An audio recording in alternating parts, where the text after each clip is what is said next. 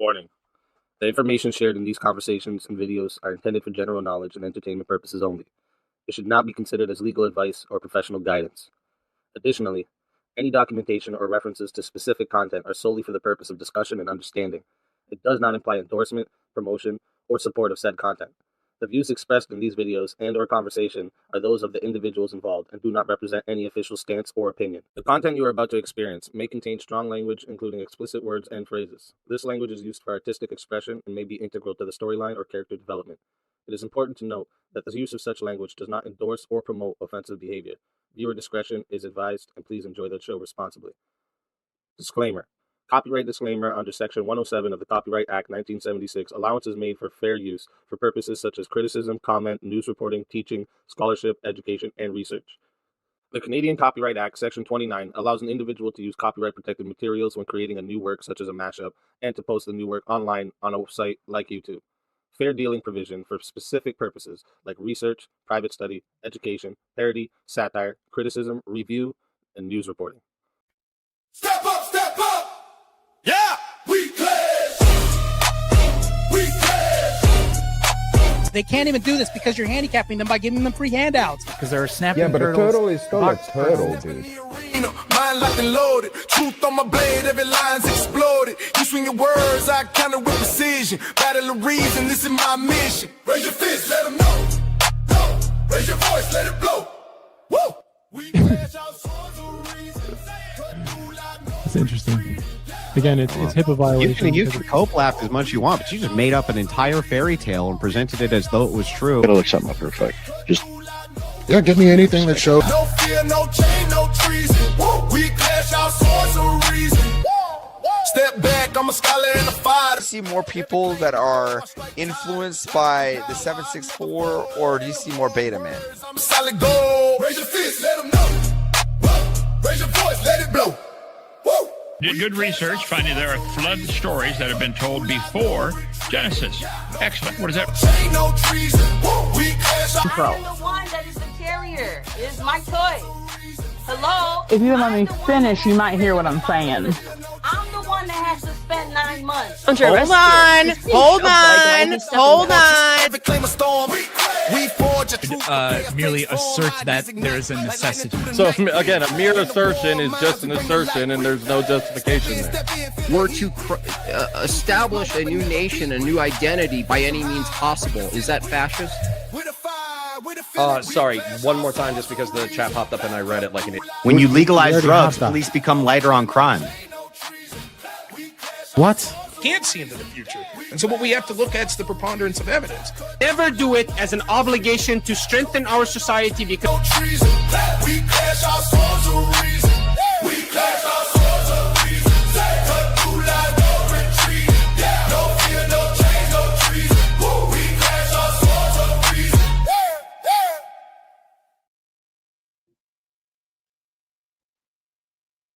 You're muted, Easy. And it is a speakeasy stream. Right off the bat. Wouldn't be a speakeasy show without starting on mute, right? All right. So listen, welcome in everybody to Swords of Reason, the very first 2v2 Swords of Reason, right here on the Speakeasy Show, Mondays, Tuesdays, and Wednesdays. This is where logic meets passion. All right. If you're new here, the format is simple. It's a little bit changed up tonight for the 2v2. All right. So each side is going to have 15 minutes for opening statements, and then rebuttals will be 10 minutes for each side uninterrupted, and then we will go into a 90-minute open floor discussion. And if both sides agree, of course, and they want more time, we could go an additional 30 to 60 minutes.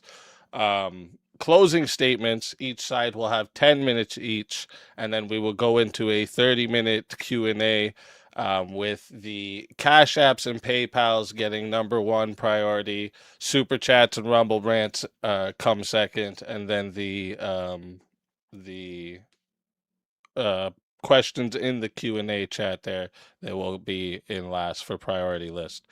And then we have the Chaos and Chill open panel after. This is optional for the debaters, but if it's always great time anyways, okay? And today's debate prompt is feminism has helped modern relationships. All right, and taking the affirmative tonight, we have Vigilante, the voice behind the Vigilante TV, a returning presence in the Swords of Reason arena. All right, known for sharp political commentary and high energy gaming streams. He's built a strong following over on Twitch with additional content over here on YouTube as well. And if you enjoy bold takes and unfiltered analysis, you're in for a good one tonight. And also for the affirmative, we have Lethy Water Kai, a creator known for running streaming panels and laid back chill content for your enjoyment. But don't get it twisted, because behind the smooth atmosphere is someone who's no stranger to diving into hot topic discussion when it's time to get real. And you can find both of these debaters' links in the description below. And taking the negative tonight, we have Teriak, who thrives where controversy meets comedy, known for tackling the hottest cultural flashpoints, throwing down in political debates, and making frequent appearances on open panels across the platform. Teriak brings sharp takes with a twist of internet chaos. He is an aspiring professional memester and mastered the art of turning viral moments into pure panel madness. And also, if that's not enough, he hosts a Spin the Wheel show. All right, the Wheel of Madness. It's a show where viewers can pay to roll the dice and ignite some truly fire discussions. All right, and also for the negative tonight, we have Marte Reyes, a professional bodybuilder who's taken his discipline beyond the gym and into the world of pop culture commentary and political debate. And he's also been open about documenting his walk with God, bringing conviction, discipline, and willingness to defend what he believes into every arena he steps into. And you can find both these debaters' links in the description as well. And with that being said, we are going to get into the opening statements. Affirmative side is going to go first. So whenever you guys are ready, however you want to split your time, it's totally up to you. Uninterrupted, and I'll start the clock up with your voices.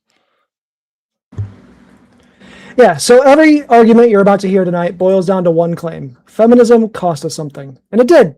It cost us a version of relationships built on coercion. And it replaced it. What it replaced it with is safer, more satisfying, and more honest than anything Marte and Teriak are about to defend. And by the end of this debate, you're going to know exactly why. Let's be precise, because most debates on this topic get cucked the second debaters stop agreeing on terms. I'm not going to let that happen tonight. We're not claiming every marriage in 2026 beats every marriage in 1955. Nostalgia isn't evidence, it's a mood. We're claiming the structural changes feminism actually won, legal, economic, and cultural, moved the average exactly where it counts. Who's safe, who has a choice, and who's trapped? 3 pillars. The first of which is structure. And this is where the idea that traditional marriage was better starts bleeding out. For most of American history, marriage wasn't a negotiation. It was a caste list. Breadwinner, homemaker, decision maker, decision taker. Roles handed out at the altar, enforced by law. Feminism didn't give relationships a vibe shift. It ripped the assigned script and made people negotiate their part. Negotiation beats casting every time. This has been checked. Couples who share childcare report more relationship and sexual satisfaction than couples where one parent, almost always the mother, is stuck carrying that weight alone.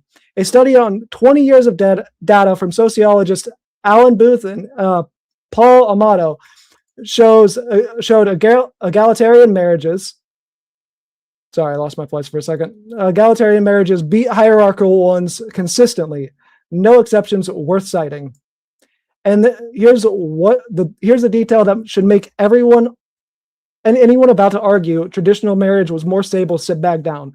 The divorce risk spiked the second the wife out-earned that.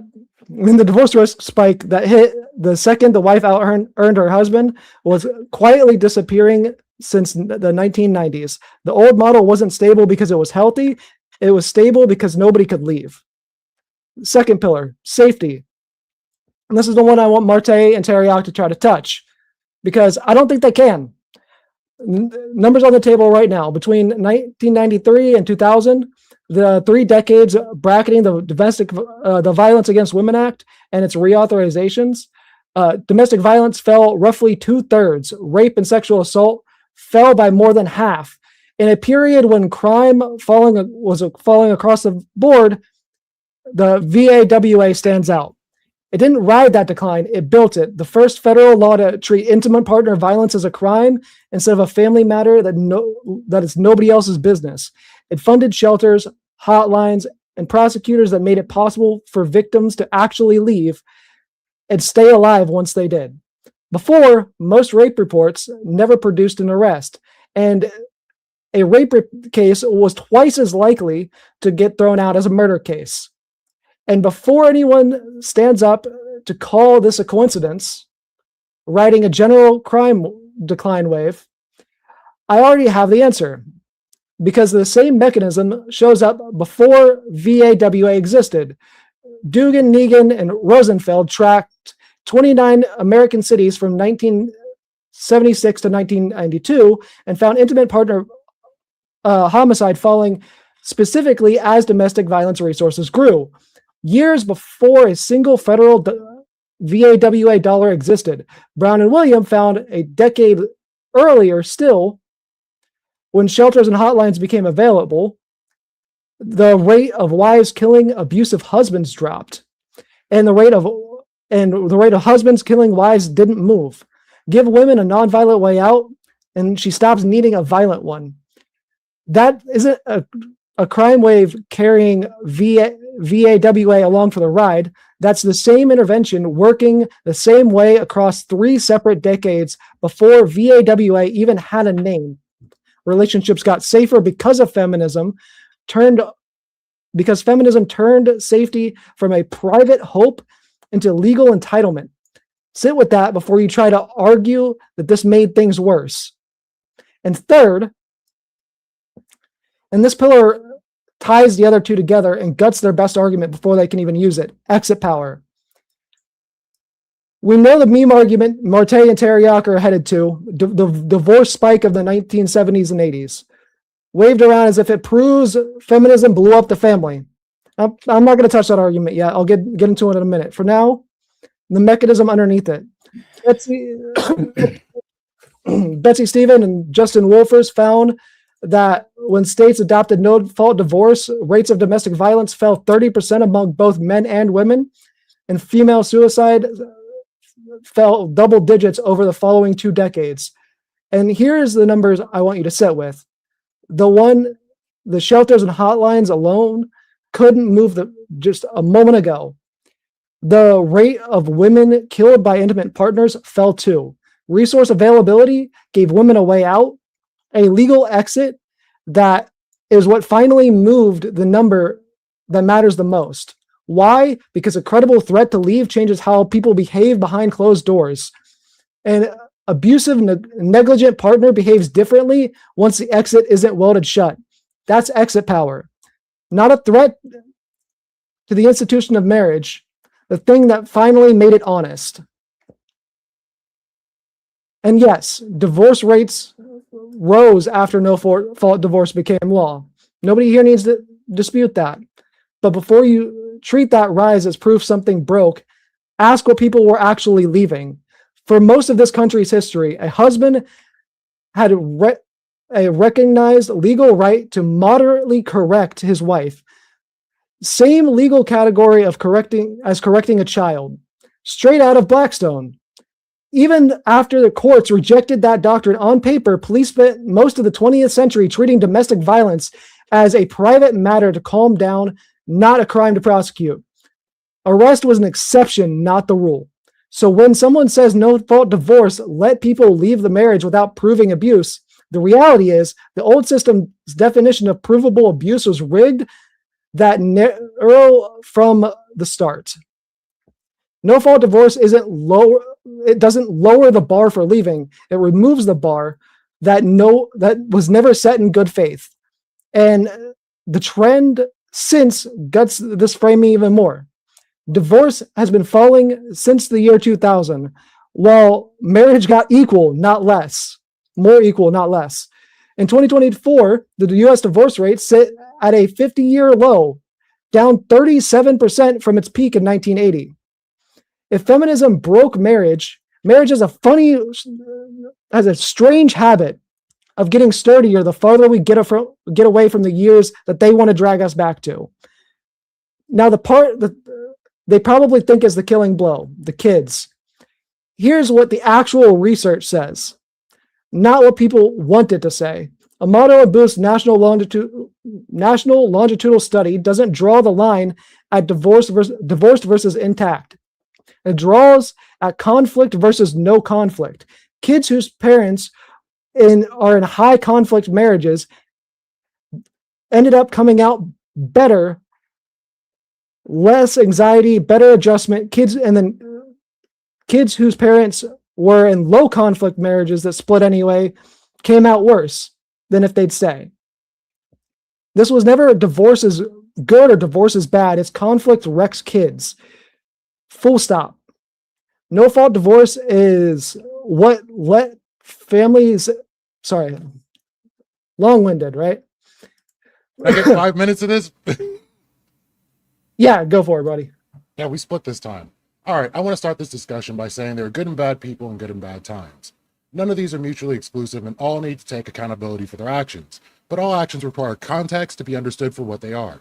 I think we all understand that different eras require different solutions, and some of those solutions restrain or allow for behaviors that require that context. Contextually, women for the greater part of most global histories were viewed as property, someone to be bought, sold, and traded as an economic strategy and political tool. Look no further than the Bible itself in Exodus 21, 4-11. If a master gives him a slave, a wife, and she bears him sons or daughters, the wife and her children shall be the master's, and he shall go out alone. But if the slave says plainly, I love my master, my wife, and my children, I will not go out for free. Then his master shall bring him to God, and shall bring him to the doorpost, and his master shall bore his ear with an awl, and he shall be his slave forever. When a man sells his daughters as a slave, she shall not go out as the male slaves do.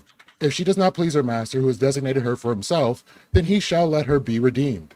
He shall have no right to sell her to a foreign people, since he has broken faith with her.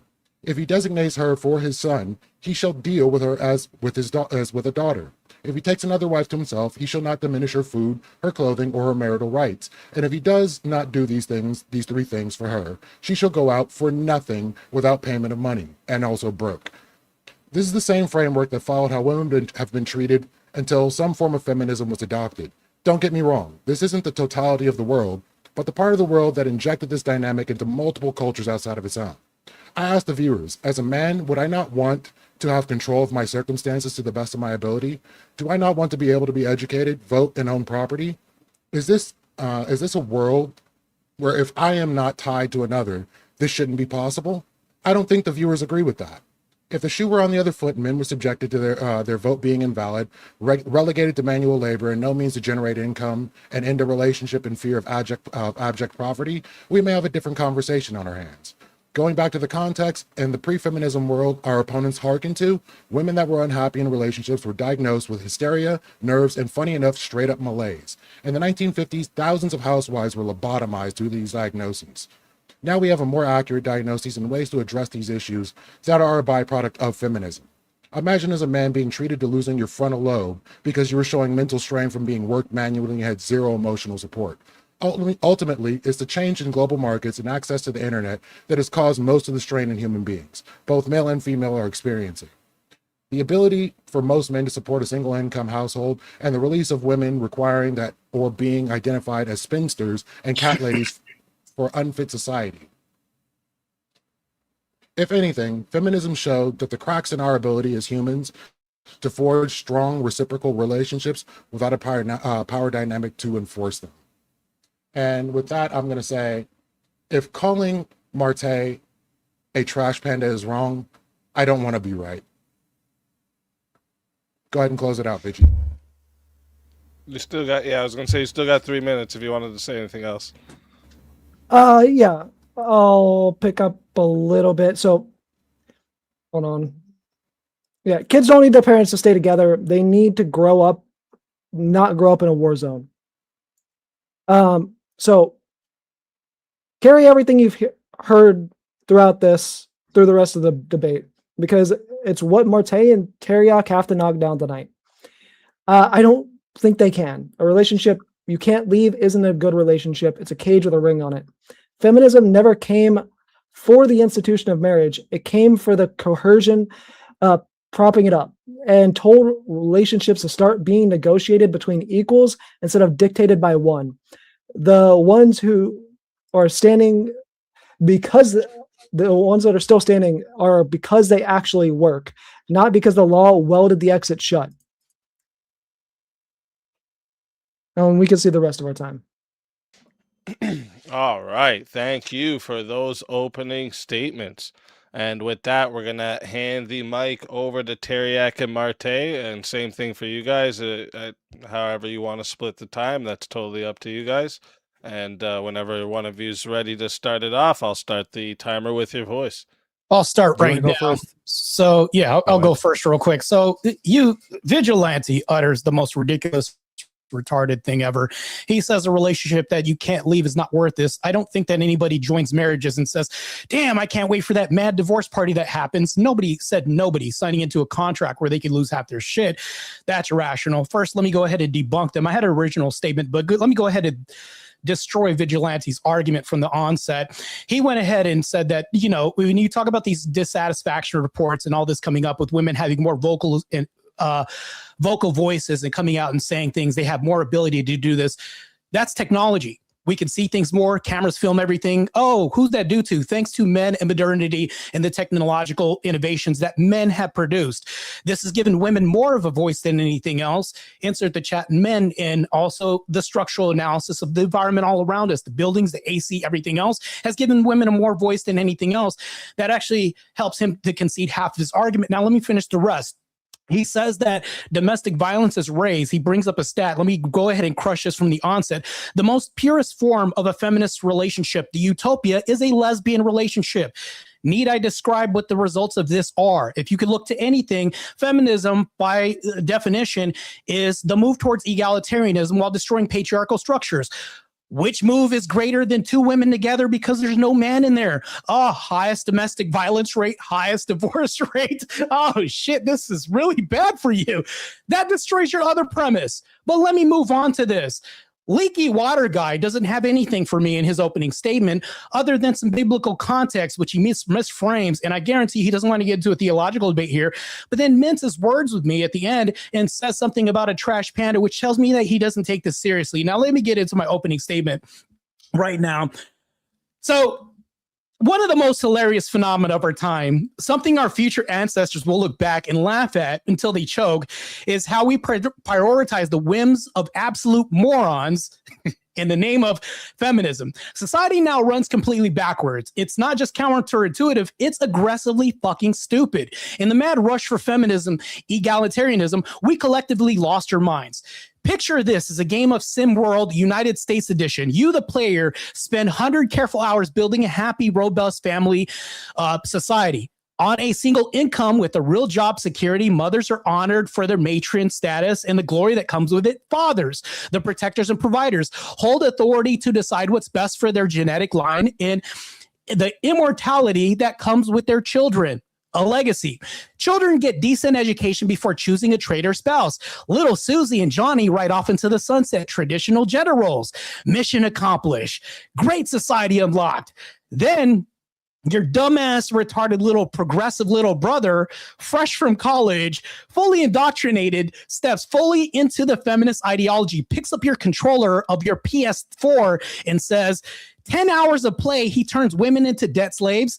Laws tilt against the provider class. You pour 5% of GDP into education and still graduate people who barely read, like my opponent here, who I almost had a stroke listening to his opening statement. The society stops reproducing because he moved women's prime fertile years into career building. Divorce skyrockets, single motherhood households explode, the population grows obese, mental health collapses. You demand to know, what the hell did he do? He shrugs, nothing, bro. I just took the weaker sex, the only one that can actually produce, and forced them into the roles of the stronger sex that can't, all in the name of fairness and egalitarianism. Then I sprinkled a bunch of gay shit in there just for funsies. That little bastard is everywhere now. That is exactly what feminism and its progressive enablers did and keep doing to our society. Feminism pushes women into careers from childhood, teaches them to distrust men as potential exploiters, and insists they always keep a backup plan in case marriage fails. You don't want to get into marriage thinking it's already going to fail, which my opponent already started with his opening statement. So they spend the entire reproductive years in a degenerate institutional funhouse of drugs, alcohol, casual sex, and abortion. Also, they can earn a degree in the field most of them will never work in. Mission accomplished, geniuses. I offer a different plan. This is the fucking obvious to everybody except for these two feminist plan. Government and culture should be used top-down incentives and propaganda to glorify the intact male to female family unit and discourage the breakup. We need to discourage the breakup. The social fabric itself depends on the stable cross-generational family units. Alternatives don't even need to be banned, just heavily stigmatized at the institutional level while the traditional family is celebrated everywhere. TV shows, kid shows, commercials, YouTube ads, and the same saturation currently reserved for progressive messaging. I'm almost done with my time. What do we get in return? Stable families for my plan, normalized expectations, cross-generational wealth, patriotism, high-trust communities, schools that actually answer to parents because mothers are home and invested, shorter school days, kids who aren't produced garbage food and fed into association with every social problem under the sun, a society that can still run on a single breadwinner while still allowing women to work, because they always have, just without pretending that prioritizing reproduction and families optimal for a civilization.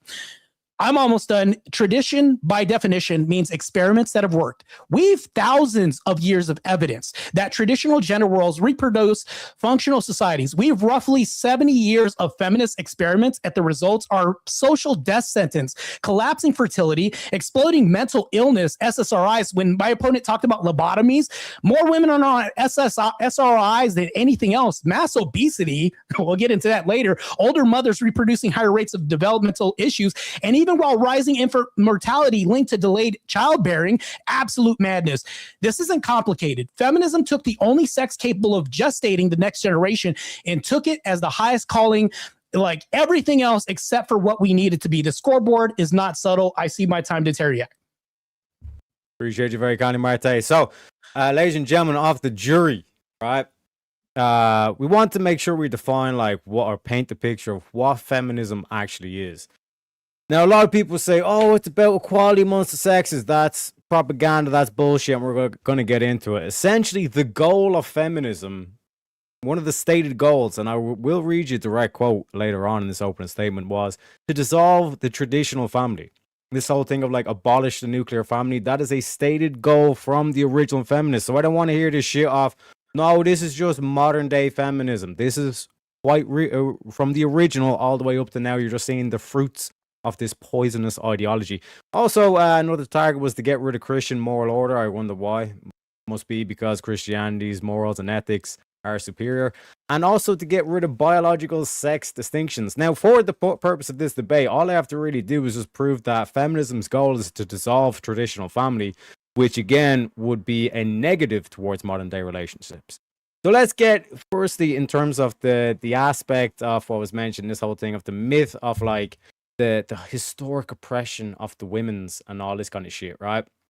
Plenty of cases of women owning property. You know, Margaret Brent, this was in 1600 when she was living.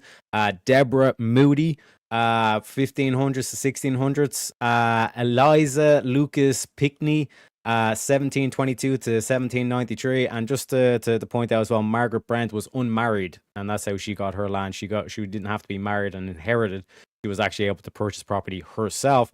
Elizabeth Frampton, plenty of other women have owned property themselves throughout history, but the two soy boy beta cooks over there would have you believe that women were historically oppressed and they couldn't do shit apparently. Also, a couple of women who were able to run businesses and taverns: Jane Vobe, Christina Campbell, Eliza Harvey, Hester Bateman, Eleanor Crode. Again, all these women are from the 16th and 17th centuries. You know what I'm saying? So I don't want to hear shit about women couldn't do anything and all this kind of stuff. And in terms of access to education, We have the example of Sarah Pierce's Litchfield's Female Academy, which was founded in 1792. So this whole thing of like women being excluded from education, you guys have to explain why there are actual schools for women and education for women all the way back in 1792. So quite a bit before these feminists start piping up, apparently. You know what I'm saying? But let's get to the whole suffrage thing. Women couldn't vote, though, Teriak. Don't you know they were repressed and all this stuff? Women didn't want to vote. Okay? Here's a direct quote from Elizabeth Cady Stanton in 1848, which was a prominent feminist. The most discouraging, the most lamentable aspect of our cause were the indifference, indeed the contempt with which women themselves regard the movement. Where the subject is introduced among those even who claim to be intelligent and educated, it is met by the scornful curl of the lip and by expression of ridicule and disgust. Women literally looked at having to vote with ridicule and disgust. That's like, this is the whole thing. Like, if it was just up for women to vote, they wouldn't have actually passed women's suffrage. But let's get to the main, the bread and butter, so to speak, in terms of, like I said, dissolving marriage or targeting the families, because this is the main prompt in terms of the feminism, in terms of modern day relationship. Because if you have modern day feminists who are actively going against marriage and fighting against marriage and the nuclear family, you cannot make a case then why feminists are actually good for relationships when they're directly going against relationships. So this is from Shulamith Firestone in The Dialectic of Sex, which was released in 1970, argued that the biological family itself had to be uprooted. And this is a direct quote from the book. Unless revolution uproots the basic social organization, the biological family, the vinculum through which the psychology of power can always be smuggled, the tapeworm of exploitation will never be annihilated. She called for artificial reproduction so that the dependence of the child on the mother and vice versa would give way to a greatly shortened dependence on a small group of others. This is from Simone de Beauvoir, that stanky bitch, stated in a 1970s interview, no woman should be authorized to stay at home to raise her grandchildren or her children. Society should be totally different. Women should not have that choice. Can you imagine that, ladies and gentlemen? A fucking feminist saying that women shouldn't have the choice to stay home and take care of their kids. I thought we were pro-choice here. Apparently not, right? Precisely because if there is such a choice, too many women will make that one. This is from one of the early day feminists. So this whole thing of like, oh no, that's just modern day feminism's gone a bit too far and all this kind of shit. This is from all the way back in 1970, where they want to outlaw the choice of women being able to stay home and take care of their kids. Then we have Sheila Cronin, says, since marriage constitutes slavery for women, it is clear that women's movement must concentrate on attacking this institution. Freedom for women cannot be won without the abolition of marriage. These are all original feminists that are directly targeting marriage. So how, and this is what our opponents have to answer, is how can one be against marriage but pro-relationships? That's like saying I'm pro running a race, but I'm against winning the race. What the fuck is the point then? It doesn't make any sense. You know what I'm saying? And then, like I said, I've got counters to the like what our opponents have been saying here, but I want to point out this other thing in terms of the Christian moral order and religion as well, since I have an extra 2 minutes, right? This is from the Woman's Bible in 1895 to 1898 with related writings. The only points in which I differ from all the ecclesiastical teaching is that I do not believe that any man ever saw or talked with God. I do not believe that God inspired the Mosaic Code or told the historians what they say he did about women. For all the religions on the face of the earth degrade her, and so long as women accepts the position that they assign for her, her emancipation is impossible. You may go over the world and you will find that every form of religion which has breathed upon this earth has degraded women. Man of himself could not do this, but when he declares, thus saith the Lord, and of course he can do it, right? And like, this is a key thing because our opponents did bring up the Bible, right? Like, this key aspect of like law and order, discipline, humility, all this kind of stuff, this is good for women. Like, let's look at the modern day. Marte mentioned this as well, with all the drugs that women have to take just to get through the day. They're more depressed than ever. Why? Because there is no structure. There is no hierarchy. There's no law and order anymore. We're just throwing out the window. It's just pure chaos. But this is the stated goal of the feminisms. So, like, we're making women more anxious, more depressed than ever. And then we're expecting them to have a healthier relationship somehow. We're fighting against marriage and then saying this is going to benefit relationships somehow. It's ridiculous. It's completely inverted and turned on its head. And like I said, folks, it's ridiculous. Absolutely ridiculous. And if, like I said, if our opponents can explain how you can be against marriage but pro-relationship, I'm all ears to that shit, because that is, as they say, breaking the second law of logic. That's a contradiction, boys. And with that, I cede the rest of my time. All right. Thank you both for those opening statements. So that is going to wrap up opening statements from both sides. We're going to move into the rebuttal round. So each side will have 10 minutes uninterrupted to directly respond to their opponent's arguments. So it's not a back and forth yet, no interjections. Some people will use the rebuttal round to do some cross-exam. If you would like to do that, you're more than welcome. Just keep in mind it's your rebuttal time that you're taking up.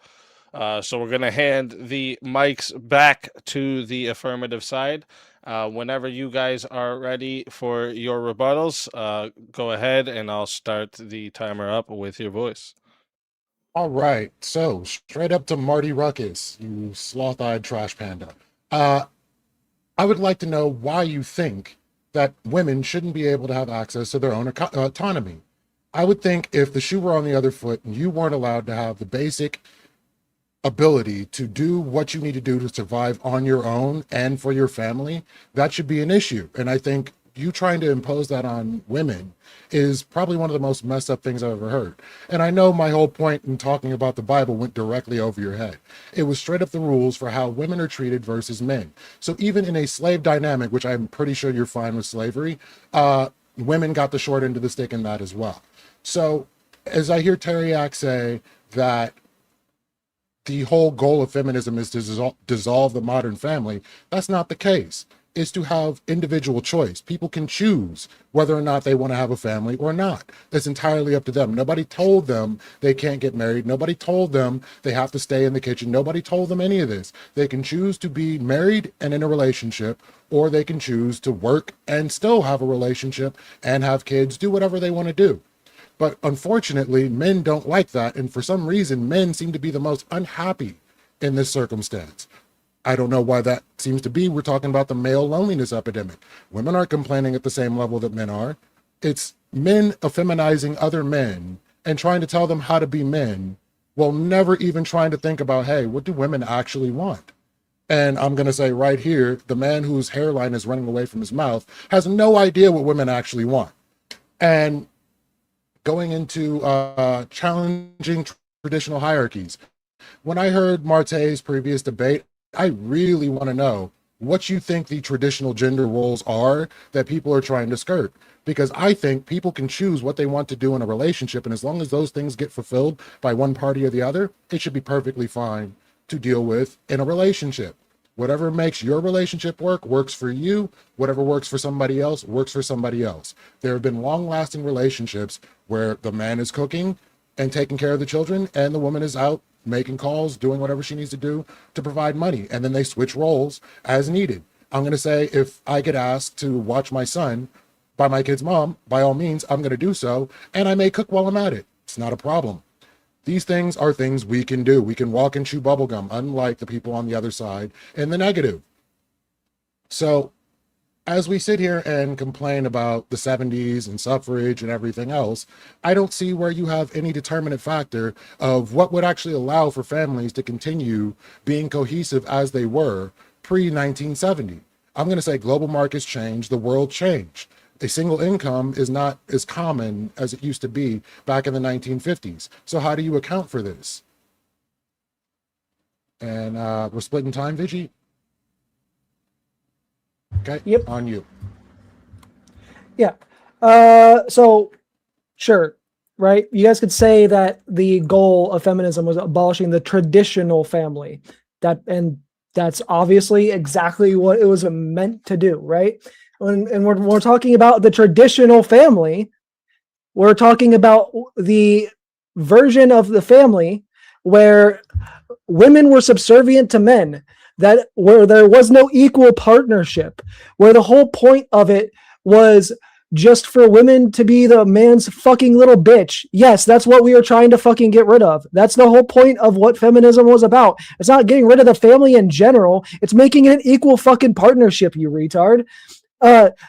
Now, apparently we could read, apparently Teriak can read the minds of women that fucking don't exist anymore, or that are, most of them are dead, and say that women don't want to vote just because a few fucking women said that they could vote. And yeah, you could sit here and quote a couple of feminist extremists all day and say that they are representative of the entire movement. That doesn't make it a reality. That we see fucking extremists, we see the fucking extremists now. Still, it's something that every fucking movement has, right? Now, you said the whole their rights already existed shit, right? I totally expected that. Yes, you can find exceptions. Some colonial women traded as femme soul, I think that's how it's pronounced. Women were guaranteed the right to vote in 1969, decades before the 19th Amendment. A handful of widows inherited and managed property. Nobody's disputing any of that.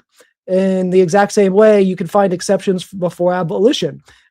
Free Black communities in the North, free people of color in Louisiana that own property, some documented cases, even owned slaves themselves. Free Black men could vote in New Jersey and several other states in the early republic, pointing at either list and concluding that the movement itself was unnecessary or manufactured gets the logic backwards in both cases. The exceptions don't refute the rule. They prove the rule was inconsistent, revocable, and geographically dependent, which is exactly the problem. A rights movement exists to fix. New Jersey and other states that allowed free Black suffrage in the early 1980s revoked it as the century went on. Pennsylvania stripped Black voting rights in 1883. A right that exists in one place and can be taken away in another isn't a right. It's a privilege being tested for how much backlash it draws before someone pulls it back. Same with women. Under coverture, the default legal status of a married woman was that her legal identity was absorbed into the husband. So Blackstone's own formula was that the husband and wife are one person in the law, and that person is the husband. She couldn't own property in her name, keep her wages, or sign a contract, or refuse her husband to have sex as a matter of law in most of the country for most of its history. The scattered exceptions were exceptions, precisely that. They were not the rule. Dressing them up as the rule doesn't make them one. And here's the part that really guts this propaganda framing. Even the earliest exceptions on that list, the Married Women's Property Act in New York in 1948, were things where women were simply handed. They were organized activism the same year as the Seneca Falls Convention. The movement didn't manufacture a grievance out of nothing. It's the reason the exception started, expanding it into the rule in the first place.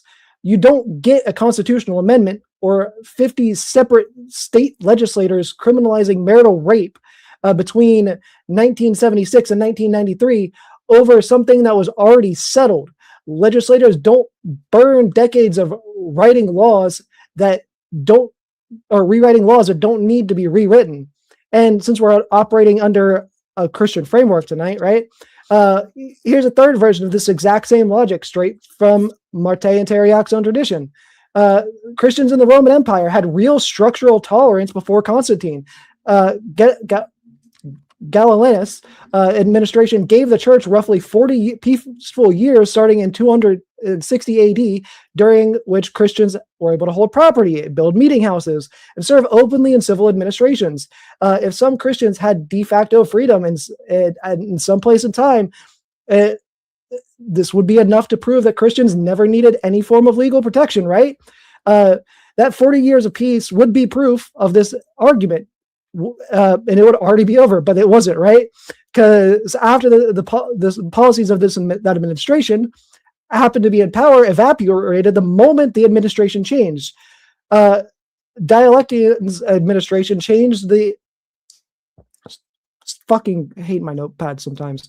Gallienus' administration gave the church roughly where was my place?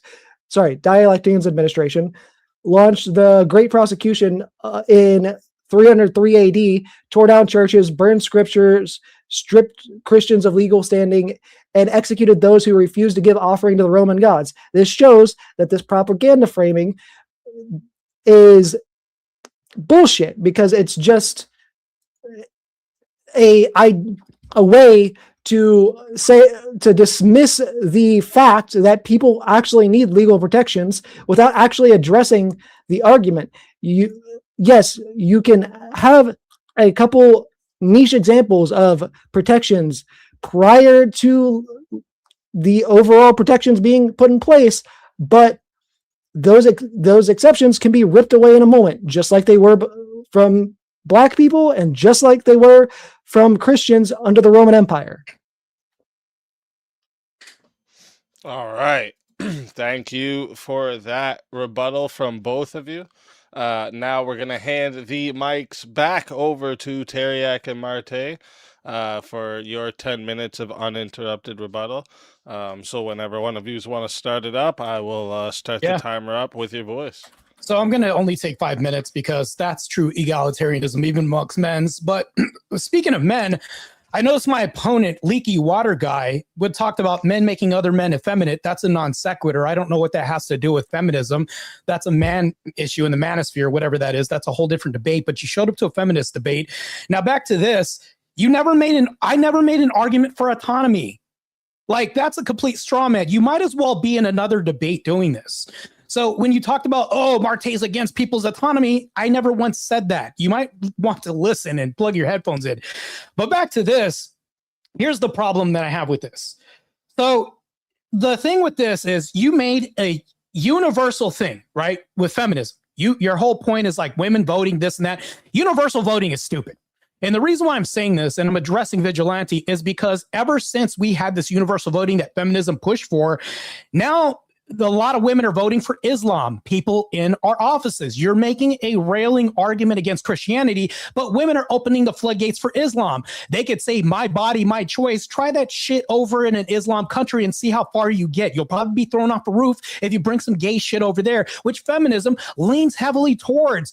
What you're doing is you're switching something that you rail against Christianity and you're trading it for Islam, which is a Trojan horse in the United States offices.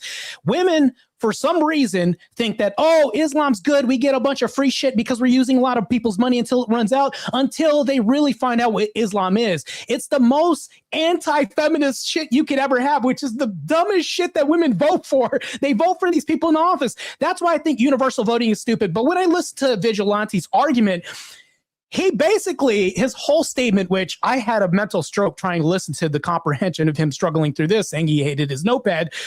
He basically equated relationships in marriages to slavery. This is antithetical to even what feminism wants. Feminists want relationships. They want healthy relationships. They don't want to make a move towards slavery. So right now, which one is it?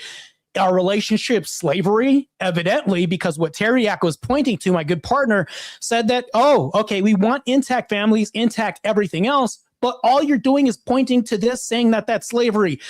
We have to talk about the law of identity here, and you're totally muddying the waters up when it comes to this. So here's the thing, though. if we talk about the gender roles, let me address this because you said I never made any kind of statement about what gender roles are. This is what we're most optimal for. It's not to say that women can't work, because let me clarify this. It's not saying that men can't be at home or doing these things. They're just most optimal. When we look at the stats, when women out earn men, the chances of them leaving these relationships go up 87%. Gee, go figure. I wonder why that is. Ever since women have entered the workforce, we forced that, the chances of them losing their hair goes up 67%. I've done all the research on this. Not to mention this, they develop ovarian cysts at higher rates due to stress in combat because we're pushing them towards those scenarios. Work fields and police force, that's a combat field as well too. And not to mention this, firefighting, they have more chances of having ovarian cysts. And not to mention this, when women leave the military, because this is the true egalitarianism metric, their infertility rates go up to 39% and stay that way even after they depart. Oh, this is the gift of egalitarianism you guys wanted. Now we're pushing birth rates back and also fucking women's birth rate up as well too, by giving them infertility in the process, making them lose hair, giving them more stress, because we're telling them that they're going to be low-grade versions of men. We can't do this anymore. My solution is that we meet women where we're most functional at. This is the gender role that I'm pointing to. If a man is bigger and stronger and more capable at things, why should we not take the ultimate sacrifice and die for the women, as we always have in history, sinking on ships as the women and kids floated off? That points to a gender role. Am I wrong for that? Even feminists would agree with that, because they get to live while the men get to die for their rights and all this other shit. That's all that's pointed to throughout history. Now, if you're going to go ahead and lambast that, you're literally going against something feminists would literally agree with too. Now, I have a question that I want to get answered before I pass it over to Teriak at the 5-minute mark. If we're talking about the utopian version of a relationship, egalitarianism, while we're tearing down patriarchal structures throughout this debate, and that's what you want to do, the most utopian, purest form of feminist as far as a relationship is a lesbian relationship. There are no men lording over women, but they have the most SSRIs, most domestic violence, and the most marital rate, leaving in a marital rate. And when they abuse children, it's at a higher rate than hetero couples. Answer that, because that's the most feminist relationship you could ever think of, because there's no men. There's no patriarchal system in that. Anyways, I'll pass it off over to my boy here. Thank you very kindly, Marta. So firstly, this, like I said, this whole thing of like marriage is slavery bullshit that Vigilante tried to do. As a woman, why put in all the effort to become a doctor when you can just marry a doctor and get all the benefits without any of the fucking work or downside? You get all the status and you get all the wealth and you get to have kids. Whereas if a woman is to become a doctor, because of the amount of years it requires to become a doctor, you physically cannot have kids or maintain kids in terms of that. So this whole thing of marriage is slavery is bullshit. Then we have this whole like safety argument for women. What about the Rape Gang Inquiry report in Britain? And then, as Martha keep mentioning, the lesbian domestic violence rates. So are you saying that like lesbian women should not be allowed to get married because they got higher rates of domestic violence? That's what your logic says, but Vigilante, you got to be careful. It goes both ways, as we know with the LGBs. And then the no-fault divorce, right? You're saying that this is better. But with no-fault divorce means you have more step-parents. And again, the abuse rates to children is higher with step-parents than their biological parents. So again, your logic is fucked up the ass. But I think maybe you like that because you're LGB. And then in terms of Kai, right? This whole thing of like women were property. Women were able to own property. I gave you an example of Margaret Brent, right? In 1638, she was an unmarried English Catholic immigrant to Maryland, and she received the first recorded land grant to a woman in the colony, 70.5 acres. So this whole thing of women couldn't own property, women couldn't get educated, all this bullshit is propaganda. Okay, I hate to be the light bringer and like tear up your whole fucking worldview that was implanted in your head by a bunch of feminist cunts, but it's all propaganda. I'm here to share the light and all this kind of stuff. And then also, this bullshit, right? Where you were like, I don't know if you weren't listening, Kai, or whatever the fuck, but like at least Vigilante, at least kind of like, you know, bit the bullet in terms of this, but then he tried to hand wave and say, oh, like they're extremists on the. Simone de Beauvoir stated in 1970, women should not have the choice to stay home and raise their children. So who's against pro-choice now, motherfuckers? Exactly. Crickets, as they say. And because, like I said, you gave some Bible quotes Lethe, in your opening statement. Notice that it was Old Testament, not New Testament. Let me quote you some of the New Testament. 1 Corinthians chapter 7, verses 3 to 4. The husband shall fulfill his marital duty to his wife, and likewise the wife to her husband.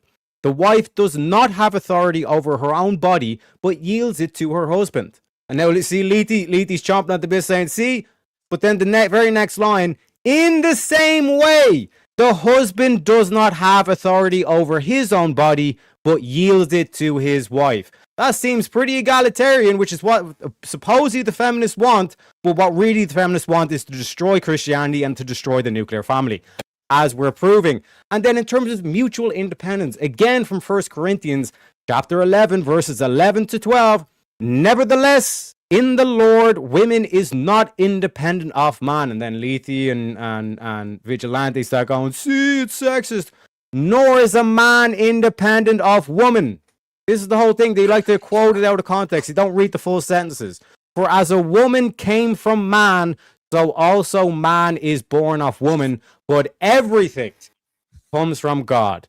This is the word of the Lord. Can I get an amen, chat? Can I get a hallelujah? You know what I'm saying? So this whole thing of like why they're so anti-Christian, why they're so against the families on, so it's because Christianity gives you the best layout to actually having a solid and healthy relationship, aka a marriage. But apparently to our opponents, it's like, just work it out, bro. I'll take care of it. Like a woman who's going to be working 9 to 5, apparently is going to let her husband stay at home, cook the food and take care of the kid. What the fuck is the value of a woman doing that? Why would a woman take care of her husband as well as take care of kids? Why not, in terms of gender roles, which is the question you asked, Lethe, the guy goes out, he gets the bacon, she stays home with the kids, which is what she's naturally able to do anyways.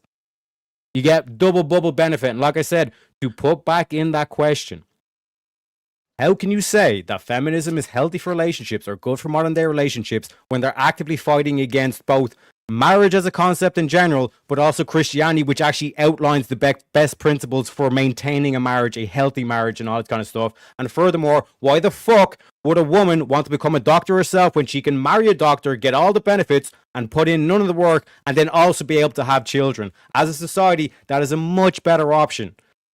With that, I see the rest of my time. All right. Thank you for that rebuttal from both sides there.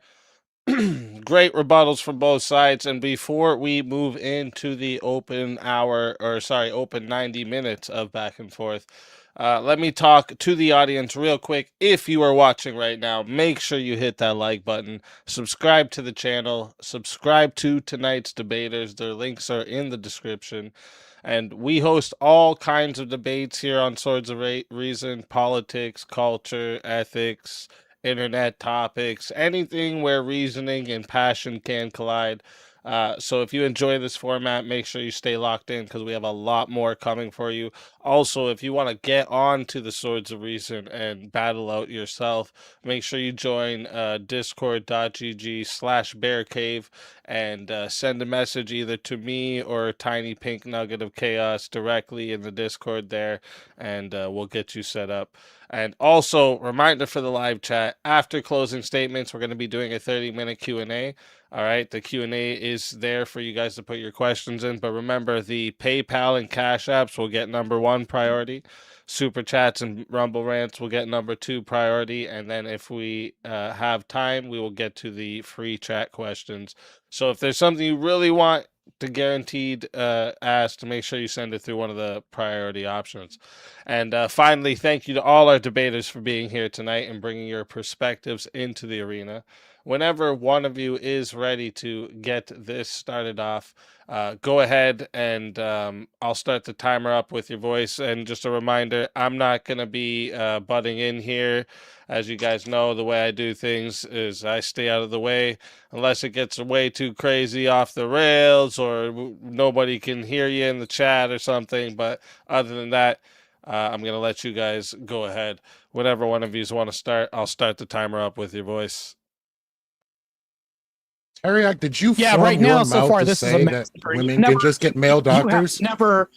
You have never demonstrated so far. This is a threshold argument. I'm going to tell you right now, this is a threat. If this were a threshold argument, you have to demonstrate how this is a plus compared to what it was in yesteryear right now. What are the benefits of women getting into relationships in 2026 that feminism has helped?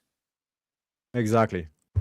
That's the key question. Start allowing for women to have autonomy, allowing women. Go ahead. What are you talking about autonomy? They've had Simone de Beauvoir saying that women shouldn't have the choice to stay home and save their kids. Yeah, how's that she more fought autonomy? Yeah. So I mean, you want crickets. You want an actual answer, right, on the part that you're talking about, like what the benefits there are. I mean, for starters, there's the obvious benefit of the safety shit. The fact I disprove that. Yeah, me too. You did not disprove that. You didn't disprove the fact that they're given your logic, you would be against lesbians being in relationships, which again would be bad for modern day relationships. And then a no-fault divorce means more step parents, which means more child abuse. Right, which I pointed out with the lesbians. There's no man there to abuse them. Where's the abuse coming from? Precisely. And they have the ability to leave that relationship should they choose to do so. The stat that you're talking about that doesn't contend with what I asked. Can you answer the question? Okay. The stat that you're talking about with hold on. The stat that you're talking about with women, lesbian relationships and domestic violence, you're using it as in a misnomer way. So what that stat it is, and I'll explain why here. Saying safety, less domestic why in a second. Shut the fuck up. So specifically, that is talking about lesbians in general that have experienced domestic violence in a relationship. Yeah. So that includes. Do lesbians get in relationships with men? That includes. Which means it's greater. That includes. Argument. Why are you afraid to let him finish? Let the man finish. Shut the fuck up. That includes women that are now lesbians who have been in relationships with men.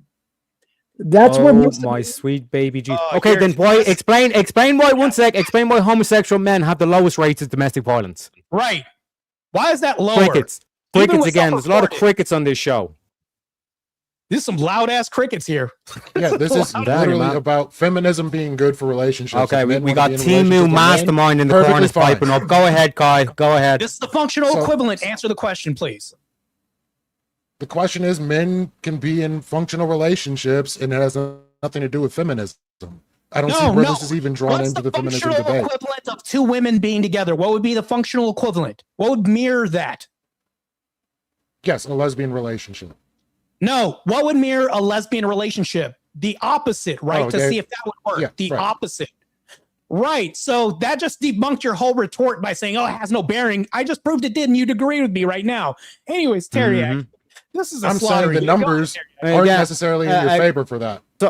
So here's my question, gentlemen. How can feminism be good for modern day relationships when they're actively fighting against marriage? Feminism doesn't fight against marriage. Can we get bug control or bug pest down here? Because the amount of crickets that we're getting from our opponents here.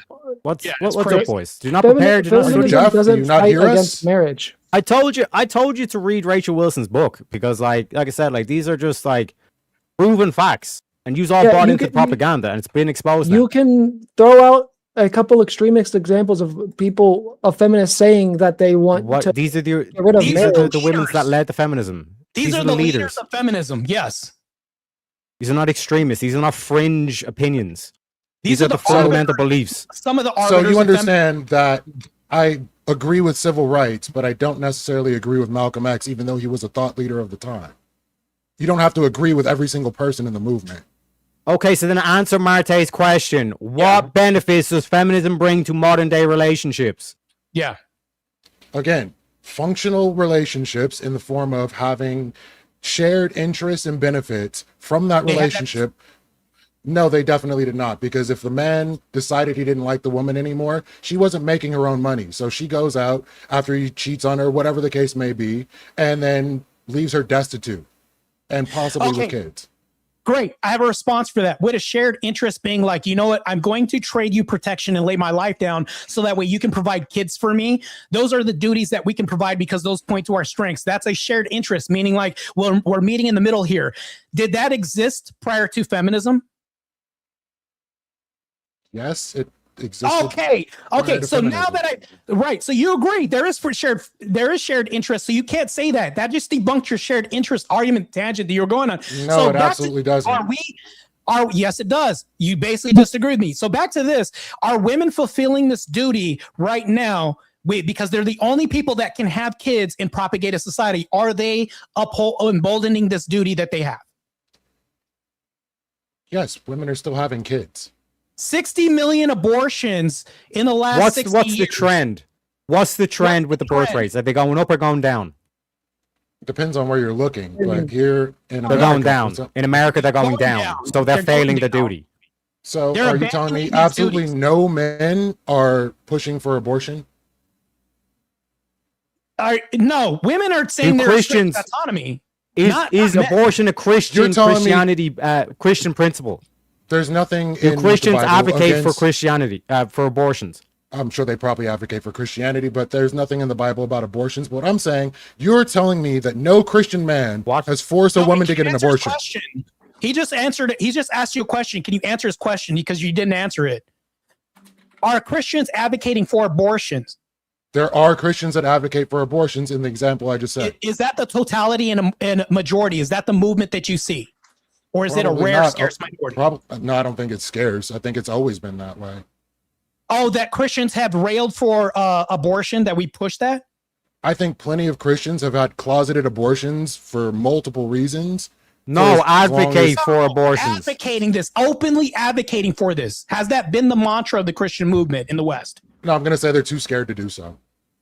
That doesn't they're answer too scared. the question. Okay, so give me one Bible quote, since you're able to quote the Bible in the intro. Give me one Bible quote that advocates for abortion in the Bible. Oh, actually, I got you on that one. I've already got it pulled up. I can't remember that verse. Go ahead. Yep, I've already got it pulled up. So it's abortion, yeah. Yep, it's Numbers 5:11.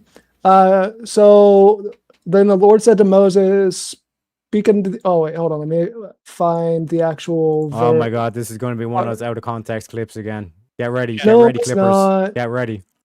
Oh yeah, no. So verse 12, speak to the Israelites and say to them, if a man's wife goes astray and is unfaithful to him, so that another man has sexual relations with her, and this is hidden from her husband, or his husband, and her impurity is undetected, since there is no witness against her and she has not been caught in the act.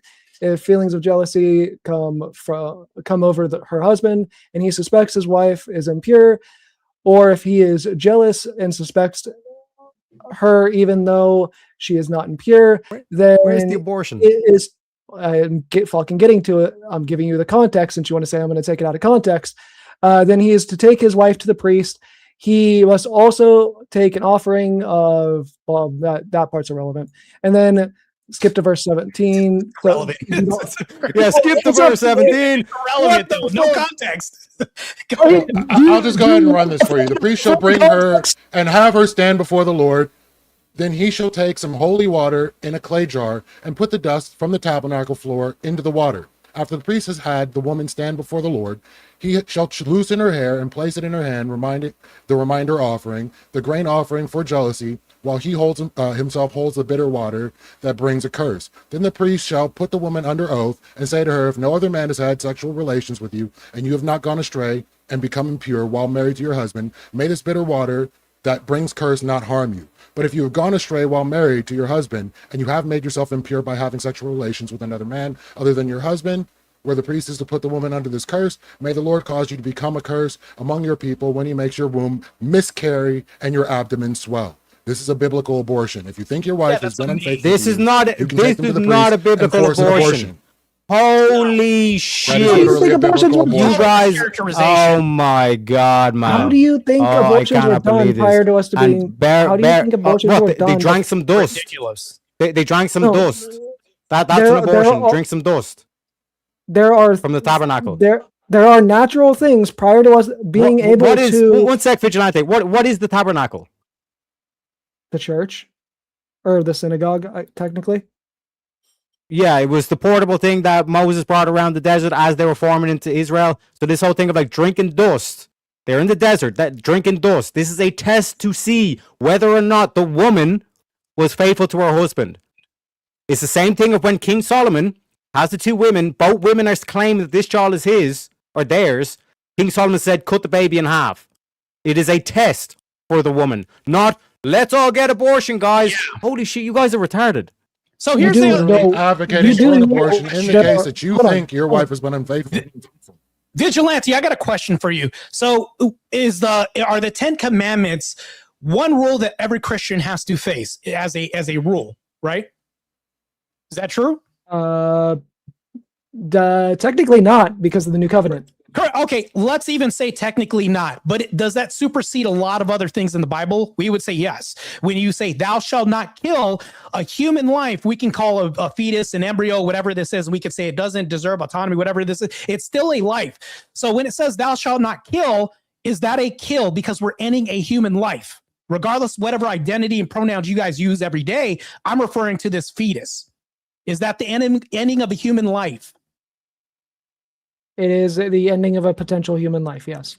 Okay, so that is a kill, which violates one of the 10 Commandments, thou shalt not kill, so you're violating that. Christianity does not promote that by that rule alone. Then you're just dead ass wrong, because in Psalms 137:9, they basically tell them to dash their babies across the rocks. They're killing their babies in protest. Do you think that was a special circumstance? Do you think that was a universal rule by Christianity? Or do you think that was one situation that happened?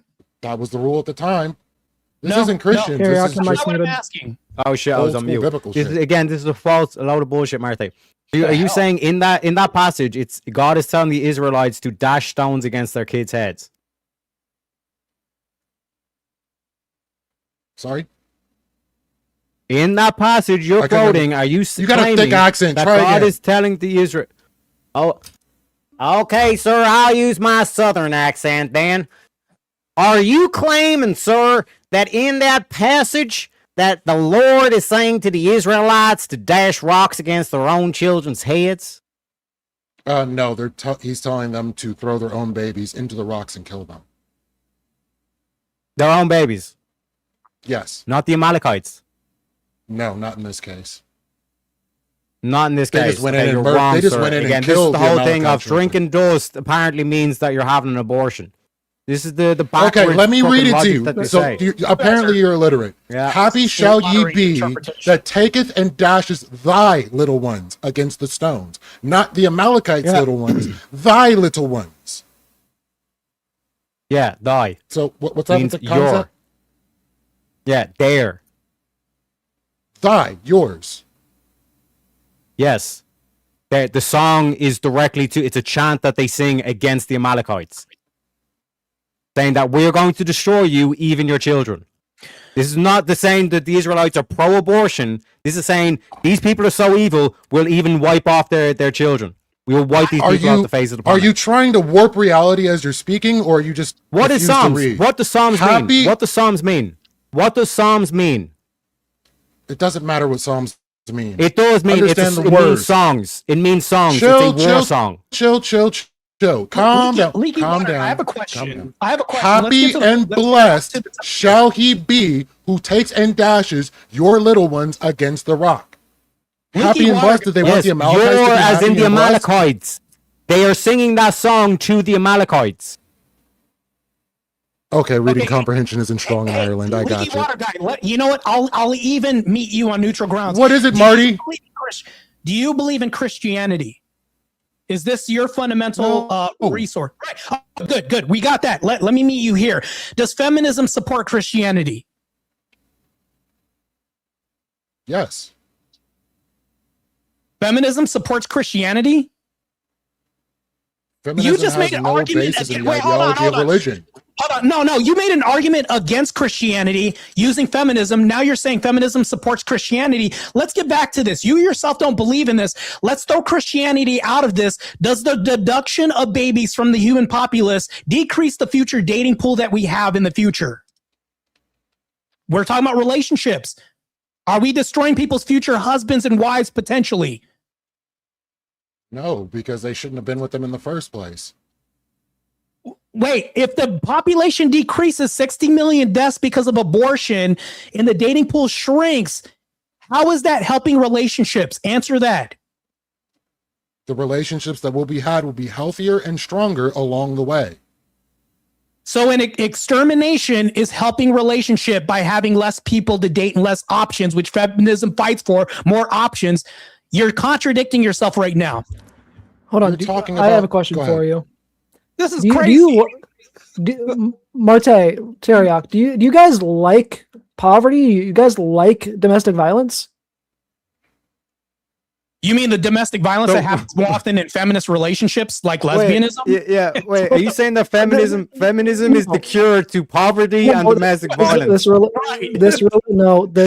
What the actual fuck is going on here? This relates to your retarded abortion point. This relates to your Feminism is retarded going to abortion get people point. off the street? Right. Feminism is going to decrease poverty? No. Tell me how. No. So there was a study done. It's called the Turnaway Study. You can look it up. Women that were denied abortions are 4 times more likely to be in poverty 6 months later, and they are also more likely to stay in contact with violent intimate partners. So, in a lot of these cases, and when people are turned away from abortions, it worsens their outcomes. So hold on, let me follow your logic real quick, Vigilante. Let's say that I like choking people during sex, and that increases the chances of somebody suffocating and dying and increases the chances of death. If I choose not to engage in this and I know the result of my consequences, would I be less likely to engage in this and be more wise about the decisions, having sex or foreplay with my spouse? I mean, there's a reason most people don't do kinky shit like that.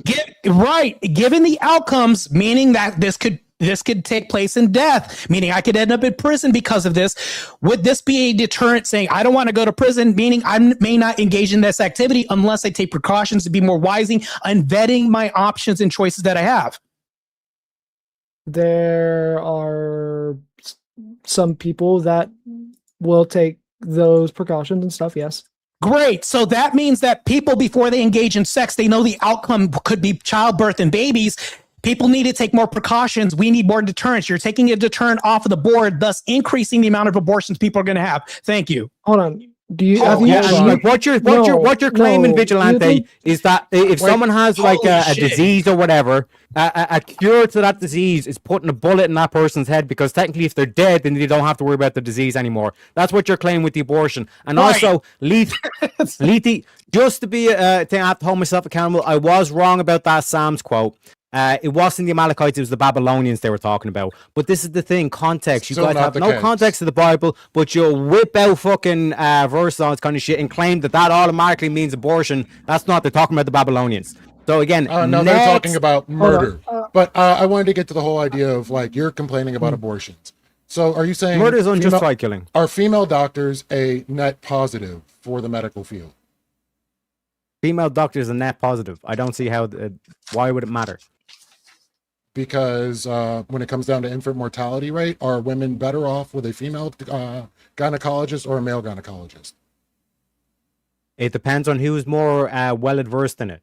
Wait, this goes against your egalitarian argument that you're having. So you're saying they're not equal? Wait, let me counter. Why would they be equal? Let me counter. Is it better that we have more white doctors in the medical field? Right. I don't think it's better or worse. I'm saying it's good to be able to have exactly. Alhamdulillah, habibi. So when you get lower mortality rates in studies, you find that female patients treated by female physicians have statistically lower mortality rates and readmission rates. Same goes for preventative care. Same goes for childbirth. What's the percentage? The percentage is about 30% better. All right, so 30% better. I have a question, Leaky Water. So right now, they're doing studies right now, and I can prove to you that 2 biological males can now possibly have a baby. Scientists are achieving this through a historical, I think it's through Sweden, it studies that they could do this, right? So leaky water, since this pertains to you because this is sprinkling in some gay shit, if men themselves can get pregnant, rape would reduce according to feminists. Individual autonomy that what you're fighting for would increase, and choice would be more available if men can get pregnant. This would help feminism cause, it gives you a loophole, so you don't have to do your gay shit feminism advocates. Would you dick yourself down to aid feminism because this helps benefit the benefits that I just described? Would you dick yourself down? I already knew you couldn't help yourself, as you claim that feminism emasculates men, and you're here emasculating me to the best of your ability. It's and not it's just gay not going to work. Yourself. Hold on. You're not even answering the question. I need you to engage with this. That's a dumb question. If you answer the hypothetical, if you can get yourself pregnant with another man, because this eliminates rape with women, men can reproduce by themselves. Would you, because there's going to be slang, there's going to be new words and terms. This could be like dicking yourself down. It's not homophobic if you touch yourself or get yourself pregnant. Would you dick yourself down to prevent female rape happening in the future and creating more safe spaces for women? If you can get yourself pregnant, could you do this? Would you do this? You're assuming I want to have kids, and this is the whole thing that we're talking about with feminism. Some people don't want to have kids. Right. The people that do want to have kids, this prevents female rape. Not only does it prevent female rape, it prevents the lack of safe spaces for women, because now you can get yourself pregnant. Women don't have to worry about advancement from men. I'm perfectly fine with that being the case. If you want that to be the world you live in, by all means, it can happen. I don't care about what I want. I'm telling you, I have no interest in bringing children into the world. So my answer would be no. Hold on. Would you make a prescription for men to dick themselves down to aid feminism because it helps the benefits that I just described? Their primary goal, and if they're crying like you are about the birth rates, then by all means, go ahead and dick yourselves down and have kids. Do your thing. So you just advocated for men to dick themselves down. That's it. All right, go ahead. It's what you want. I don't know why. Again, to bring it back to why having kids is an important thing, is the crucial part of the relationship. It's the main reason why you get into a relation. It strengthens the relationship, because then it's not just about your emotions that you have with your partner. There's a higher goal, a higher power to aim towards, which is the actual family. So again, my key question, which you guys keep running away from, is how does feminism help relationships? And by marriage is the end goal of a relationship. How? And you can't say that that's not a goal or that's not the end goal, because even the gays and the lesbians want to get married now, and all of a sudden we had a whole fucking ordeal over that shit. So if marriage is the end goal of relationships, meaning that is a more powerful or more strengthened relationship than just a casual relationship, how does feminism help modern day relationships if it's actively fighting against marriage? Whoa. I think you're misrepresenting what we agree with on marriage. I don't think marriage is a great institution, but I think people... So would you get rid of gay marriage? Hold up, bro. Let me finish. If people want to get married for the tax breaks, for the ability to share insurance, things like that, for the financial reasons, by all means, they should have the ability to do so. But so I don't are you against gay marriage? No, I think anybody that wants to get married should be able to get married for the reasons I just specified. Because why did the gays want to get married? Why not just be in a relationship? Possibly for tax breaks, the ability. They can get a civil if we got rid of the tax breaks, would you be against gay marriage? If we got rid of the tax breaks or any of the benefits that people get from marriage, I don't think anybody should get married. I think it's stupid. What? That's crazy, bro. What? All right, hold on real quick. So hold on. He's against gay marriage. If we just remove the financial benefits, then we can also get rid of gay marriage. Crazy, bro. If your principle leads to faster human extinction, which you've demonstrated and agreed with, would you be okay with the result, leaky water? Depends on whether or not you get to procreate. No, I'm asking for you. As a general prescription, are you willing to tolerate and accept your principle? If your principle leads to faster human extinction, would you be okay with the result for female happiness? Honestly, yeah. So again, that's the way it's going to go. If all of a sudden everybody's going to lose their biological drive. If we wipe out humanity, how does that benefit relationships, Kai? In what way would that wipe out humanity if people can't get married or whatever the case may be? Like, can you give me some demonstration of how this would be the case? 60 million deletions of babies. Over what time period? Over what time period? Over the last 60 years. Go look it up. It's 1 million abortions a year. Yeah, 60 million in totality up until now. That's insane. And how many people are currently alive in America? It's decreasing as we speak, and we're outsourcing to Muslims to replace us. Is that good? Is that more? Is that more matriarchal to bring more Muslims in our populace because we can't birth our own? Are you afraid that Islam's going to emasculate you? We're afraid that Islam. Is that why you're afraid of Islam? So that's an empty assertion. I'm afraid that Islam is going to take over to replace our country with the new Iran that we're looking at in 40 years if we keep at this rate, because we can't replace our own. And if you genuinely cared about women's safety, you would also be against Islam because a woman gets the shit kicked out of her just because she shows her hair. Correct. Yeah, we're acting like Islam is the primary people that are immigrating here, knowing full well it's like Indians, well, Asians in general. Like, what is the Muslim population in America?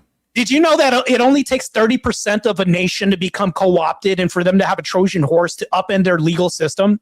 Can you answer the question? Oh, hold on. What countries do we have the most restrictions on immigration against? Wait, say that again. What country? Wait.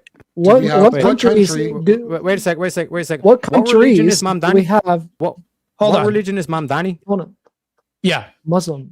He's besides the point. He's so the mayor of New York is Muslim. Oh, okay. What religion is it? Sure, we have a few Muslims in the country. Sure. Right. This is being offended right now. Hold on.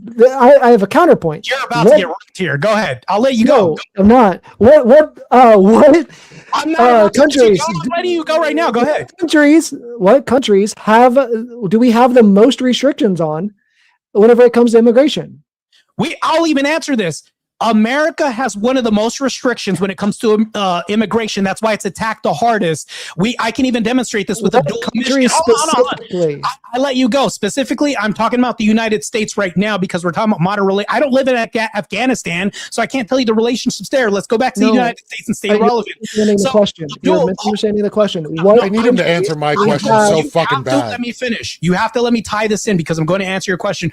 Abdul's running for office and eliminating voter ID, and he's also tearing down our borders and restrictions right now. So regardless of what country has the most restrictions, right now our border wall is being torn down actively by the left, which is being voted in by feminists as we speak. Border wall in New York is being torn down, you goofy ass man. The political border wall that we have, the safeguards of political border wall. All this, that is in conjunction with the wall that we have. That supports a wall. We have to have this is why these are bodies that tried to stop you. You misunderstood my question. The question is not what country has the most restrictions. It's what countries does America specifically have the most immigration restrictions against? Afghanistan, Burkina Faso, Burma, Chad, Republic of Congo, Eritrea, Haiti, Iran, Laos, Libya, Mali, Niger, Sierra Leone, Somalia, South Sudan, Syria, and Yemen. So about half African and then half Middle East. Yeah. What's the religion of the majority religion in most of those countries? Islam. The people we don't let in. Great. Stay right there. Hold on. No, let me address this before we go to you. Vigilante, let me go ahead and address what you said. It's the primary religion, Islam. Who are feminists voting into office in creating a communist, I would say socialist environment, i.e. like New York, Michigan? Were those men that voted these people into this office and leaning towards Islam in America? There are Islamic men that are voted towards office, specifically progressive Islamic men, which is Alhamdulillah, Habibi. And also, furthermore, to that point, Vigilante, the whole okay, if we ban the countries, what are they doing in Europe? They're just going to migrate into Europe because, like I said, the whole point was that North Africa just goes into Europe, and through Turkey they go into Europe, and then they just migrate from Europe. So again, the ban on the Muslim countries don't mean shit. Muslims can still get into the country. Trash panda mouth to let me know what the percentage of Muslims is in America. Obsessed with my mouth. That's pretty gay. I want you to use it to tell me the answer. Also, you're going to tell another man how to use his mouth? That's extra gay. Be more gay. And Go ahead and say another thing. Then say less. Let me deal with Terry. You can't really say shit about being how many Muslims we got in this country? Yeah, you can't really say shit about being a trash panda when you look like a Team Move version of Mastermind. I'm just saying. All right? It's a very swollen head. So what was the question? What's the Muslim population in America? this whole thing of percentages don't mean shit because the percentage of Pakistani Muslims in Britain was like anywhere between 2 to 3%, and we've seen 250,000 British girls get raped.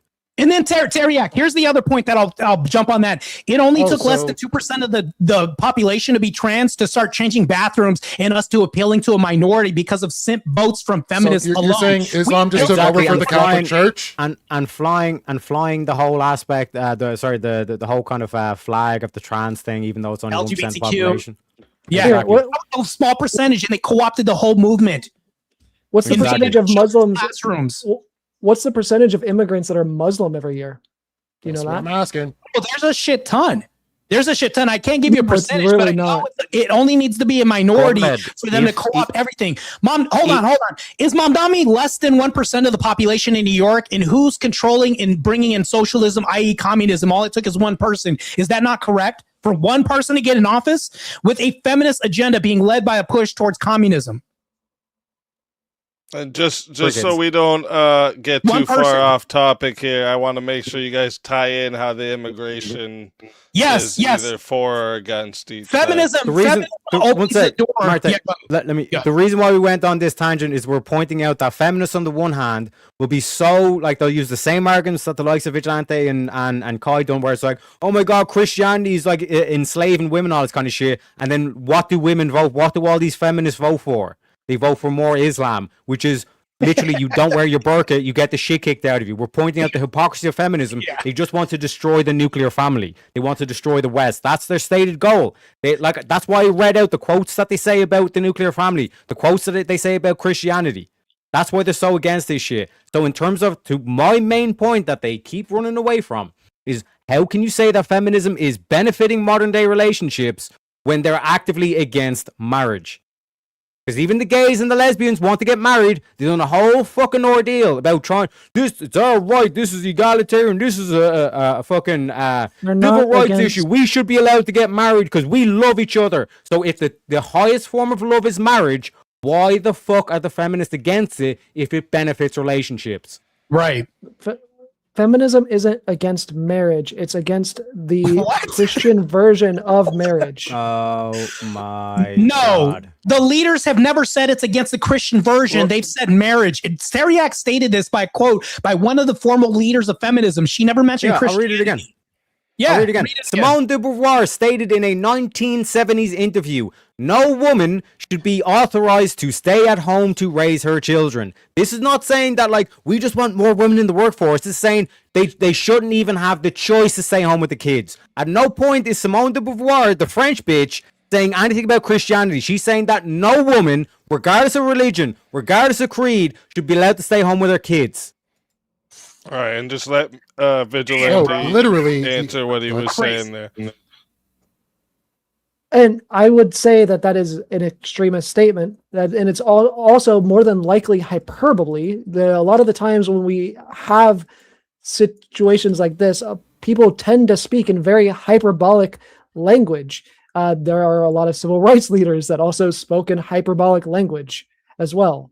So this is ridiculous because you're talking about hyperbole, yet you talk about infants being bashed against rocks. You bring up hyperbole on your end, but let me go ahead and point to Jesus Christ. He's hyperbole when we talk about the most meek and the most fierce man ever. That points to masculinity. If you look at my definition, Christ is masculine, most meek, most fierce. If we talk about that, the feminists would have no quarrel with his behavioral analysis and his character analysis. If we see this on a screen, that actually comports right with everything that women want in healthy relationships and everything else, because he, unlike Muhammad killed people. Muhammad had slaves. Christ didn't kill anybody.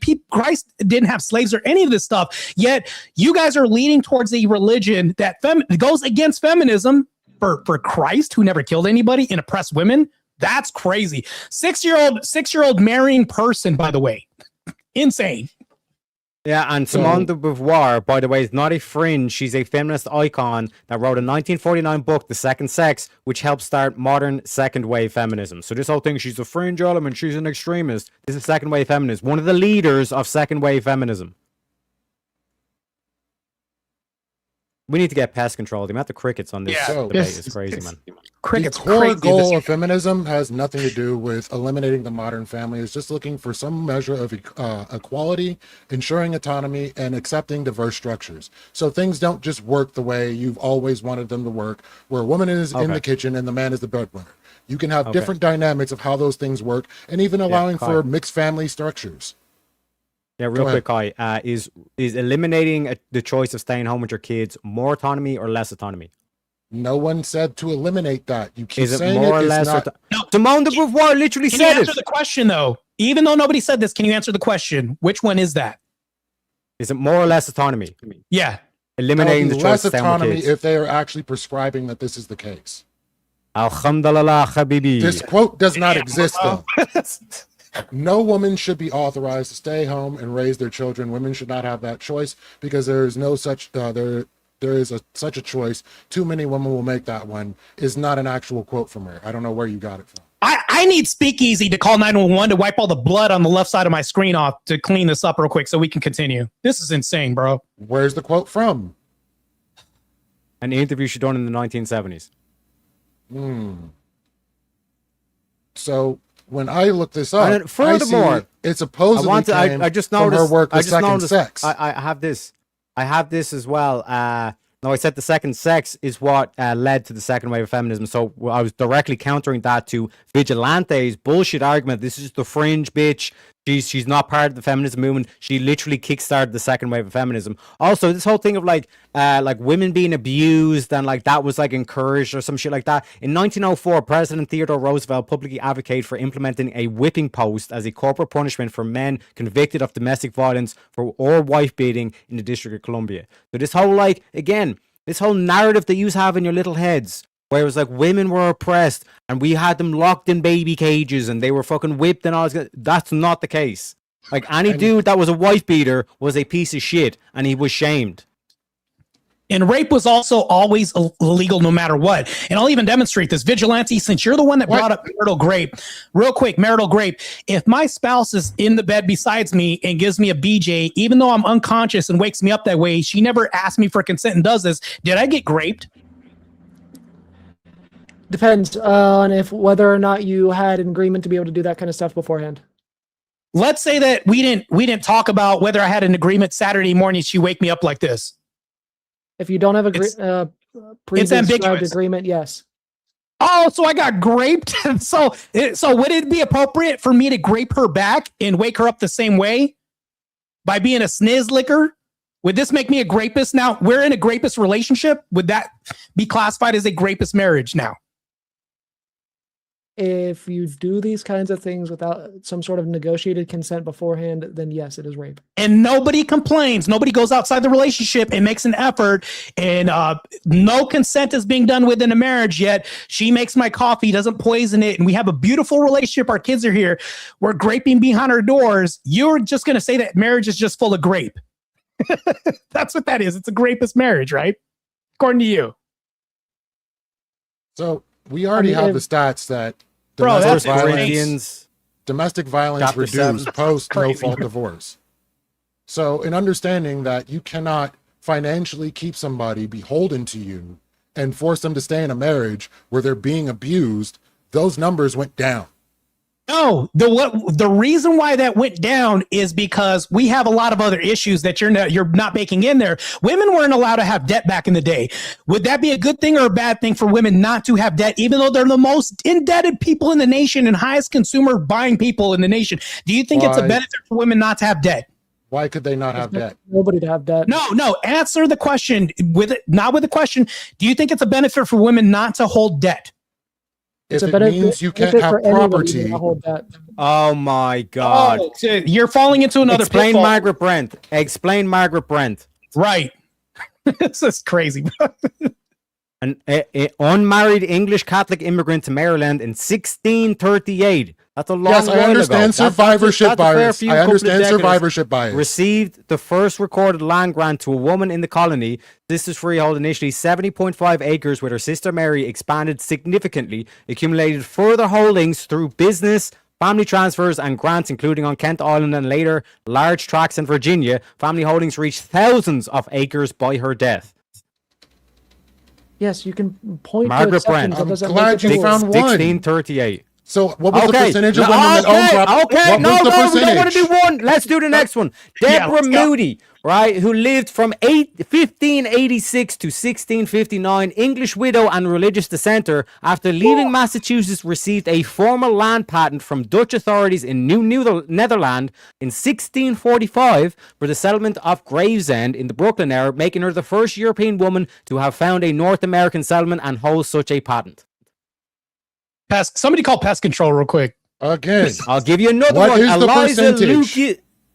What? Eliza What is the percentage Lucas of women Pickney. that own property at the time? Was it common? Hold on, I can answer this. Do you know why it wasn't common? Who can be the best at protecting property? Men. Literally anyone with a And shotgun. second, and Oh, men. shit, Yeah, bro. men. Come on, man. And furthermore, why, as a woman, why the fuck would I have to do all that work to get land when I can just marry a dude that owns land? This is why I gave you the doctor analogy. Why should I spend all that time and sacrifice my childbirthing years to become a doctor when I can just marry a doctor, get the benefits of the status and the wealth, and then I also get to have children? Maybe So you because want they're more an It literally autonomous makes no human sense. being that wants to pursue a career that they think they may help people in. But you have Oh to my goodness. sacrifice, Kai. You're not listening. You have to sacrifice your childbearing years. Right. Hey, You want more? So you want more gold diggers and shallow relationships? well, he absolutely does. Why are But they what I'm gold saying diggers? is- Why are No, you just gonna this is assert that? one sec, Vigilante. Like, you the ones that bringing up women couldn't bring up debt. It's like that was the trade-off. Yeah. So That was the protection against man, that she was just going to be a gold digger, which means she can't just rake up a bunch of debt. That That was negates the your protection against gold diggers. So you're telling by me your own argument here, Vigilante, that was a better system because you didn't have gold diggers and women were able to get children. there's three problems You're- here. you're literally- saying A, women This is- can't this have is an kids annihilation while they're going right to there. medical school. Are you crazy, saying bro. that women can't have kids if they go to medical school? They have Do to you think- sacrifice wait. their childbearing years, yes. They don't have to. You can Do you have a think it's kid. easier? Let me ask you a question. Do you think it's easier for women to go through a complex system of medical school with kids or without kids? I would say without kids would be easier, but you know, some people actually persevere. Ain't that a coincidence? Marte, are you saying that Crazy, people bro. can't persevere Yeah. through hard circumstances? Why would you want to make life harder for women by doing that, Kai? Answer that. Life is harder on everyone. So you're just going to make it harder? That doesn't answer the question. Why would you want to? Why would you want to burden women with that? I'm Is not it easier or burdening- hard? Okay, let me one sec. Let Is me it easy- walk easier Kai or down harder this for because a man- I hold genuinely on. think he doesn't understand, right? Like I like as humans, right? We tend to pick the easier option, correct? No, Right, Kai?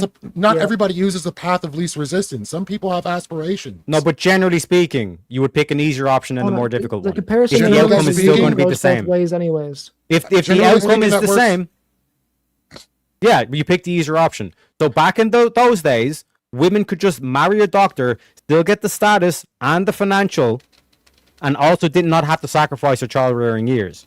Whereas now, women are tax slaves, and if they want to become a doctor, they're like, even doctors are struggling to survive on like a single household income and all this kind of shit. But now the woman, you're saying that the woman now has to sacrifice her childbearing years to get the status and the wealth of a doctor. Makes no sense, Kai. Again, if you Is it have a the- partner that's more than willing to help take care of the kids and share the burden and allow for his wife to have a better outcome in a place that she wants to actually persevere and aspire Why to would a be, woman get into a relationship with a guy that's just going to take care of the kids when she can just outsource that job to a childcare facility? if she doesn't have the money to do that because she's going through Again, school. it does not benefit relationships. That's cyclical. You're robbing Most from people, one to pay another. This is crazy. you understand most people can't afford childcare, right? Then why would you have them be sent to childcare if they can't afford this? They're already living it. Your argument goes both. Which means they can't, if they can't afford the children, if they can't afford the childcare, which means they can't afford the children to get through medical school, which is my point that, going back to my being example of the stupid. doctor, it was a much better system back in the day. Hold on, you're being stupid. The argument that you're making goes both ways. I'm being stupid. Is it The motherfucker that couldn't even read his own intro statement. That's crazy. I have a fucking stutter. Leave me alone. Fuck. No, it's not a stutter, it's a fucking illiteracy issue. Bro, that's you crazy. wrote It the is, thing. it is literally a stutter. You don't even speak but anyways, English.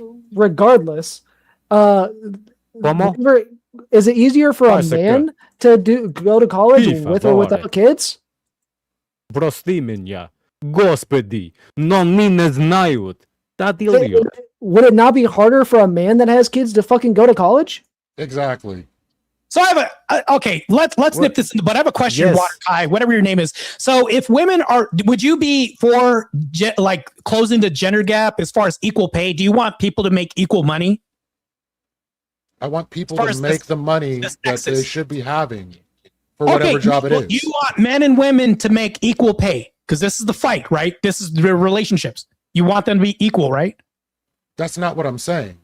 No, no, I'm asking you this. This is what I'm asking. I'm trying to answer you, you Sambo super soldier. I'm Cool. telling you Answer the that if question. you work 10 hours and a woman works 10 hours in the same job, you should get paid the same. If a woman takes time off for childcare, whatever the case may be, That they're leads going to to my make next less. question.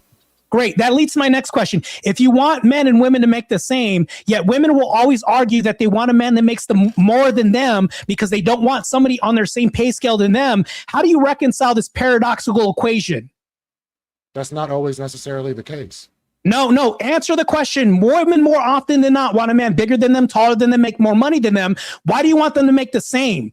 How do you reconcile that problem? What I'm saying is ultimately the women are going to choose No the men answer. that have the most time for them. Exactly. You're proposing a false dichotomy. It's not meant here. no, it's not a false dichotomy. It's not like this whole hyperbole thing is a real thing. We can pull up clips of the whatever podcast. All these women have some sort of financial number in their heads. Let me where a ask man, you- shut the fuck up. A man must earn X amount, otherwise he's not even going to date me. When have you ever heard a man say, "I'm not going to date a woman unless she earns X amount of dollars a year"? There are Never. some dudes that do that, Never but been said. To give you a firm example, Exceptions think no don't further. prove the rule. Think no further than the man Destiny himself, who lost his chick to a dude that made no money while he's a multimillionaire. Having a The side exception is not piece the is rule. not the same as getting into a relationship with a Yeah. motherfucker. He was That's married. In an open marriage, which is Feminists not a don't marriage. either. Yeah, And that's the person not- left the open marriage, so she could still fuck whoever she wanted to. Wait, are you she arguing chose for to open leave him marriages for or someone regular else. relationships? Are you arguing for healthy relationships or the unhealthy one that you just demonstrated with? Not making your argument. I'm just giving you the point that women will leave dudes with money for dudes without money. You're using. Hold on. I want the ladies and gentlemen in the Well, maybe audience if to he's a Christian, understand she that would've stayed. he's using Destiny's relationship as the base of his argument, saying this is what we should lean towards as the metric of what we're No. going to compare this to. No, it's just a real world example Yeah, of something Destiny that is happened. a That you know feminist. about, you can see. That's Very crazy. often, women will leave a relationship Yeah. to be with someone who's broke. Is Destiny a feminist? I have no idea. Well, it seems like the feminist principles of like open marriage and all this kind of shit didn't really suit them. But if they had a Christian marriage, maybe they would have lasted. Yeah. Marte, what is the divorce rates in the Orthodox Church? 9%. Only 9%. Per capita?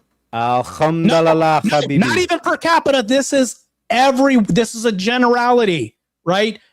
Overreaching here. It's not And even what's the- hyperbole, 9%. And what's the average divorce rate across the whole of America? What percentage? 78% for atheists or secularism. That's crazy. So, in terms of you want a long-lasting marriage, it seems like you'd want Christianity rather than feminism. So, go ahead. We Go want ahead. high quality marriage. We want high quality marriages, not not necessarily long lasting marriages. How'd you? It doesn't- Okay. Yeah. How'd you work matter out? whether- How'd you measure the strength of a marriage or a relationship? Would the length of the relationship not be a factor? That is one factor, sure, but a lot of the other So, factors. like, are you saying that are like a contributed relationship to that only the- lasts a year would be a better relationship than a relationship that lasted 70 years? Wait, Teriak just brought up a good point. It And the can reason, be. the reason why Go ahead, Teriak's Marte. point is so good, the reason why Teriak just brought a good point, and I'm going to go ahead and lay this up for him.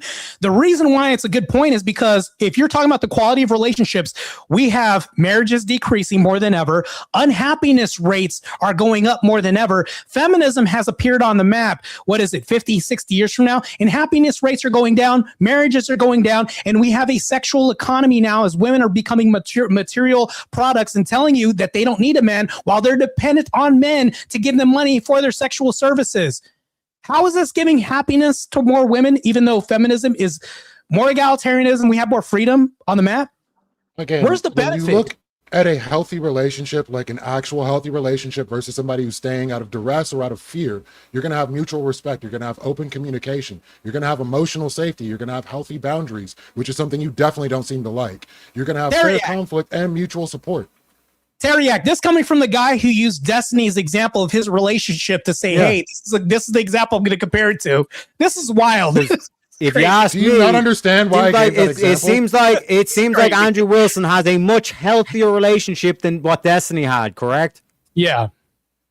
Exactly. I actually have no idea. Pest control, bro. We need the Christian had the Christian had a healthier marriage than the feminist. Yeah. I honestly don't know. I think Vigilante was looking up towards God. I think I might have actually converted Vigilante. He's there saying, God, please help me. I'm getting absolutely cooked. Well, I have 3 monitors. This one is my primary monitor. The one right here, I have Discord. You don't need a tutorial. You're giving us a tutorial. Can we get back to the debate? You could have 10 monitors. It's still not going to help you in this debate. Yeah, you guys are. Oh, this is a bloodbath. Crazy. He's the one that was fucking questioning while I was looking up. That's why I was explaining. We're still waiting for one thing, one argument. Can we get one benefit that is back that we would even? Can you convert us into feminists? How would you do that? Give us your sales pitch on what the benefits are since the advent of feminism with 60 million kids dying, decreasing the dating pool in the future, decreasing our options, and also marital rates going down, happiness rates going down, more SSRIs. Give us the benefit. Sell me feminism. I'm waiting. So pretty clearly, it's being able to have a relationship where each individual is going to fulfill a role that works for that relationship, not necessarily the traditional expectation of what's going to happen in that relationship. So should say you become... Is having births a part of a role? Is having births a part of a role? It can be, but not all relationships require that. Okay, I'll even grant that. Not all relationships, but in order to sustain a populace, is that part of a role? Yes. As a society, does it require marriages to produce children? No, it doesn't require marriages to produce children because children are going to. Okay, so then how does a society maintain itself without children? Yeah. When did I say that be without children? It is a requirement. Did you not hear what I said? In order for a society to maintain kids itself, out of wedlock, it is necessary that marriages produce children. That should be that only marriages produce children. Are more people that are married or more people that are unmarried having children current? I'm saying in terms of the lens of a society, it is a necessity that marriages produce children, otherwise there will be no society. I don't think that's a necessity, and I'm telling you that right now. More unmarried people produce for there children. To be a society. Maybe some of these married people should be adopting more if they're not having kids. I'm really not in that. Can you answer the question? Can you answer the direct question? You're evading. I'm not evading anything. He's trying to produce a false as a society. It is a necessity in order for marriages to have children. Right. No. Oh, good Lord. This is crazy. I got to go piss. Terry, I can do the 1v2. Yeah, this is an easy W. I'll be right back. Don't worry about it. So this whole aspect of marriage, building a family. Go ahead. Just so we don't, just so Lethe can explain, I think he's saying he doesn't accept, if I was hearing that right, he doesn't accept that premise that you're giving. And if he wants to explain. That's exactly what I'm saying.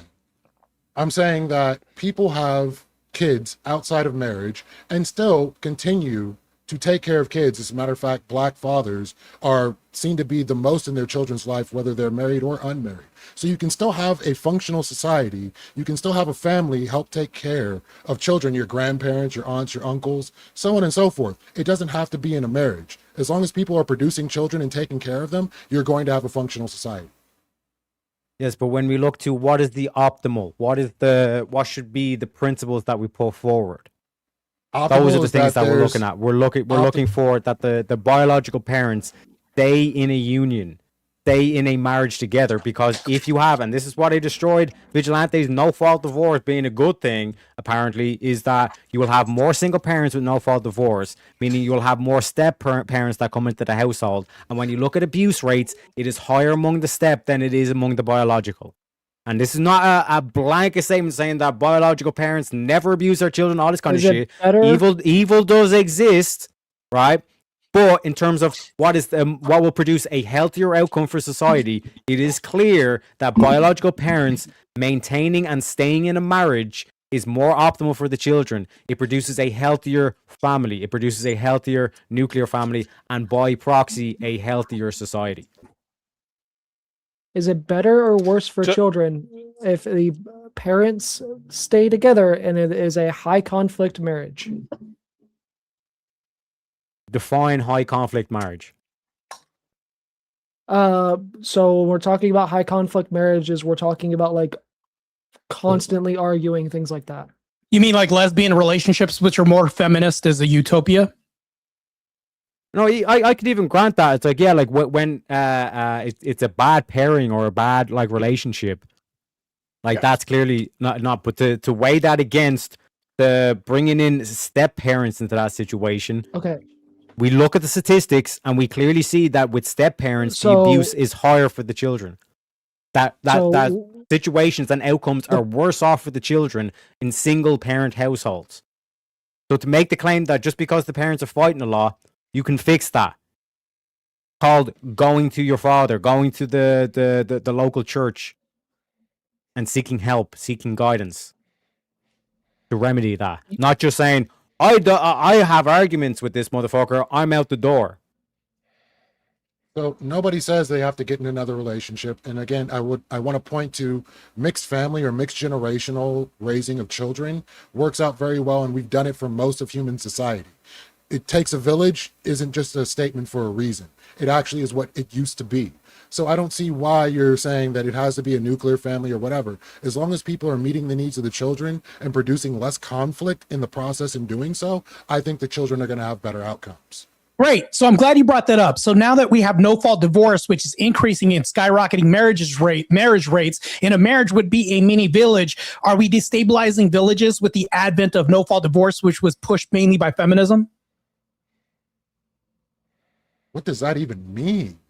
When you say a village, it's a common culture, it's a common common beliefs, common religion, common all this kind of stuff. But when you start mass important people with different cultures, different beliefs, different values, is that still going to be a cohesive village? No, because you've imported in a bunch of Jews and a bunch of Muslims. They're now having a fucking a proxy war and all this kind of shit, which is not a good environment for the children. So when you're talking about a village, it's about having one culture, one religion, one set of beliefs. And not even that. Your village would be your family. It would be the people in your family. And that's what I'm talking about. Marriage. A marriage is a mini village because you're going to have children. Women and men used to have tons of babies because you had to till the land. That's why people had tons of babies, because before we had farm equipment and all this other stuff, you and I would have been farm equipment back in the day. You would agree with that, right? Before all these racial jokes you're using right now. You loved it for some reason. We had to have had a bunch of kids because somebody had to milk the cows and do all this other shit. That is a mini village. Now that we have no-fault divorce, we're decreasing the amount of people in these mini villages, i.e. a marriage and a relationship. You brought up Destiny, which goes to get your whole point. All he did was outsource everything to decrease the opportunity for his village to succeed. We do this with daycare. We do this with side pieces and all that other shit. You go, girl, chase the bag. The bag is now the new man because now we're obeying a new boss. When your husband asks you to make coffee, nope, I'm not doing that, but you'll do that for your boss every day. Money is now women's new god in feminism. And to go back to something, just for a second, guys, because I don't want the whole debate to end up turning into about divorce rates. So, Lethe, you were about to say something, so I apologize for interrupting. You can go ahead and continue what you were going to say. But then after that, I was wondering if we could maybe move away from divorce statistics and get both sides to address what feminism has changed inside of intact relationships. Like, what does a relationship between two people actually look like before versus after a feminist influence? In intact relationships, I'm saying, right? But if you can go ahead and finish what you were going to say, Lethe. Sorry.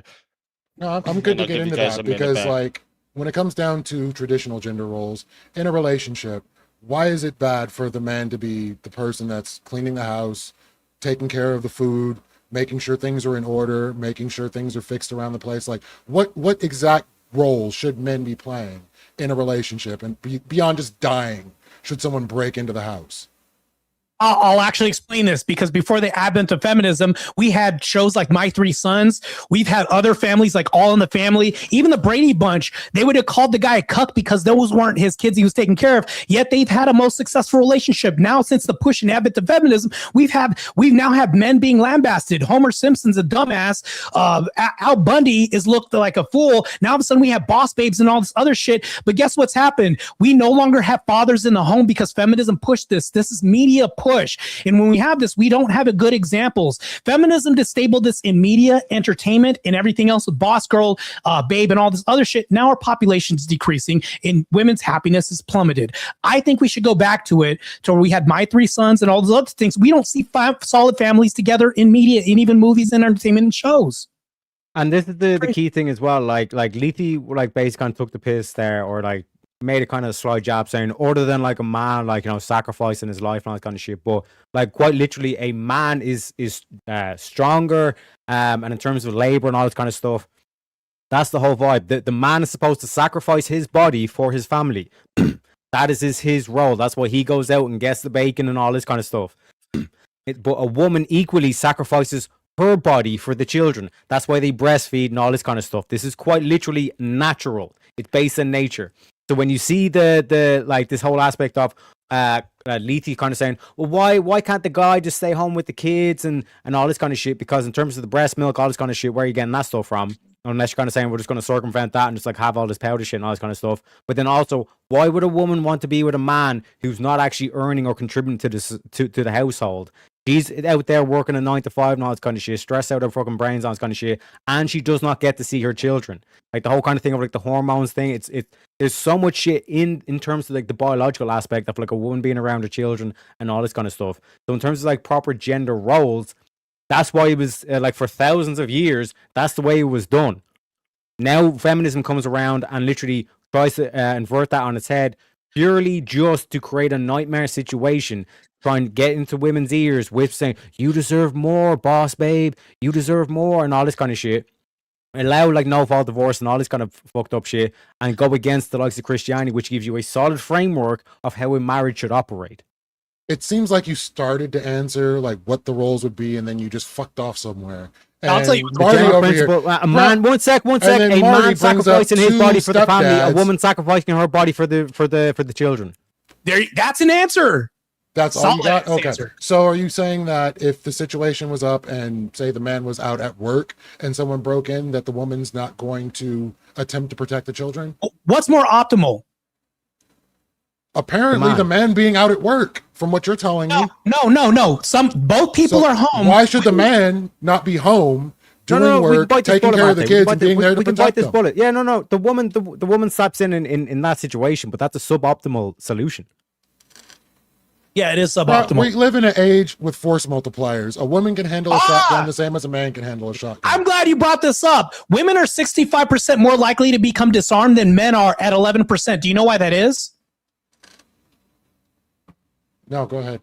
They're not even as good as men at the shooting range, because men are quicker, men are faster. Even when we talk about expert marksmanship and shooting, men do better because we have to carry this shit. We have to deal with recoil and strength and all this other shit, core strength. And then not to mention this, but women in the police force, and try as we might to try to make things equal, you may have a wife, right? Let's say you have a wife and you're saying we want to be equal. All you did was create a gay ass relationship because she's no different from you. But then reality is going to enter the chat and she's going to get disarmed because women, whenever they're in a conflict situation and the guy gets the ground on her and they're struggling for the weapon, 65% chance she loses the weapon and she's going to get disarmed. Men will retain their weapons. It's weapons retention because of the strength that men have. Yeah, especially things like grip strength and upper body strength. Yeah, most shooting instructors will say that women are better shooters than men are. Just down the line, when it comes down to snipers, women got better numbers. So you're just going to say, trust me, bro? Yeah, it's crazy. Most shooting, do an appeal to authority fallacy next. How about that? Let's go all the way then. This is from the NRA. This is from the NIH. Like, what do you want from me? You're saying that women handle guns better than men?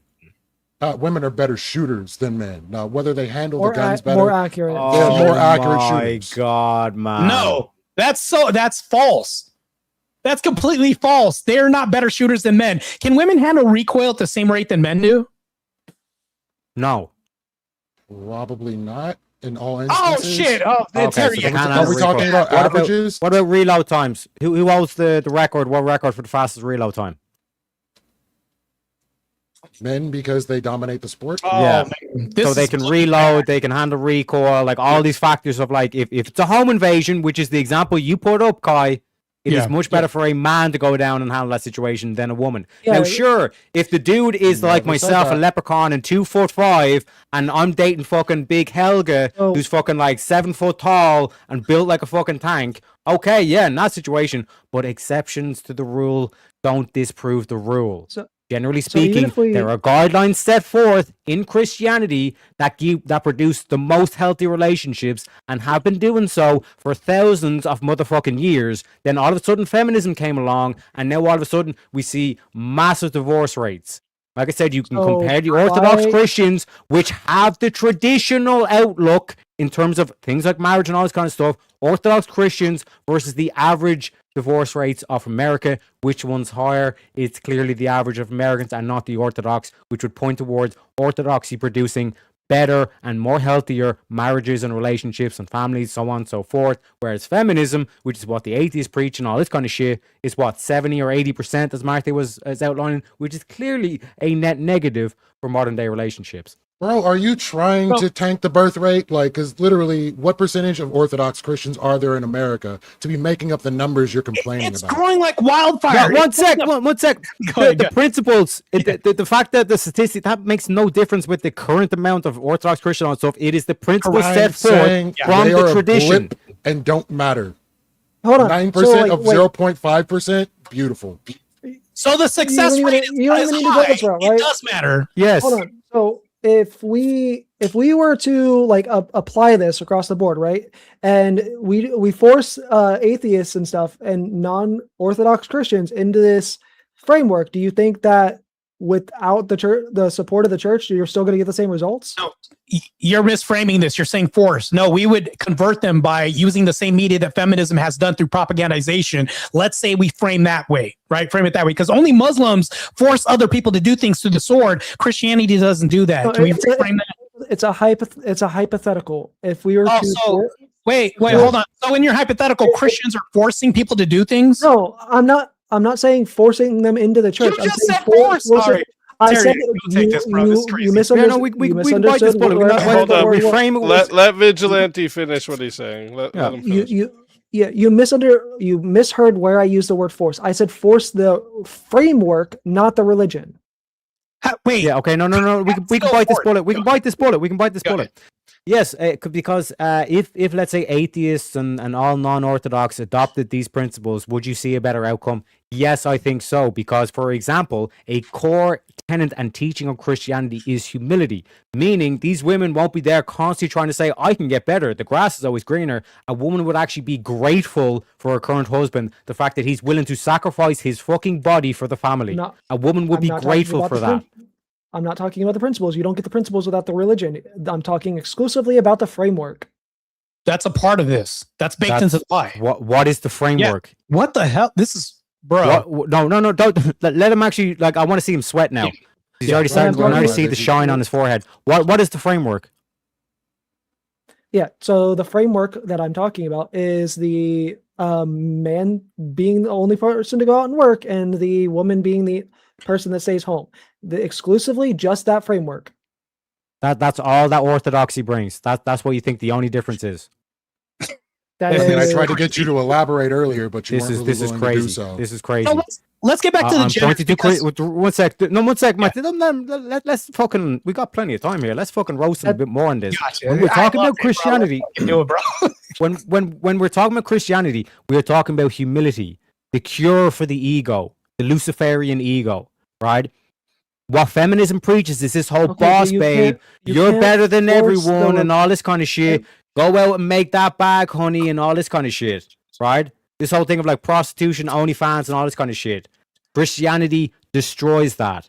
It reminds women to be grateful of what they actually have. It preaches humility, that you shouldn't be arrogant and like this whole like boss babe mentality, go out and get the bag and all this kind of shit, sell your coochie online for $4.99 and all this kind of shit. Christianity gets rid of that, Meaning And you will have more replaces virtuous it. women. You will have more women that don't have a fucking massive body count and all this kind of shit. You'll have women that actually care about their kids. You'll have women that actually be grateful for their husbands.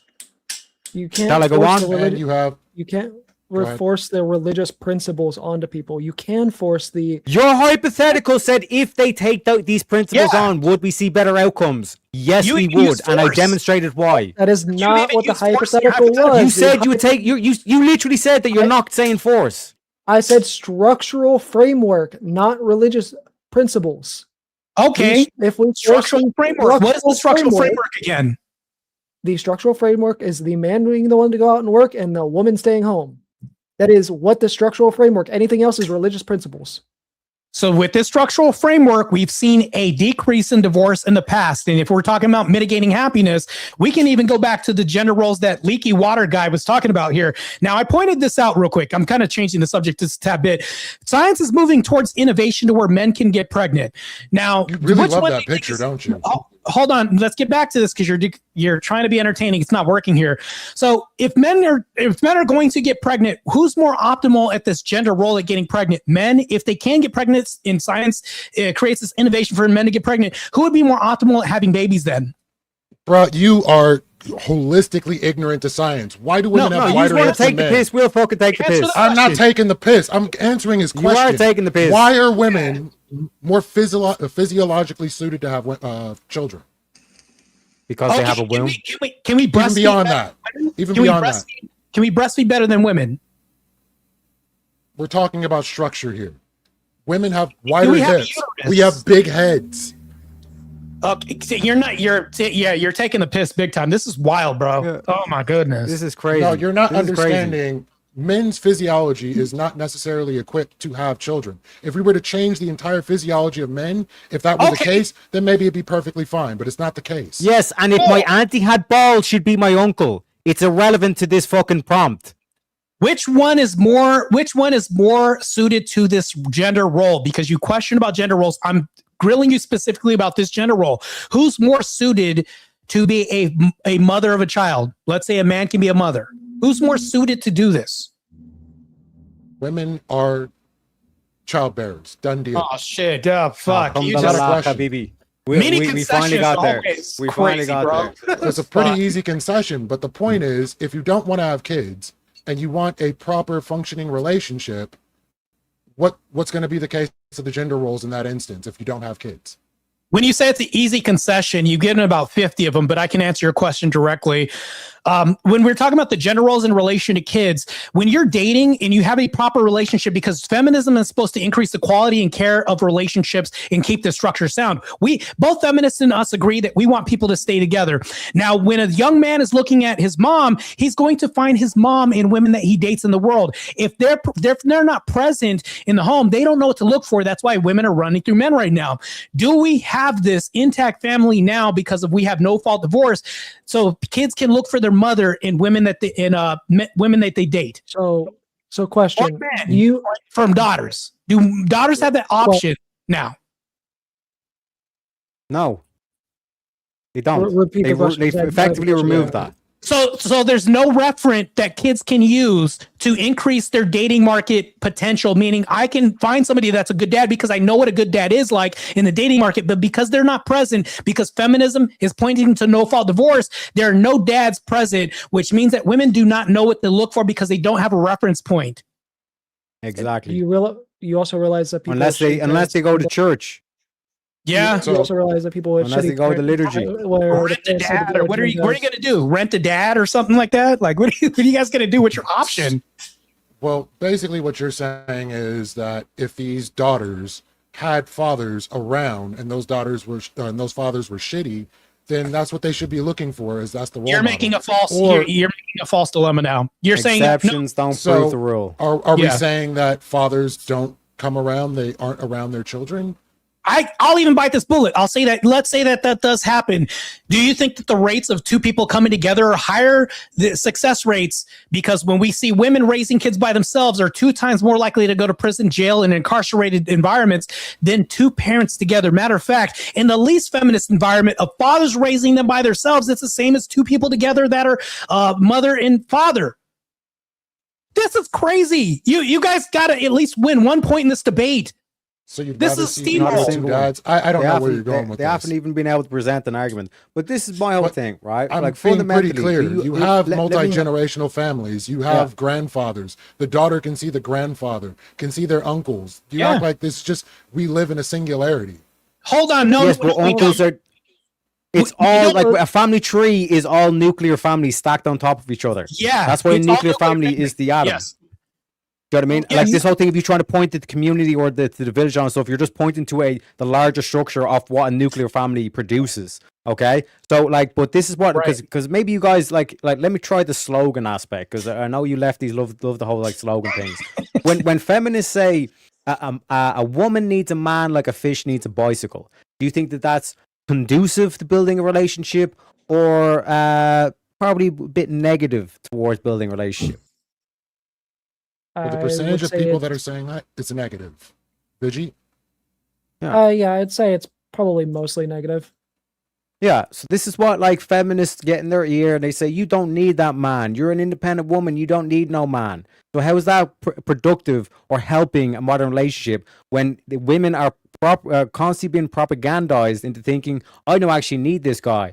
Like this is why I point back to Christianity and being humble and being showing gratitude towards their husbands. This is a better outcome for the marriage. And like I said, in just in case you try to do the but Christianity is misogyny. The husband should fulfill his marital duty to his wife, and likewise the wife to her husband. The wife does not have authority over her own body, but yields it to her husband. In the same way, the husband does not have the authority over his own body, but yields it to his wife.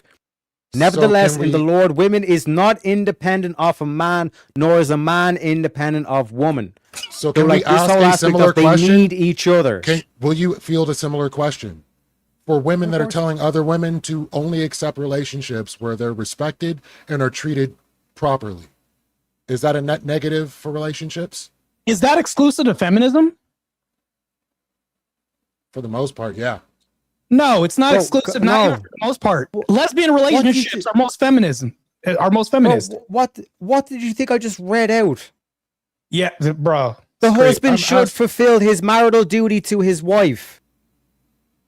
What, like, this is what I think. Like, you guys get, I genuinely think you guys have, like, fucking twisted, like, Islam and Christianity, and you think that, like, Islam is actually Christianity and Christianity is actually Islam. Because nowhere in Christianity would you see if a woman doesn't wear a fucking burqa, she gets the shit kicked out of her.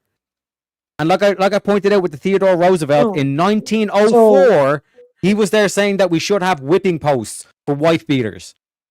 So what's the purpose of? So in your opinion, right? What's the purpose of a relationship? Produce a nuclear family. Yeah, that is the only purpose of a relationship. Not only the primary purpose of a relationship. That's what you asked. That's the core purpose. So if you are infertile, you can't have a proper relationship. Yeah, we'll even bite the bullet and say those exceptions exist, but what's this still pointing to? She still has a uterus, and we're finding modern inventions because Ocasio-Cortez is now shooting herself with a lot of medication. So now you're eliminating more excuses than you would ever have because before she would have been infertile. Now because of men, patriarchy has given these inventions for you to freeze your eggs. Oh shit, feminism didn't bring you guys that. That's men doing this. And if a woman is infertile, is that a positive or is that a negative? Is that a tragedy or is that something that should be celebrated if a woman's infertile? Right. It's neutral. It's a tragedy. It depends on what it's not neutral. It's a It depends on tragedy. whether or not that person actually wants kids. So it's a neutral. Okay, if I lost my leg, is that a fucking tragedy or is that something that should be celebrated? I want to ask I would Marte. say that's a tragedy, but it's also a false Yes, dichotomy. losing ability off your body parts is a fucking tragedy. Holy shit, these guys are bad faith as fuck. Is a man's ability to not protect his home a tragedy, meaning he's incapable of protecting his family and they get massacred in the process because that's leaning towards a duty that men have? If he's incapable of doing this, is that a tragedy? If they get hurt, then yes. So he's failing in this duty. That's a tragedy. Okay, there you go. That's all. I mean, you assume that every single man has the capability of protecting their home. Most men. Most men have the generally capability. That's the duty. Like you said, the women that can't have babies, most women can have babies, right? Yeah. But back to the whole fertilization thing. Who was the first person to successfully vitrify an egg? I'll even bite the bullet. Let's say it's a woman. Absolutely, it was a woman. So women being in the field of medicine has allowed for better outcomes for women on a whole, for more women to be able to get pregnant, including women who are in nuclear relationships. Kai, no one is saying that women should not lock them up into the kitchen. Like, this is why I done with the whole propaganda thing and pointing back to even in the 1600s, women own property and all this kind of shit. What we would say is that a woman should not be using her prime fertile years to have kids to go become a doctor and all this kind of shit. If she wants in her 40s to go become a doctor and all this kind of shit, no one gives a fuck because the kids are raised and all this kind of shit. Nobody gives a fuck. I'll give you a good example. Like J.K. Rowling, J.K. Rowling wrote Harry Potter when she was like 40.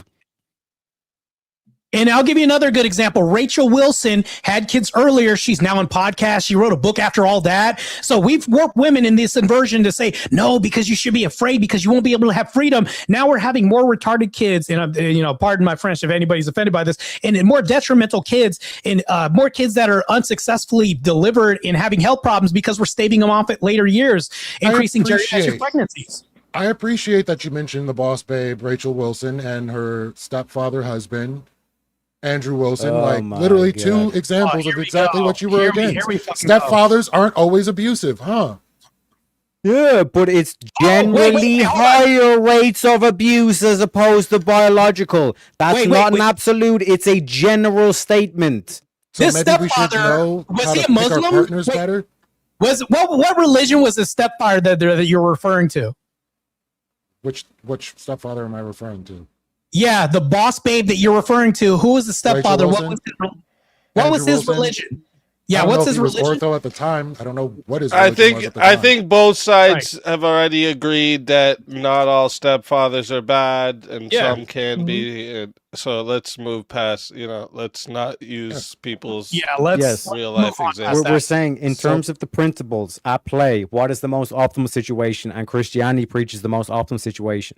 It does. That's and even in the Bible, and even in the Bible, it has all this outline in terms of what happens if a woman gets widowed, and it doesn't say she should never remarry and all this kind of stuff. It actually says that you can get married and all this kind of stuff as well. So it's this is a complete bastardization and all this kind of shit, which just proves our point that we've been saying with this whole thing of the propaganda. They've been fed a bunch of bullshit, and they think the Christians want to lock women up and all this kind of shit, get them out of education, you can't let them own property and all this kind of shit. When we've said time and time again that after the kids are raised and all that kind of stuff, you do you, boo. If you want to go to college, get yourself an education when you're 40 and all this stuff. The kids are all out of the house and they're all going about their business and all this kind of shit. No one gives a fuck. Teriak, I know SpeakeaZy told me not to if I could real quick ask a question maybe to the panel to see where this brings you guys, because it seems like, I think if I'm wrong here, just go ahead and correct me. But it seems like the negative is saying that prescribed gender roles make the relationship stronger, where Lethe and Vigilante saying not having these prescribed gender roles is actually making it stronger. So I'm wondering, so does eliminating those prescribed gender roles, does it make it stronger because couples can negotiate their own roles, or would it? Yes. Would you say it's weaker because expectations become less clear? Where is that? Where would you guys answer that? That's part of the feminism, is that you were able to clarify through communication what best fits for your relationship. Say that the dad is working at home, and of course he's going to be there to watch the kids if the case comes down to it. Why shouldn't you be able to clarify that? You're talking about more freedom. You and Vigilante think you should have more freedom in a relationship, right? Yes. So in a marriage, Destiny's wife had most freedom. And when you open up your relationship and you go away from these gender duties and you outsource your sex and dick to another person and all these other things happen, what's the result of that when marriages have more freedom? I mean, we're not saying necessarily more freedom in the case of having multiple partners. That's not feminist. A lot comes with that. It's not just sleeping with people. It's saying I'm going to do my own thing, despite what you say. I don't have to have kids because Destiny didn't have a kid with this woman. But going back to this, she neglected to fulfill these gender roles. They had more freedom in their marriage. Do you think that helped out their marriage? Let's look at this example. How did that help? That's an You could outlier argue- type of marriage. Okay, right. Let me give. Yeah. It's crazy. Now they understand what exceptions to the rule are, Marte. All of a sudden, you know what I'm saying? Crazy, But bro. here's, So here- conversation let me give revolves around the exceptions to give the rule. let me give a generic example, right? Right. There's a certain body type and certain characteristics which would make a person like better at being a quarterback than being a fucking offensive lineman, right? You'd look at the offensive linemen; they're tall, but they're fat as fuck, and they're the big weight and all this kind of shit. No one is saying that someone with the body physique of a fucking offensive lineman can't physically become a quarterback, and vice versa. But it is way more optimal to do so. This whole thing of like negotiating out like the different terms on this kind of shit, like no one's saying that there's specifics to what makes your particular relationship work best and all this kind of shit. But generally speaking, okay, the gender roles dynamic has worked for thousands of years, and it has produced far better relationships than the likes of feminism, which all feminism does is seeks to destroy the nuclear family and to destroy Christianity. They're actively going out of their way to destroy marriage and the nuclear family, and part of that is they also have to destroy Christianity, because Christianity gives you those principles, gives you that framework, gives you that dynamic. The goal isn't even to destroy it; it's to make it optional. Okay, great. Let's go with your optional. Let's go. Shariak, I can bite this bullet real quick. So if a woman's making this optional, she seeks independence, right? Because that's the optionality we're pointing to. We call this empowerment. You would call this empowerment. Leaky Water Guy calls it empowerment. But if a man seeks freedom from his obligations, what do we call that? Who said they're seeking freedom from obligations? No, it's different if a man obligations. does this, if a man does this, what do we call that? Was there a name for that? I mean, yeah, there's a name for somebody that shirks their obligations. Is that empowered? Is that man now empowered, just like the woman does? Because feminism tells women that they're empowered if they have an option to become more independent and leave these obligations. You're referring to the term deadbeat, right? No, it's not what I'm referring to. If he leaves, like, let's say we even refer to this as deadbeat. Let's say if men do this and they leave their obligations, leave their gender roles, what does this do to their dating market? Ooh, wait, hold on. Now you're saying this is the gender role. So what is the exact gender role you're talking about that's the obligation? She doesn't feel safe around me because I don't step up. I'm a simp, and I tell her yes and everything else, and she now has to become the assertive person, and I fail on all these metrics. She feels so emotionally. Being assertive is a gender role? No, not saying that, but your gender role is to be assertive? Why can't you just fucking say what it is? I'm telling you right now, she feels less safe around me. I'm the protectorate class. All that comes with the protector means there's a feeling and there's a physical obligation to stop the crime that's going to happen to my woman. I fail in this regard. What does this do to my dating options if I'm that kind of guy? Because women can fail and they call it independence. But when a guy does this, what does this do to his dating market? So you're saying the gender role of a man is to step in front and protect a woman is the primary thing. Sacrifice his body for the family. Yeah, a woman's okay, duty is to so sacrifice you her may body for the feel kids. like this individual isn't going to do this. What happens when it happens and he does so? No. I said the feelings come with this. It's part and parcel with the physicality and having to protect them. So if a man fails in doing this because he wants to become neutral and egalitarian and is equal with the woman, what does this do to his dating options? It destroys. I'm going to say this is a false fucking narrative. Oh, you're fucking It's right. not. Can you answer the fucking question? It's like this whole thing of like women, like literally there's a woman on the Joe Rogan podcast and she's seen her boyfriend at the time get knocked the fuck out in the ring. And she was like, that instantly gave me the ick. Yeah, her sexual attraction plummeted through the basement. So And can you answer the question? Go ahead. Can you answer the question that asked? What does it do to his dating options? I want to hear it from Leaky Water Guy. So in the instance that a woman doesn't can't answer fucking question. Oh, so you don't want me to answer? Oh, go, my bad. That's me. Let him answer. Let him answer. So in the instance that a woman feels that her man can't protect her, and she can quantify that he can't protect her, then if that's what she's looking for in a relationship, it's going to be a negative. If she feels that way and it's not true, and he actually will protect her and has protected her, then her concept of that is an entirely different issue. This is equivocation that you're doing right now. It's not a good master class at it, but I'm going to tell you right now, I'm going to ask you, Can you tell me, generally speaking, because Teriak went to generalities, can you generally give me a more concise answer that's more black and white instead of like something ambiguous because you're leaning to ambiguity? Can you tell me, generally speaking, if a man abandons these roles and she doesn't feel physically safe from him, what does this do to his dating market? Because he doesn't take action. He's less likely to take action, stop the threat. What does this do to his dating We're option? talking about two different things here. If a man abandons his role and says, hey, if you end up caught up in some mess, I'm not helping you, that's already abdicating the relationship in itself. That's He's strong and independent. You got it, girl. I'm strong and independent. I don't need to do this. He's doing what women are doing. What does this do to his dating market? Okay, if you knew, go ahead. Let Leafy finish. Let Leafy finish. If you got knocked out, like say you were in your home and your woman's there, and you got knocked out, and she would absolutely do nothing to keep you from getting murked in your sleep, would that be a good relationship still? What? It's the expectation, bro. Oh my God. I have an expectation that someone that cares about me is going to have my back. The expectation, right, is that the man is going to protect the woman. And if the man can't fulfill that expectation, she gets the ick. That's what the ick is. Right. So this whole thing of like dating options kind of stuff. Vice versa, though, it doesn't work the same way. A man's not expecting his wife there like whip out the fucking like John Wick fucking like load out and start fucking popping caps and all this kind of shit.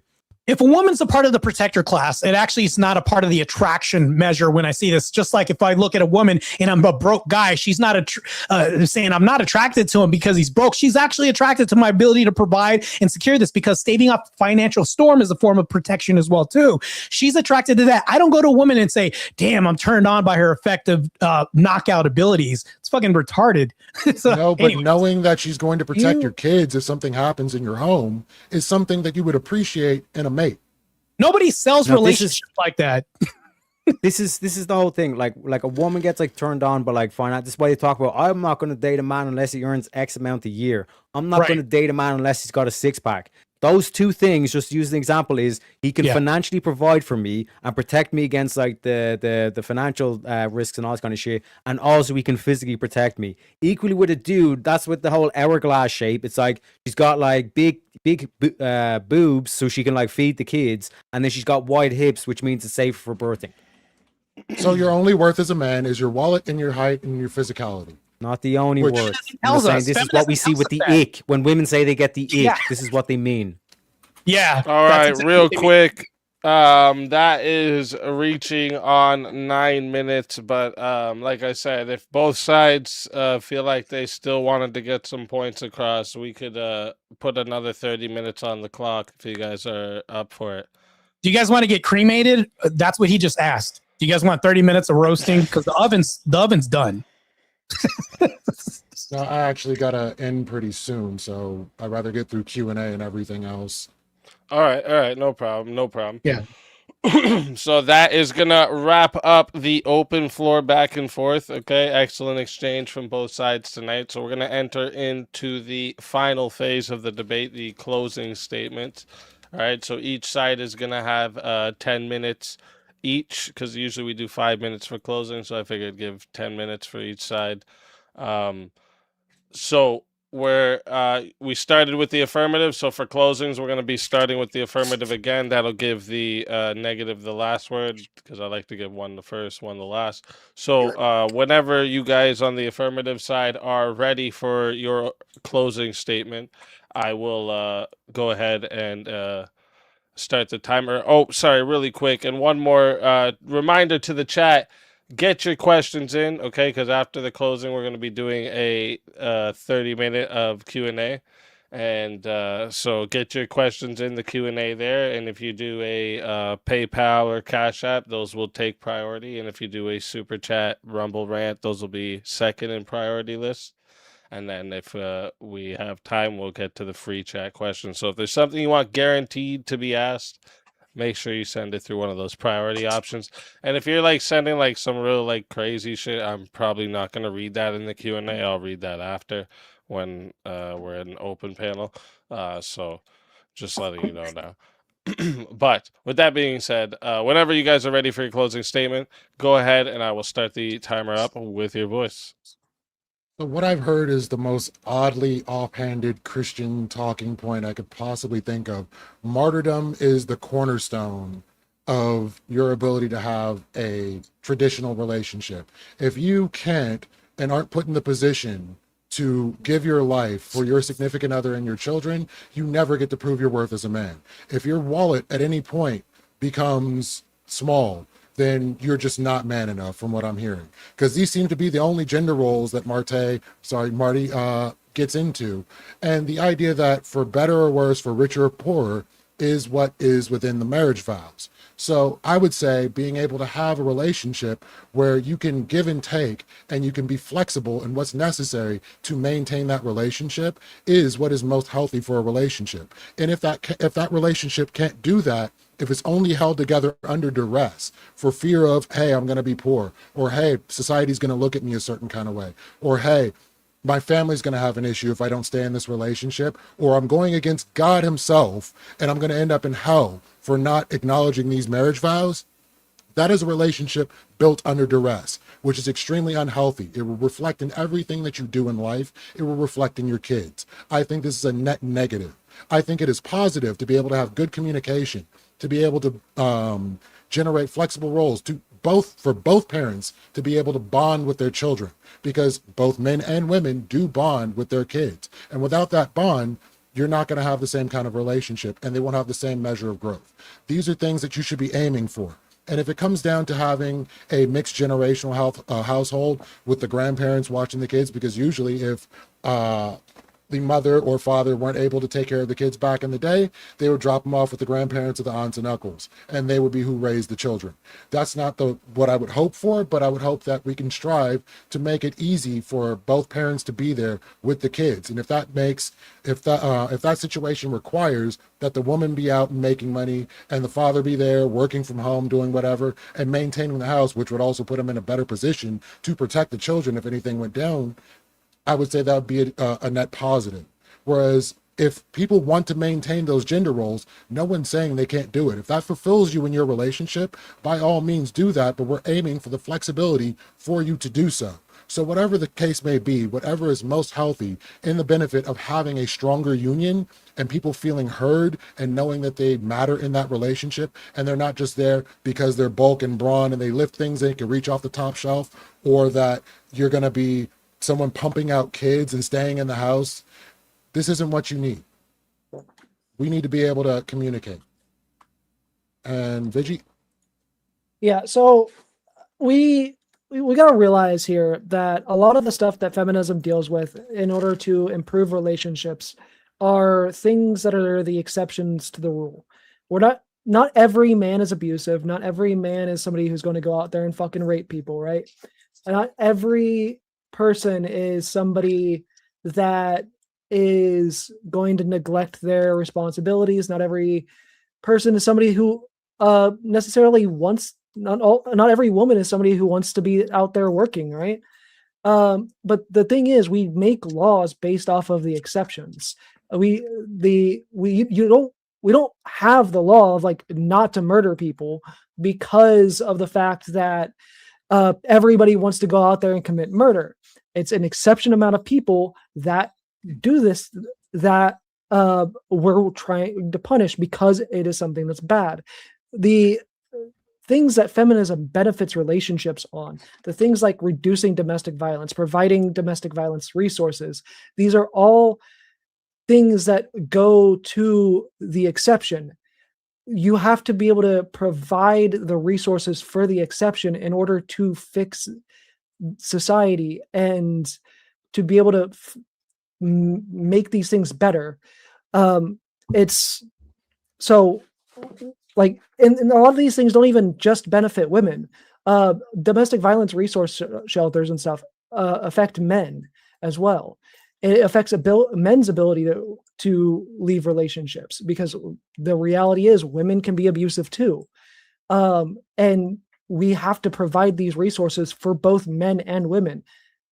It's not the feminism isn't the idea that, women are like the only ones that need these things. Feminism, at least first, second, and third wave feminism, at least, it's the idea that of making or putting both genders on more equal ground in order for society to progress and for people to be able to escape these unhealthy relationships and not for people to be indefinitely trapped in these things. And like when we talk about like the abuse situations why we need no fault divorce, the reality is not all of these situations people are going to be able to prove these things in court. There are more types of abuse than physical or sexual abuse. There's financial abuse, there's emotional and mental abuse, and these are things that are significantly harder to be able to prove in court. That is the whole reason as to why we have to have these things, because when we don't have these things, that's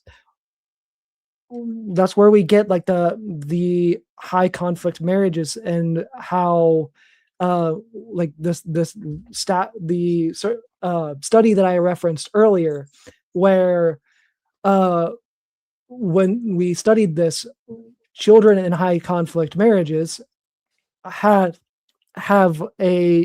worse outcomes than children in low conflict marriages, because the reality is if you think that this is like the main purpose of a relationship is to have kids, you don't want kids to be stuck in these situations because they affect the kids as well. But also the idea that relationships themselves are like the whole goal is just to have kids is an unfortunately shallow way to look at things. A relationship is more than just, oh, let's reproduce. It's a partnership in order to build on and be able to rely on each other and have an emotional connection. And without that emotional connection and the focus being just, oh, what's best for the kids, it's a sad state of reality to think that your only purpose is producing children, because it's not. Whether you're a man or a woman, it's your capacity to connect to other people and your ability to have a relationship with your partner are very, very important. And feminism, the whole purpose of feminism is to expand that and expand the negotiation between partners in these roles. When we don't have that, it in some cases does make things turn out worse. And I'll see the rest of our time, unless Lisa has more to say. That pretty much covers it. The whole idea that feminism allows for people to live their lives the way they choose to, and not by any rigid guidelines that society is going to reject them based on, is a net positive for society. It's advanced many fields of science study, medicine, all the way around. It has been a net positive that 50% of the population is allowed to contribute to all these different fields, as diversity is a strength of humanity, and to lock that away is to the detriment of the society that we live in. And I think that we've seen that over time, and I think it's going to improve over time that more people are allowed to contribute to these fields of study, these ideas and conceptions, and will further humanity as a whole. All right. Thank you for those closing statements. Excuse me. Sorry. And with that, we're going to hand the mic over to the negative side. And whenever you guys are ready for your closing statement, I will start the timer up with whoever wants to go first voice. Yeah, I've been taking notes. So Leethy's whole thing is we need to be able to communicate. All I heard from the HR department on the left was feel, felt, found mechanisms. If we just communicate more, it'll be great. We actually have more communication brought to you by the onset of modernity and technology that men have given, not what women have provided. So if we're talking about that, you're also talking about this whole thing about expanding coverage and relationship. So we're not isolated to one little thing. Teriak, my amazing debate partner who cremated you guys on his side, has stated that there was a woman who owned property. Now, this goes outside of the spectrum which you guys are talking about. And then he proceeded to list and lambast you guys with the whole list and said, do you guys want more people that own property? And went on to this. And that was just the reckoning that I was relishing to see. Now, on to Vigilante's point. His whole argument is not everybody is going to be able to. Yeah, not an argument against anything that we disagree with. In fact, most of Lethe's argument when he talked about this was an argument for our side. I didn't even hear an argument in the closing statement to where he provided one benefit. All I've heard from these two HR gentlemen is this is what we need to do. And I'm just like, yeah, we have no, issue with that. That we believe that too. So that's what the argument is. And then here's the thing, though. He says that women can be abused too. It can be abusive too. That's actually to our purpose. Yeah, we've been saying that. That's anti-feminism, actually, if we're talking about lesbian relationships, because you said that too. And we're talking about we need to be able to escape relationships. How does that help relationships if we're looking for an exit going into one? That's actually to our point. That doesn't make any sense. Nobody goes to a marriage and looks forward to the divorce party. The second thing is when you talk about it isn't just about kids. Yeah, we would agree with this too. Another point that doesn't move the goalpost or any other metric when we're talking about this, because if I don't protect you or I do protect you, that isn't the only thing that men do in relationships. The whole time I've heard the HR department make these statements, and there's been no logic on their side. Meanwhile, let me go ahead and do a little math since my opponent wanted to go ahead and make fun of me and do all these slang terms towards me. And I'm going to end on this before I pass it over to my amazing Irish competitor here that's destroyed them thoroughly. So we're going to do a little bit of math. You're going to call me names. I guess I'll do a little thing to make it even because this is equality. Lethe Water Guy, you are a black flag. We're going to do some subtraction. Take the L out. What is that? Because you guys took one. Pass it off to Teriak. Appreciate you, Marte. And again, like I said, shout out to Marte for the cremation. The roasting was superb and all that kind of stuff. But ladies and gentlemen, you might notice that like me and Marte were wearing our shirts where we came here, dressed to impress, so to speak, because like this was all business. And again, to Lethe and to Vigilante, none of this was personal. This was just pure business. Because we need to essentially wipe out this mental virus, this scourge on our society, which is feminism. Speaking of which, shout out to Rachel Wilson. She has a book called Occult Feminism, so I want to give a shout out to her. If you want to see better arguments made than the arguments that I currently made, I highly recommend you get that book. But ladies and gentlemen, essentially like our opponents here just like proved our point, essentially. You know what I mean? Like our whole kind of thing here is that like feminism has no prescriptions. They're just against the prescriptions that Christianity makes, and they're against having a nuclear family and marriage. And when that's why the key silver bullet question I kept asking them about is like, how can feminism be good for relationships when they're fundamentally against marriage? And you can't even say like the thing of like Vigilante was trying to say in terms of like having kids and all this kind of stuff, because why would the gays and the lesbians want to get married unless that's the ultimate form of a relationship? So the feminists are against the ultimate form of relationship. So how's that good for a relationship? You know what I mean? It makes no sense. And essentially like the reason why they go against Christianity is because Christianity actually gives prescriptions that lead to better outcomes and healthy relationships. That's why they go so hard against it. And their only really counter is that it's like, well, wouldn't it be better? Don't you know, folks, wouldn't it be better if there were no rules and there were no guidelines and principles to obtain to? Because like having rules or guidelines in place, that's a bad thing. But they want rules of the road, they want laws and all this kind of stuff. So like why would we have laws but then don't have like principles that we should follow? Like we should follow principles for legal, but we shouldn't follow principles for like marriage and things like that. It makes no sense. Like this whole thing of like having rules or guidelines is a bad thing. It makes no sense, and they don't actually have a reason for it. And like I said, the case in point is just compare Destiny to Andrew Wilson, who had a healthier marriage. Seems like Andrew Wilson did. And he's a Orthodox Christian, by the way, for anyone that wants to replicate that.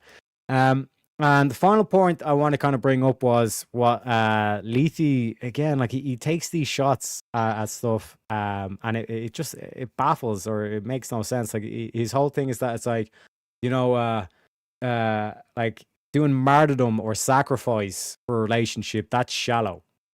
You know, like that this is a wacky religious position that we should, like, you know, practice sacrifice for the relationship. And like this is the problem with feminism, because it's all me, and I don't care about anybody else. Which again, how are we supposed to have a relationship if that's your mentality? But to say that this is like a fringe Christian theory, like the story of Jesus died on the cross. He sacrificed himself for our sins. So to say that like this is not a Christian principle or this is a wacky principle or whatever, that is like the core aspect to this. This is why Christianity is the best principles to follow for a relationship, because the main story of Jesus, it has that central tenet in it of sacrifice. That's why the key argument I gave back towards it was that the man should sacrifice for the family and the woman should sacrifice for the kids. And this is a physical thing that we do with our bodies. A man will sacrifice his body for the human labor. Well, even when it comes to a life and death situation, a man will put his body on the line for the family. Same with the woman. A woman will sacrifice her body to actually produce the kids, to create the kids. And also, once the kids are born, she will sacrifice her body to feed the kids. It's all about sacrifice. And it's all about humility, modesty, you know what I mean? Gratuity, being gracious, being like, this is the whole aspect of like this like Luciferian kind of like pagan kind of aspect. And Rachel Wilson goes into this in the book, like this whole kind of like aspect of like these like pagan cults and all this kind of shit is what really backs a lot of this like feminism thing. Is this like kind of like Luciferian kind of like rebellious, like egotistical kind of like nature to it. That's why I've been saying on my stream for like past like months at this stage, is that like essentially the cure to like that like evil ego aspect is Christianity, because it does preach the likes of humility and gratuity. Like it's no mistake that like feminists are all about, you know, going out and making that bag, doing the boss babe thing and all this kind of shit, because it's all ego. It's like you deserve more, when really we should be telling women you should be grateful to have a guy that will literally be like, he will sacrifice his body for you, be it through labor to bring in the bacon, or when it physically matters most, when it comes down to like actually putting their body on the line when it's a life and death situation. So again, like I said, nothing personal. This is all business, because this is what we need to do. We need to destroy feminism and wipe out this mind virus. And like I said, appreciate Marte for being my partner on this. Appreciate our opponents for the good spirited exchange, and also appreciate SpeakeaZy for hosting the first ever 2v2 Swords of Reason, baby. And like I said, with that, I see the rest of my time, unless Marte has any other points. I do want to say something. I appreciate my opponents for showing up. It takes a lot of humility to show up, and you guys had an uphill battle, man. So mad respect to you guys. You guys didn't run when I asked you to, unless, I mean, with the exception of the two challenges I've offered, you ran for those two. We're not going to bring that up here. But to SpeakeaZy, mad respect to one of the best debate platforms, if not the best debate platform that I've ever been on, for giving us the chance to actually tackle these social issues moving forward, and for me to actually represent or to have the ability and freedom to express my concerns for Christendom being under attack in America. This is a primary example of us having free speech. SpeakeaZy supports this extremely well, better than a lot of Americans in our Western liberal convert section, and the guys in Canada. He's way more American than a lot of people do. So I consider SpeakeaZy a patriot, and I'm grateful for his platform, as well as you two, Teriak and everybody else, and even my two competitors over here. I appreciate you guys meeting me, and mad respect, you guys, the spirited back and forth. I appreciate it. All right. Thank you for those closing statements. And that right there is going to wrap up the closing statement section here. First off, great work from all the debaters tonight, all right? And if you're enjoying out there what you're seeing, all right, make sure you don't only like the stream and subscribe to this channel so you don't miss any of the debates that we host here on the Swords of Reason, all right? I told you we run all kinds of matchups, political debates, cultural, social issues, philosophy, video games, anime, We literally, anything there's a conversation worth clashing over, we bring it into the arena. But also, don't forget to go subscribe to all of tonight's debaters, all right? Their links are in the description. Make sure you guys go show them support into the arena for sharpening their arguments tonight, all right? And before I start the timer for the chat Q&A, I always like to ask a question to each debaters based on things I heard, argument I want clarified, maybe something I think deserves another pass, things of that nature. And then once those questions are answered, we'll begin the official 30-minute Q&A from the chat. And remember, chat, PayPal and Cash App will be first on the list, then Super Chats and Rumble Rants, and then it's the questions in the Q&A there. So get them in there. Okay, so tonight I'm going to start on the negative side since yesterday I started on the affirmative. We heard from your side tonight about how the nuclear family, it produces the most stable society, and feminism attacks the nuclear family. So if we were to grant the nuclear family is optimal, how do you establish that feminism caused its decline rather than simply just asserting feminism opposes it?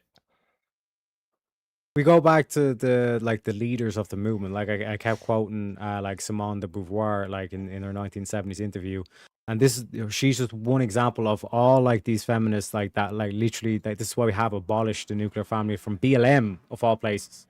Like this is where this gets perpetuated and all this kind of stuff. You just go back to and this again, shout out to Rachel Wilson in her book. She does all the work where she pulls all these quotes and she basically puts it all in front of you and she says, this is what the original feminists were all saying. They all wanted to destroy this nuclear family and wanted to come up with like wacky solutions to socially engineer different things and all that kind of stuff. So it's like we just go back to the original feminist words essentially and look at what we see in modern day in terms of the feminists. They're all for things like no fault divorce to get out of marriage and to destroy the relationship so they can get into their ear with the propaganda and kind of push this whole thing. You deserve more. You deserve more. The same way the socialists and communists do. And in terms of the aspect of like abortion, now they're starting to legalize abortion all the way up until birth and all this kind of shit, like even after birth and all this kind of shit, crazy shit now as well. So like who's pushing for this? It's all feminists. It's not Christians that are pushing for this. Oh, one last thing, I'll tie this in real quick. If we look at a diagram of when birth control is introduced, we can see it like a topographical map. It'll slowly start plummeting as women have more options, more freedom that feminism espouses for them to escape the voluntary outcomes of their actions. And then it goes down and it plummets. Even so now, feminism has produced this escape clause, which is the birth control pill. And you notice that marital rates started going down after this and all that. So a lot of this is not just what he's talking about, Teriak, but also the propagandization, the slogans that we hear. Girl, I don't need a man and all this started perpetuating. It's just sloganeering after sloganeering that led to this too as well. All right. And the affirmative side have anything they wanted to say to that? If you want to go first, Vigi? Okay, so speaking to nuclear families, just relationships in general, you're going to have better outcomes with less conflict and more resources to fix any conflict that happens. So you need to have a healthy relationship. It's not just any relationship. So if you have like Vigi was saying, a high conflict marriage, those children are going to have depression. They're going to have difficulty in future relationships. All the way around, it's going to be bad. Same thing goes when you look, for the most part, research says that access to birth control and reduction of unwanted fertility has helped to lower long-term crime rates. So you're having fewer unwanted children, fewer children in destitute positions, and overall less of a drag on systems in general that are harming people. We don't want kids in the system. We want people taking care of kids. We want wanted kids. So I think if people are able to make family planning decisions, we're in a better position to produce a better future. As somebody who worked in Department of Children and Family Services, I've seen horror stories of people that did not want children, people who just straight up abused children, and those kids ended up in group homes and had overall bad outcomes all the way down the line. There are some exceptions, of course. There are some people that ended up, once they ended up in the system, had some level of advocacy and some resources for them once that happened. But that's still probably not a better outcome.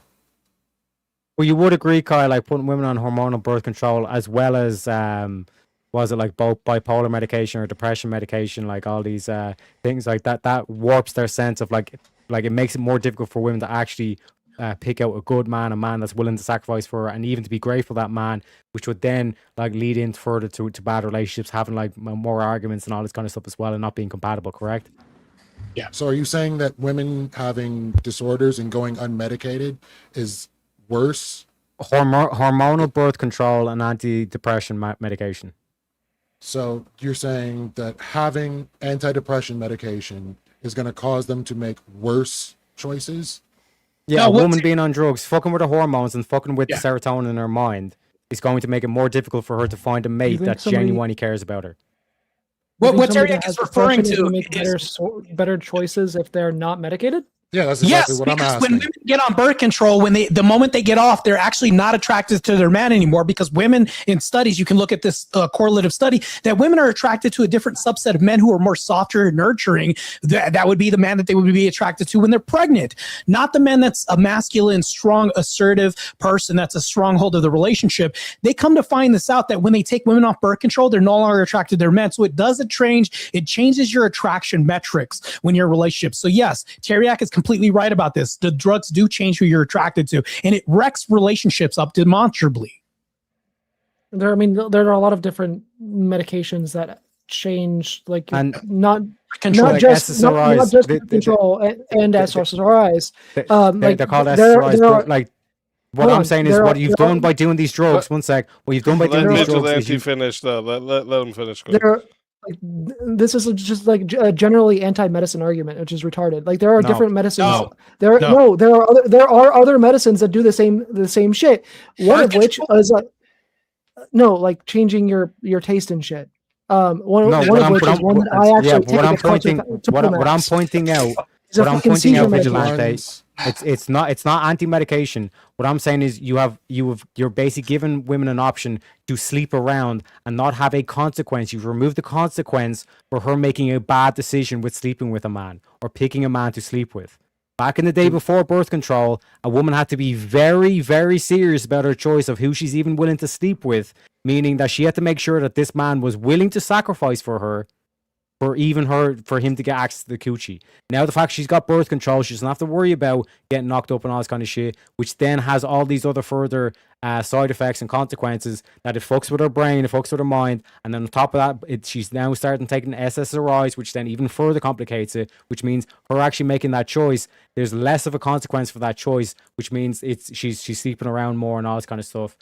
And like I said, it's one of those things that leads to more relationships that are bad outcomes, rather than just picking a guy that was actually supposed to be the soulmate, so to speak, to use the poetic language.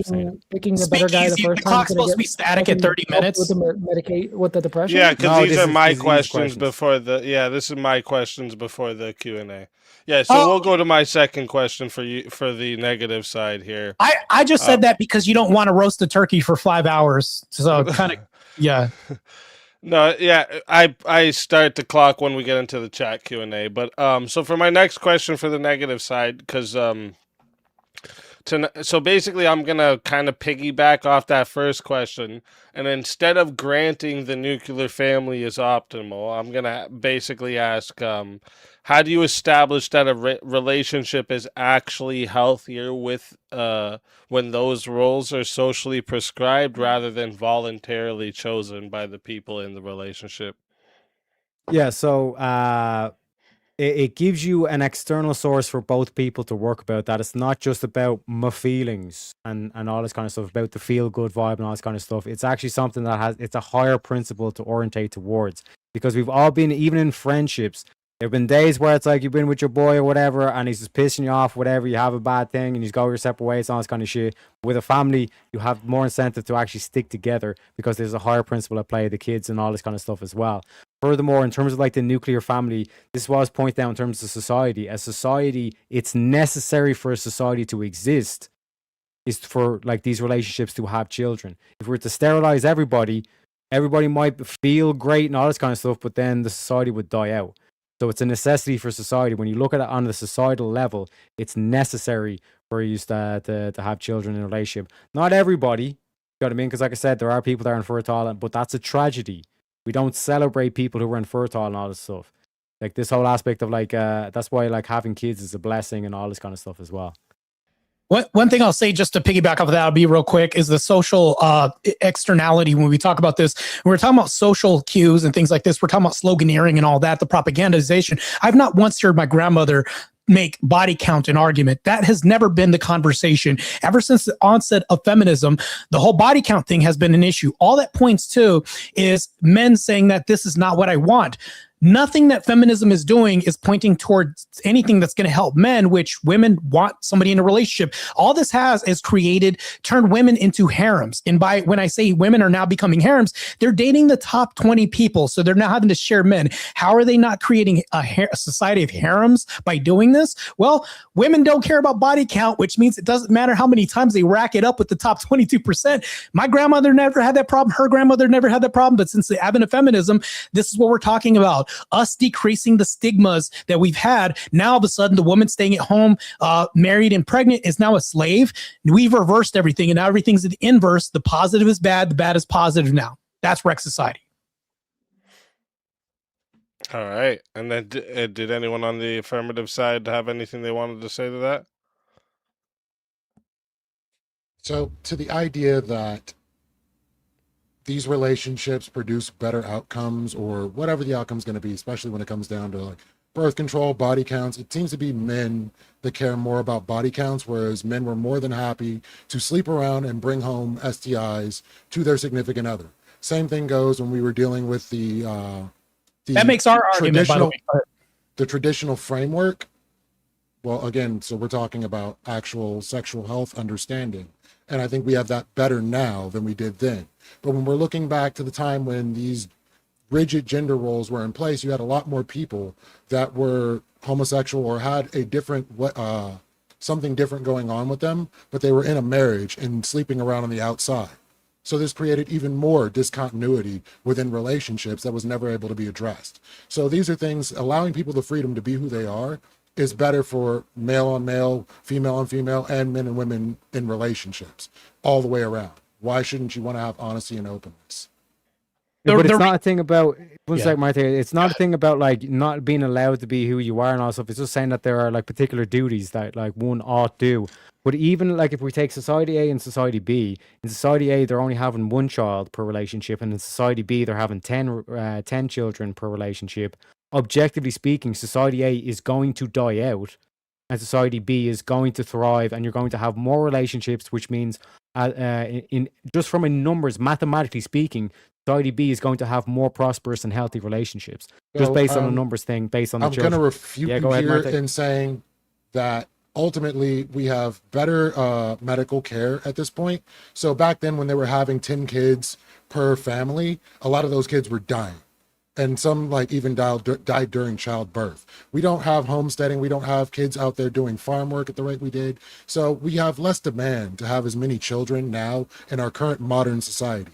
We have technology that handles more things. And if people want to have kids, they have a better chance of living through that situation and those kids living to be 60, 70, 80, 90. So ultimately, people are living longer and being able to have healthier lives over time. Based on the society we're in now. I'm glad you brought that up. So we experience a trade-off. People are living longer due to the innovations and modernizations that men has brought. Once again, pleading toward the patriarchy. But now that we have longer lives that people are living in, we don't have a sustainable population, which means that these people that are living longer are going to have less people taking care of them. Because back in the day, we had more people taking care of grandma. We didn't have to put her in a nursing home. We're going to be at a civil endpoint in our civilization where we don't even have nursing homes to put them in because we have less staff to even support the nursing homes. So what you're providing now is an argument against yourself. You're committing verbal seppuku right now in this debate. Just letting you know. So, like, say we grant the birth rate thing as a problem, right? Like, what is your prescription that we should do? So we require every fucking couple to have 2 kids? Incentives. We should incentivize first. Yes, first. Go ahead, Terry. And this is what Donald Trump is doing in terms of like new families and all that stuff, like making it easier for them to actually purchase their home and all this kind of stuff as well. But even just like I said, from a numbers point of view, Vigilante, you have to agree that if society A is only having 1 child per family and society B is having 10 children per family, you're going to have a greater number of like prosperous relationships in society B, while as society A is eventually going to die out. I mean, not necessarily. Like the whole reason, Yes, like necessarily. no, because like the whole reason, like why the birth rate thing goes down over time, and is because of No, technology. in Like, society B, yeah, you're going to have more people, which means you're going to, on average, going to have more like healthy relationships yeah, versus birth society that's going rates to die out. birth rates fluctuate though. So like, just because now, What? They fluctuate. That's your argument? They fluctuate? Go ahead. that's part of the reality of birth rates. They go up and down. Also the reason why we're not meeting replacement rate right now is because of the fucking boomers and how many like sheer amount of like people were born under that generation. It would be an insane number of people in order to like actually match that. Well, Yeah, then we're Vigilante, it's a ignoring the idea of hypothetical. consumption versus It's population. So a- if you don't take into it's- account the population of the planet versus what is sustainable on the planet, which is, I'm going to say, half of what it is right now, you're going to have a resource issue. And how are you going to deal with the resource issue? Yeah, it's a hypothetical because the original question was in terms of like why is like, you know, a nuclear family a good thing? Having children, why is that a good thing? And that's why I gave the hypothetical of society A where everybody only has 1 kid versus society B where everyone has 10 kids. You're going to have more healthy relationships, even just based on the numbers thing.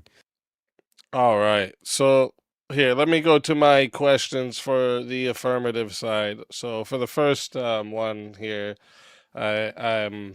so on your side, we've argued that feminism has helped relationships by giving more women more freedom and reducing like their dependence on marriage and things of this nature. But if the evidence for feminism helping relationship is that women are now less dependent on relationships altogether, how does that establish the relationships themselves became better than rather than just less necessary? Yeah, it's because they allowed for people to be more picky in who they actually get with and stay with, because there is no requirement for dependence. Some people are actually in relationships they want to be in more often than not, rather than being put into a structure in which they're viewed as lesser for being this certain age and not having kids yet or not being married. This put a negative stigma on a lot of women. So I'm going to say the happiness levels kind of balanced out for men and women in the advent of feminism being in place, whereas now men are far less happy in regards to relationship standards versus women who are doing pretty much what they want to do. So that's a misnomer right now. And not to mention that, but if the women's happiness rate was higher then, do you think a lowering is a balance of this? Lowering happiness is considered balance to you? No, I'm saying that these things are going to fluctuate over time. So whereas women were happier initially, things balance out over time. And now we're about equally to just slightly What does that happier. mean? What does that mean when you Marte, say... Go ahead. Notice Go he ahead, said that like women are now choosing the perfect guy or whatever. They're actually choosing the most optimal partners, but that's completely wrong because we've seen the higher rates of divorce. Right. And then the 20% of men they're being chased. Are you ignoring the fact so this whole aspect of a woman the- don't need a hold on. man. A woman The needs a divorce man like a rate- fish needs a bicycle is not conducive the to divorce healthy rate is relationships. actively going down. The divorce rate, Yeah, as because of less last people year, are getting less people are getting married. Do you understand the Yes. correlation? If less people get married, the divorce rate's naturally going to go down because nobody's fucking getting married. That's why. So ultimately, people should not have to stay in marriages if they grow apart, whatever the case may be. And some people stay together forever, never get married. You're not looking at the stat that just people just stay together. That doesn't say anything. No, like Go ahead, Terry. what we're pointing out is again like there's biblical reasons for divorce. You know what I mean? Like we're not saying that like we're against divorce completely. There are biblical reasons for getting divorced. We're against no fault divorce, where all of a sudden the woman can just say, "I'm not happy with this guy anymore. I'm going to fucking turn up everything and just walk out and leave." okay, and well, take what him do you for do half in the stuff. situations where it's financial, verbal, or mental abuse?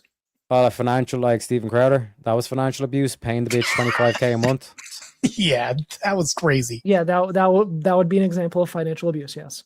$25,000 a month is financial abuse. What? So this is crazy, bro. You're quite literally funding somebody else's life. I'm He was wondering paying if her 25 grand a month, and she was saying that's financial abuse because he wasn't paying her more. 300 grand a year to take care of the kids. I think Vigilante was saying it's financial abuse to Steven Crowder. Yeah, actually, I was. Yeah. Okay. Yeah. Yeah. I was saying that he's the one that was getting financially abused. Yeah. It was her claim of financial abuse to him. I know, but I'm saying that the reality is that he was the one being financially. I'm the one that brought abused. up the example of Steven Crowder. I know. I'm not. I'm saying that there was financial abuse there, but it wasn't her that was being the one that was being financially you want to abused. get rid It of was alimony him. and child support then? In a lot of cases, yes. Not What? necessarily Like child that to be evaluated, honestly. It's like you're against crazy, your not child support. Hold on, not child support. I wouldn't be against. I would be. I wouldn't. I would be against getting rid of child support, but I'm in favor of getting rid of alimony. Welcome to our side. right. We have converted you away from feminism. Thank you. You're much more on our side than anything. Yeah. All right. So real quick. Yeah, no, So I for my. still think. Oh, go ahead. Oh, go ahead. Go ahead. No, if you had something to say on that, go ahead. Well, I was going to say I'd prefer having no-fault divorce with lower suicide rates, a reduction in domestic violence, and better bargaining power on both ends. I wouldn't want to trade that for people being forced to stay in marriages. Terry, I can understand that they never offered a solution. Just I would rather. Yeah, go ahead. Speak. And again, like I said, divorce was always an option. There's biblical reasons for divorce, but no fault divorce is batshit crazy. But go ahead, speak easy. Yeah. So for my second question, for the affirmative side, it would be because you guys brought up like the reduced domestic abuse, greater freedoms, women not needing the marriage to raise children. So like what would be the thing that you use to establish that, like the evidence or whatever that you would use to establish that feminism itself caused those improvements, rather than like broader changes in law, technology, cultural attitudes? Like, is there a separation of those causes, or? No, I went over that in my opening statement. So the what caused the like decline in domestic violence rates. So it started declining prior to the VAWA, because like women's shelters and stuff and like hotlines and stuff started to show up, but then it declined even more, 30% to be exact. Like at a rate of 30% to be exact, after the VAWA was passed, because it provided those shelters and resources for women to be able to leave. Also funded, like changed the way the prosecution worked and made it so that way domestic violence was actually prosecuted. So I have a question real quick. So because you mentioned DV rates in marriages. So if we're telling women that they have an escape clause from marriages, yet DV rates are higher than non-marital couples, why are we offering an escape clause to women for women to have an escape towards something that creates more domestic violence when marriages have lower domestic violences than non-marital relationships, and you're making this out to be like slavery? Why are you directing women towards more domestic violence? Allowing them to leave is directing them towards more domestic violence? Oh, marriage is slavery, though. But if they can escape easier, which leads to them being in more domestic violence situations, which what non-marital couples have, higher than marriage relationships, that's what you're doing.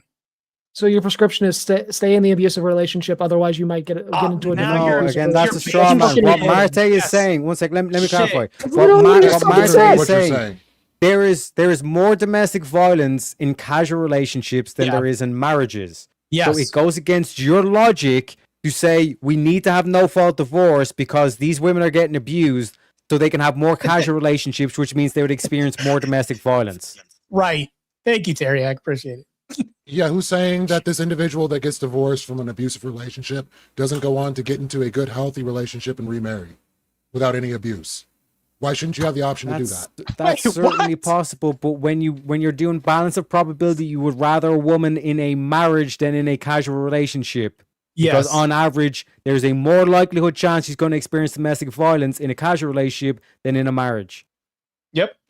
You're saying that they're going to go from a marriage to a casual relationship. I'm saying that may not be the case. They may stay single for a while, then they may find a person, and they get married again immediately after with the next person they end up with. Yeah, there's exceptions to the rule. Why shouldn't you? But even if we grant this and women choose not to do this, you're talking about still foregoing their marriage years, and you're talking about cat ladies now. Which one is it? Leave a relationship, not get in a relationship, but then you talked about the eventuality of them eventually getting into a relationship, which leads to marriage. You guys are chasing your own tails at this point. I mean, is it better to be single or be in an abusive relationship? False dialectic. Great job at that. Yeah, so one sec. Okay, you're saying it's better to be single than semi to be what in you're an abusive proposing to relationship. begin with. So are you saying No. Vigilante, it's better for lesbians to stay single than to get into a relationship because the domestic violence rate is so high in lesbian couples? I think we're literally saying the second you're in an abusive relationship, you should have the avenues to leave. We would no agree one should with that. want to stay. In We would abusive agree with that relationship. over a period of time. Yeah, we would agree with that, but that Hey, doesn't. but you're literally arguing against the mechanism for that to happen. No, that's not what we're arguing for. We're arguing against the promotion of this rather than feminism not promoting. You need to fight through a storm. You need to work through your marriages. Any feminist that Periak has noted never said that, hey, you guys are going to counter all this other shit during the eventuality of happiness that you seek and working through the fiery storms that you're going to have in relationships. They've always preached jump ship, escape, all this other shit. Meanwhile, not providing a solution, which we never heard this whole debate. Do you think abusive people show their true colors prior to you getting into a long-term relationship with them? Yeah, but that doesn't mean No, anything. but you're Anybody talking can do about that. a minority of cases. Yeah, that the whole reason why the rule has to exist is because of the minority. Yes, but we're not saying that we want domestic violence victims to stay with the fucking abuser. Yeah, it's not an argument at all. That's So, crazy. Like we said, we're not against divorce. We're not against divorce as a concept. There are biblical reasons for divorce. Okay, We're but how against do- no-fault divorce. Yes. Bro, How it is do you annoying that you prove bring up. non-physical abuse? If the All right, husband hold is up, abusing boys. his wife, that is fault. Correct? Hold up, everyone's do you everyone's prove going at the same non-violent time. We'll abuse? give let the affirmative side give their last thoughts on this here, and then negative. We'll do it like this. We'll do Vigilante, Teriak, Lethe, Marte. All right, that's how we'll do it here. So go ahead, Vigilante, then give it to Teriak, Lethe, Marte, and then we'll get into the chat Q&A, just so we don't You take can't- too long here. Okay, so you can't unless you have the foresight to be able to fucking go on your phone and click the fucking record button. You can't prove non-physical abuse. That's not a fucking thing. That's the reason why you have to have no fault divorce, is because the reality is there are other types of abuse besides fucking physical and sexual abuse that are significantly harder to prove unless you have the fucking foresight to actually hit the record button on your phone. Yeah, so again, this whole aspect of we're talking about no-fault divorce. And this whole thing where he's trying to smuggle in abuse and all this kind of stuff, technically every single husband is being financially abused by his wife then, if he's going to smuggle in that shit. But in terms of domestic violence, to be clear to everybody, because they like to paint this picture that Christians are wife beaters and all this kind of shit, domestic violence would be a fault. As in the husband has fault, you can't divorce him. Whereas this whole concept we've been arguing against is no fault divorce, which is what the feminists want. So first off, your art, or do you want to tackle that, Vigi? Go ahead. Well, Okay, even so if this, in even if saying- you're saying that, Hold it's- up, hold up. Go ahead. Let Lethe go, and then you go. When we're back. speaking to no fault, if there's clear physical abuse, yeah, you could call that a fault. But if there's mental, emotional, financial, and other forms of abuse that can't be quantified in that way, you're going to end up in a situation where a person wants to leave and you can't prove fault. But as you promoted that there's this one particular feminist was anti-marriage, there's multiple historical pro-marriage feminists, including Gloria Steinem, Mary Estelle, Betty Friedan, who was the co-founder of the National Organization for Women, who said that devaluing traditional life, marriage, and motherhood, arguing instead that feminists must work in partnership with men to embrace and redesign private life and the family. There are women who are feminists and people who are feminists that are pro-marriage. None of these things are mutually exclusive. You can be both. So I don't see where you can argue against the idea that feminism can promote marriage, healthy ones at least. Okay, I just heard the dumbest shit ever tonight. And the dumbest shit I've ever heard was, well, you can't prove this and you can't prove this. Feminism hasn't moved the dial on whether or not it's made things more provable or not. So that's a dumbass argument. The second thing, since you want to bring up feminist names like, Teriak did a way better job than you did, let's bring up Margaret Sanger since we're both apparently coons by your book. What did Margaret Sanger say about the black race? Staunch feminist, by the way. I believe she said Marte is a coon. Yeah, can I hear what she actually said about the black race? No, Marte, like Margaret Sanger was racist towards black people, and Lethe was just racist towards you as a black person. Calling you a coon. Right. Yes. So you're alongside Margaret Sanger. Makes sense. You're on the feminist side. What was Margaret Sanger's project towards black people? This is in relation to relationships, right? No. What did she want to do? She wanted to what with black people? Exterminate them, right? Didn't she say this? I don't believe she ever said she wanted to exterminate black people. She did. She outwardly said this. She said, I hope black people don't hear about this because this is my plan to eradicate black people. It's literally what she said. These are her own words. You should research your own. Can you provide a fucking quote? Can you give me something true here? Yes. I'll pull it up. Because I'm going to say that quote does not exist. It does exist. Hold on. It's called a Black Something Project or whatever. So if you're looking for the quote, and I'm going to say that you're just way off here, it says, we do not want word to go out that we want to exterminate the Negro population. And the minister is the man who can straighten out. So we don't want to exterminate the Negro? No. The Negro Project was a 1939 initiative launched by birth control pioneer Margaret Sanger and the Birth Control Federation of America later on stated that it wanted to eliminate black people. At no point does it say that. What was the Negro Project for? What was the purpose for this? Birth control. No, it's not for birth control. Literally positive eugenics coming from this woman who never said she wanted to exterminate. So do you think all eugenics are bad? Okay. Why was it called the Negro Project instead of the White Project or Hispanic Project? Because she literally noticed that black people were having bad outcomes and not being able to do family planning properly was going to be a net negative to black people.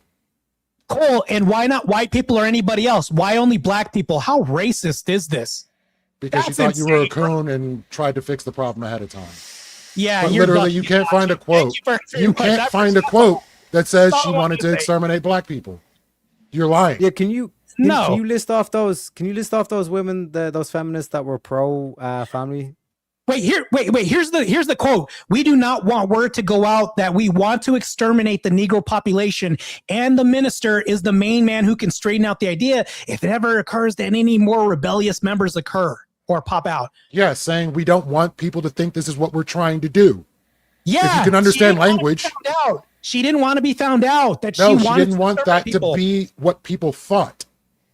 Why did she not want people to think that?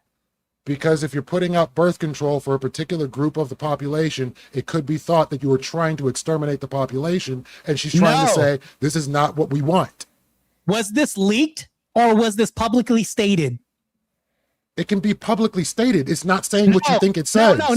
I'm sorry, your reading comprehension is dog water. A letter was discovered, which is called a leak. She didn't publicly state this. They found this letter where she stated this, where it was discovered. That's called a leak. She didn't publicly state this. So what does that imply if this was leaked? It implies that she didn't want people to know about this because the extermination is what she was pointing to. If I said to SpeakeaZy privately and it was leaked, hey, I don't want people to think that I think Marte is a fucking moron. It didn't say think. What does it say? It says we do not want word to go out that we want. Yeah, it doesn't say think. Thank you. Yeah, we don't want the word to go out that we want to. It doesn't say we don't want them to think we do. At no point is that a positive. Yes, that's a positive. We don't want people to know that we want to exterminate the Negro population. Not we don't want them to think we do. Big So distinction.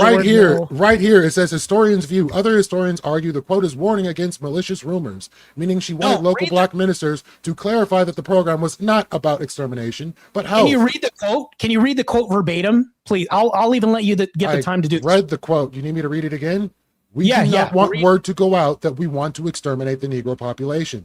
To say we don't want word to go out that we're trying to do something that we're not trying to do. No, you're would be the reframing goal. it. That's all I wanted to hear. That's all I wanted to hear. We all know what that means. But, but real quick, I just want to get what was the list of the feminists that are pro family, by the way? Yeah, I want to hear this too. Betty Friedan, Gloria Steinem. Betty Friedan, Gloria Steinem. Is there any of them that's Sarah Bessie, Helen LaKelly Hunt, Sheila Ray Gregory? No, I got Louise Perry. I got Mary Estelle. Yeah, because there's a lot of like these women that will infiltrate the church. Feminists that will try to infiltrate the church. That's why you have like churches that like fly the LGBTQ flag. So Gloria Steinem saying that egalitarian partnerships can coexist comfortably with lifelong feminist activism. But none of this is about Christianity. Yeah, it's about building the nuclear family.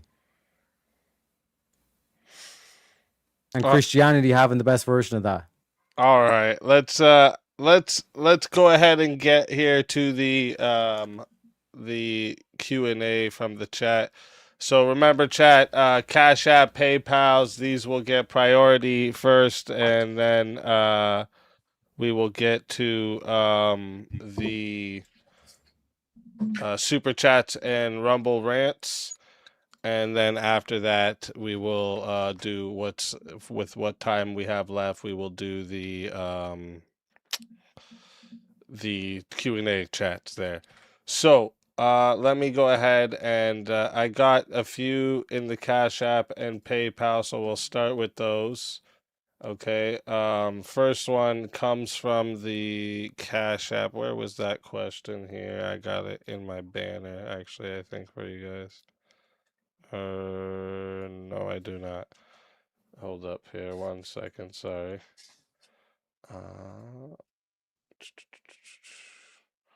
Okay, so it's kind of based off what you were just talking about. But Planned Parenthood was a very, very carefully planned out way to subvert the US government. What do both sides have to say? Yeah, Marta, I'm going to let you continue to Susan beyond anything. I need to get some water. Yeah. Yeah, as far as this, we read in the writings that I brought up with the Margaret Sanger project, but what my opponent wanted to do was put words in there that didn't exist. Like, they didn't want them to think this. I'll reiterate again real quick, just for the sake of argument. We do not want the word to go out that we want to exterminate the Negro population. And then he scrambles to go ahead and just try to give his own interpretation. We don't need an interpretation for this. It was outwardly known that Margaret Sanger wanted to basically decrease the black population because of her other work she did. If we're talking about the support through African-American projects, we not only have black single mom as the highest epidemic in America, but they also have the most baby deletions ever. I think her plan was successful. When you talk about the Negro Project, he can't ever state the positive that came from Margaret Sanger. That doesn't make any sense. But anyways, I'll leave it at that. That subverts the U.S. government because we're decreasing the population. That could be also in the government made up of a people. So. All right, and did Leafy? So I would say Planned Parenthood was not planned out to subvert the U.S. government. It was created to give people better reproductive health outcomes, to provide birth control, to give people reasonable medical options for their sexual health. Like, these are things and services that have benefited society and have allowed for people to like have fewer births when they're young. To allow for people to plan their families accordingly. These are net positives. Like, you don't want a bunch of kids having kids because they didn't get birth control. And this is one of the things that happens in like more religious societies throughout the world. They end up having kids super young. They don't know how to manage it, and they have overall bad outcomes. So you want to have reasonable sex education available to anybody that is within the range of getting pregnant or having a kid. All right, and nothing for you, Vigilante. All right. No, I think we've covered it. All right, awesome. So the next one here is coming from the second part of this comes in PayPal. So we'll do his super chat first from Tiny. If you want to bring it up, it's SrMissileMonkey on there. Yeah, there you go. Lethy, you mentioned that people are always going to have babies, yet birth rates continue to drop because people choose not to have them. Do you think there are so many people that birth rates aren't a problem? And then the second part is, oh, well, okay. So this second part says, oh, here, let me bring it up. And if birth rates are a problem, how does feminism solve this? And how does it solve it while keeping society that allows feminism to exist? Importing Islam and the third world. So I guess that's the follow-up, I guess. Okay.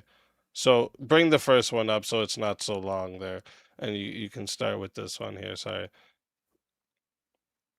So I don't think declining birth rates are the problem that people make it out to be. Again, we have a sustainability issue on this planet with a finite amount of resources and the amount of people to consume them. So I think that the current birth rate that we have is a byproduct of the technology, the systems, and the modernization of the world that we're living in. People aren't going to be pumping out 10 kids because they don't have a farm to work or anything on that order. So with the idea that our planet comfortably sustains about 2.5 million people or billion people, and there's about 8 billion people on the planet, that's something we're going to have to contend with, and why people are trying to like run off to Mars.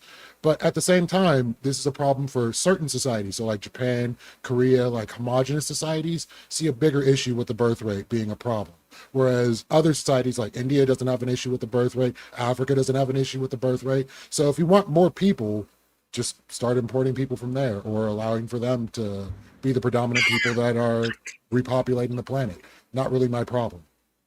Also, with the birth rate thing, the problem causing that isn't feminism. If you actually look at the polling data for why people are having children later, it's because of financial stability. The primary reason behind the declining birth rate is economic issues, not feminism.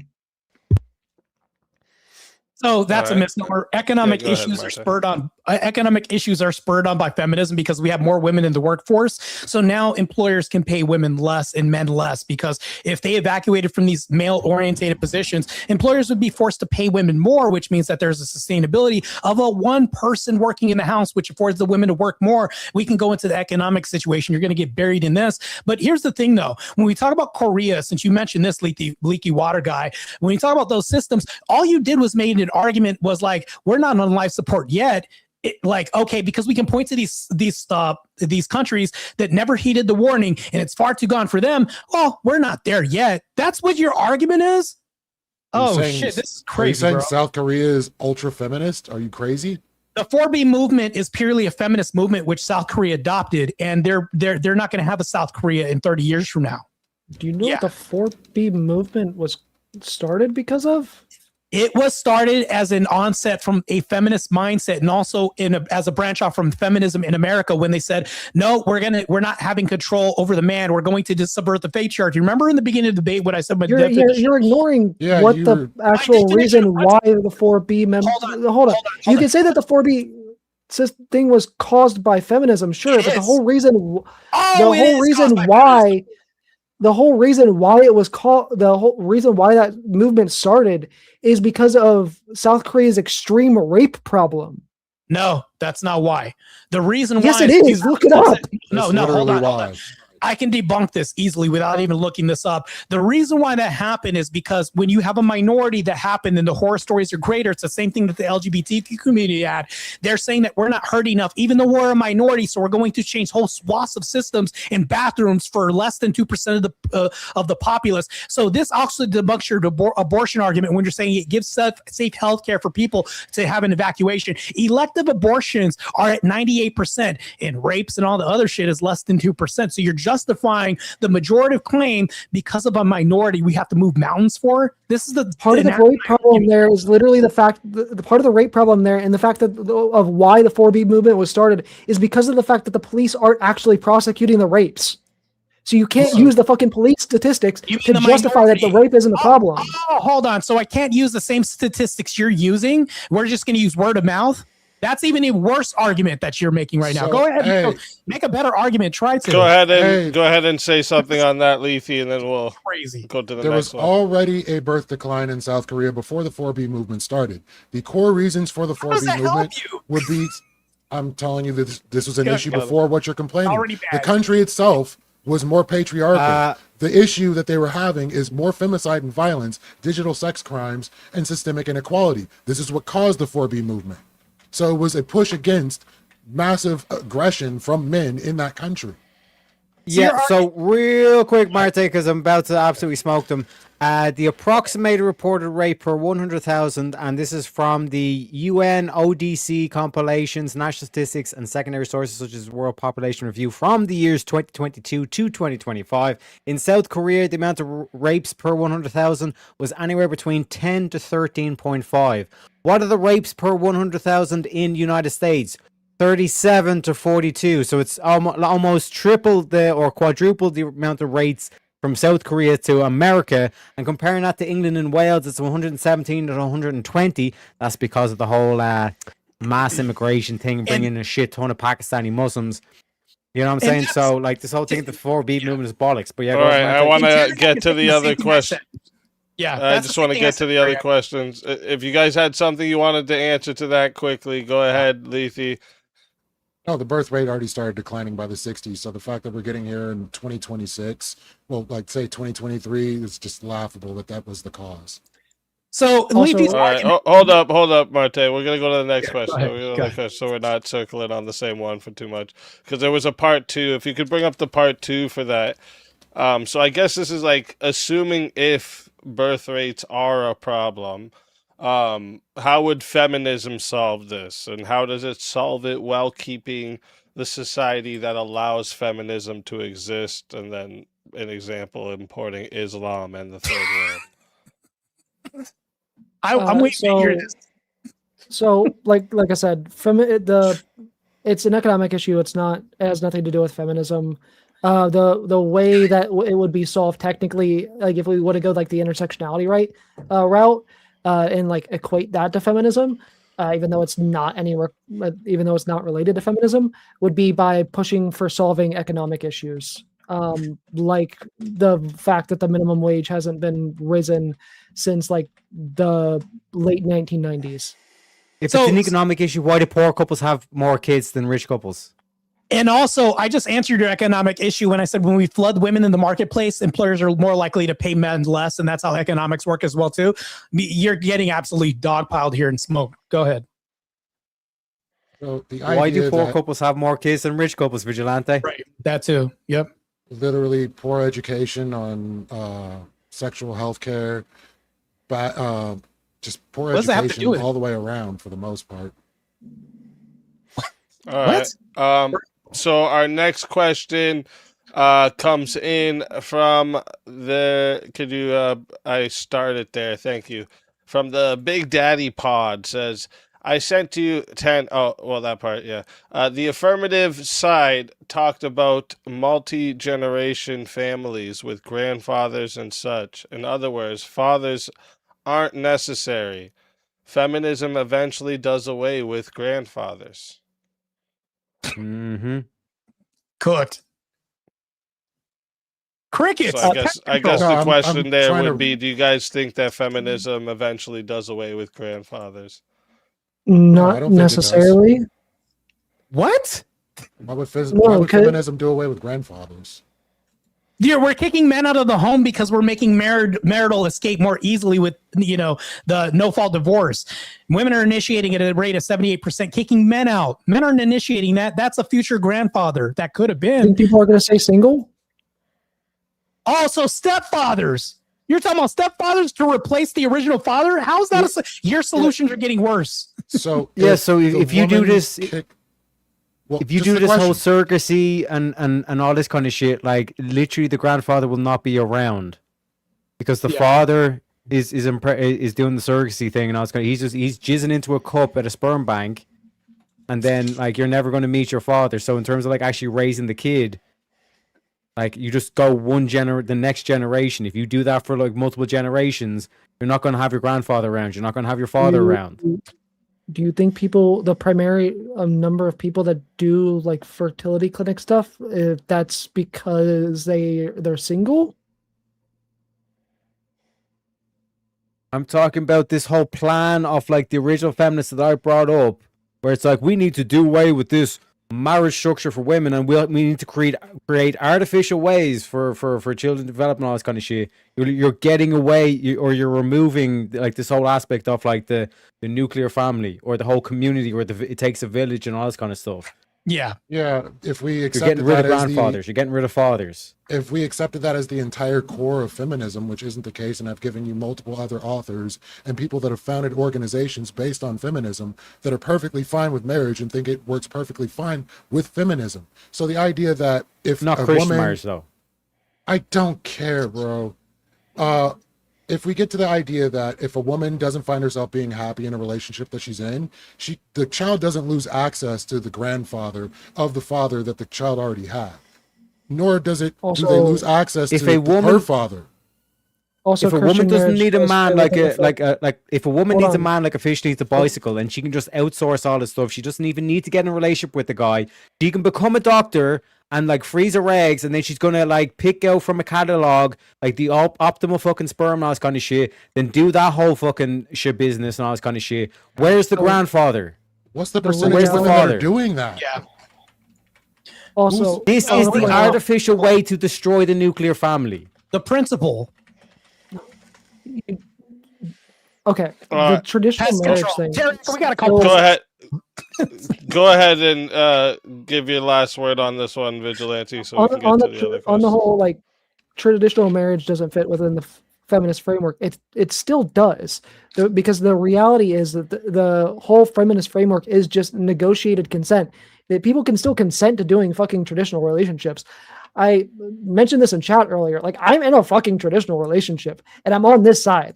Like, the whole point is being able to negotiate and like stay what you want. So the traditional relationships still fit within that framework. Okay, can I just get like 2 seconds? I'm going to read this as fast as possible. So, Miss Firestone Thorlak is sex argued biological family itself had to be uprooted unless revolution uproots the basic social organization, the biological family, through which the psychology of power can always be smuggled. The tapeworm of exploitation will never be annihilated. She called for the artificial reproduction so that the dependence of the child on the mother and vice versa would give way to a greatly shortened dependence on a small group of others, breaking the tyranny of the biological family. Simone de Beauvoir, quote, "No woman should be authorized to stay at home to raise her children. Literally going against autonomy. Society should be totally different. Women should not have that choice, precisely because if there was such a choice, too many women would make that one."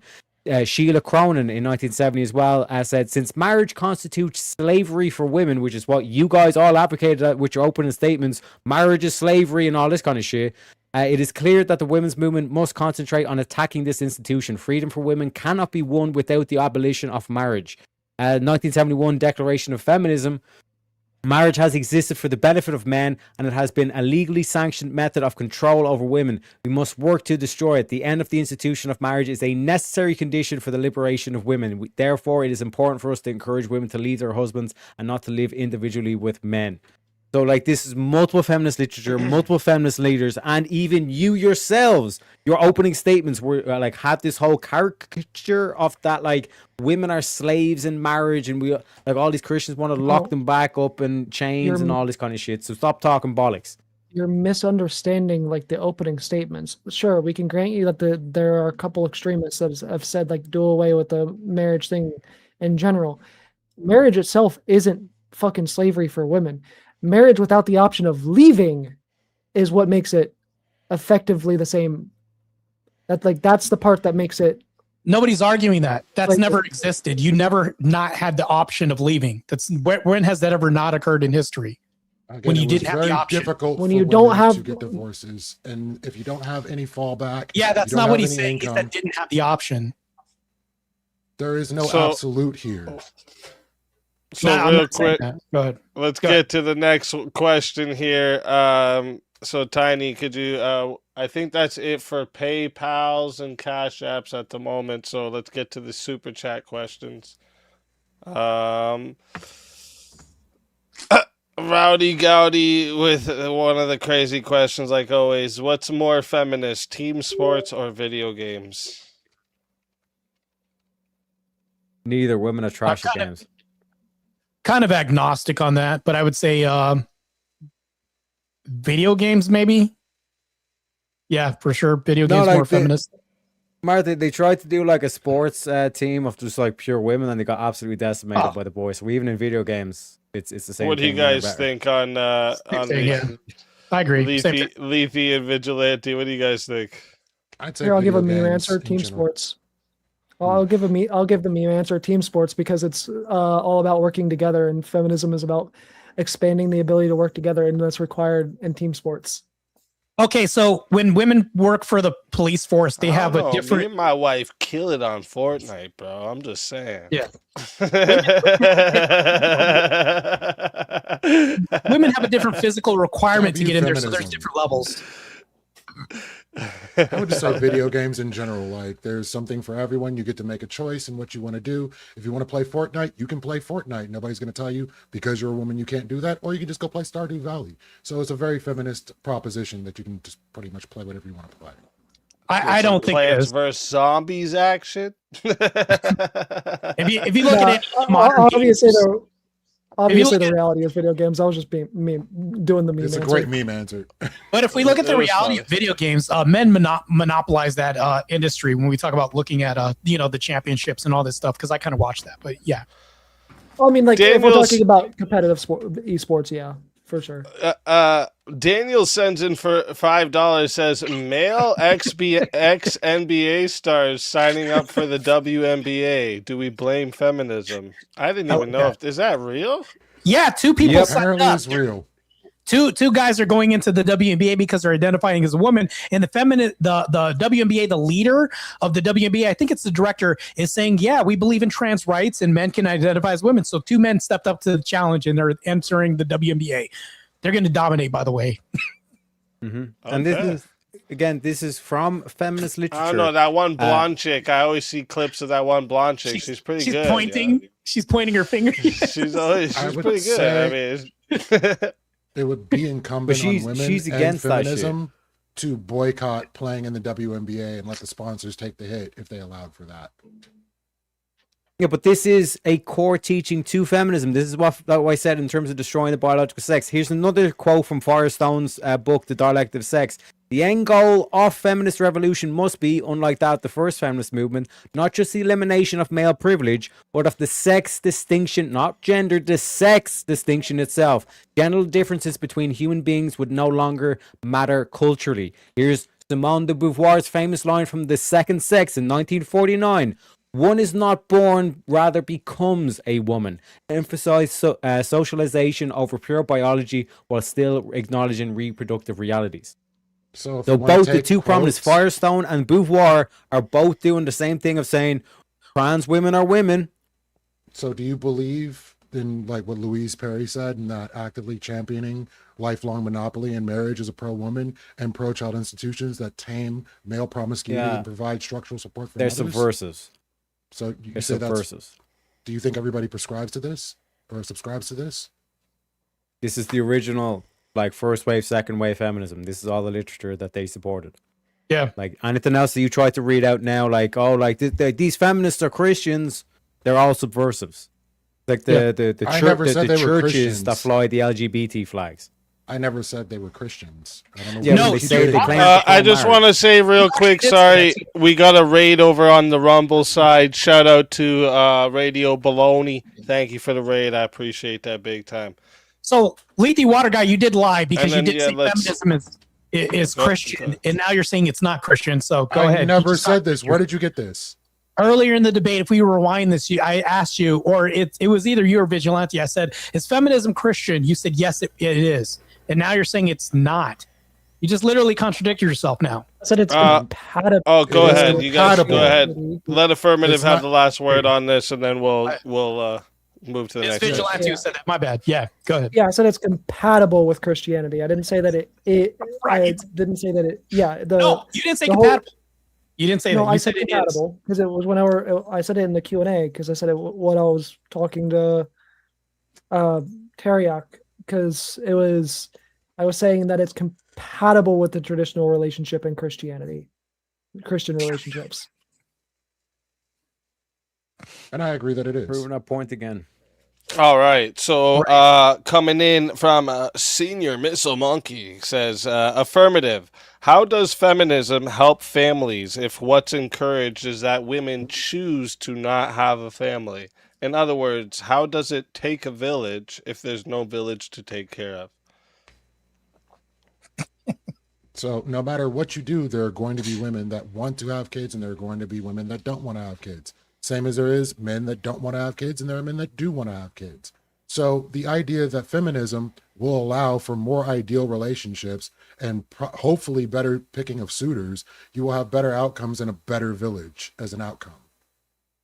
So to a response real quick, if you're deleting 60 million babies and decreasing the population of people you can date, you have less suitors. And then if they're dating the only top 20% because their standards are going up so high where it's all delusional. And then we have body positivity where they don't see themselves as obese because you have to accept them, which decreases their dating market even more. This destroys your whole argument of more suitors. What are you talking about?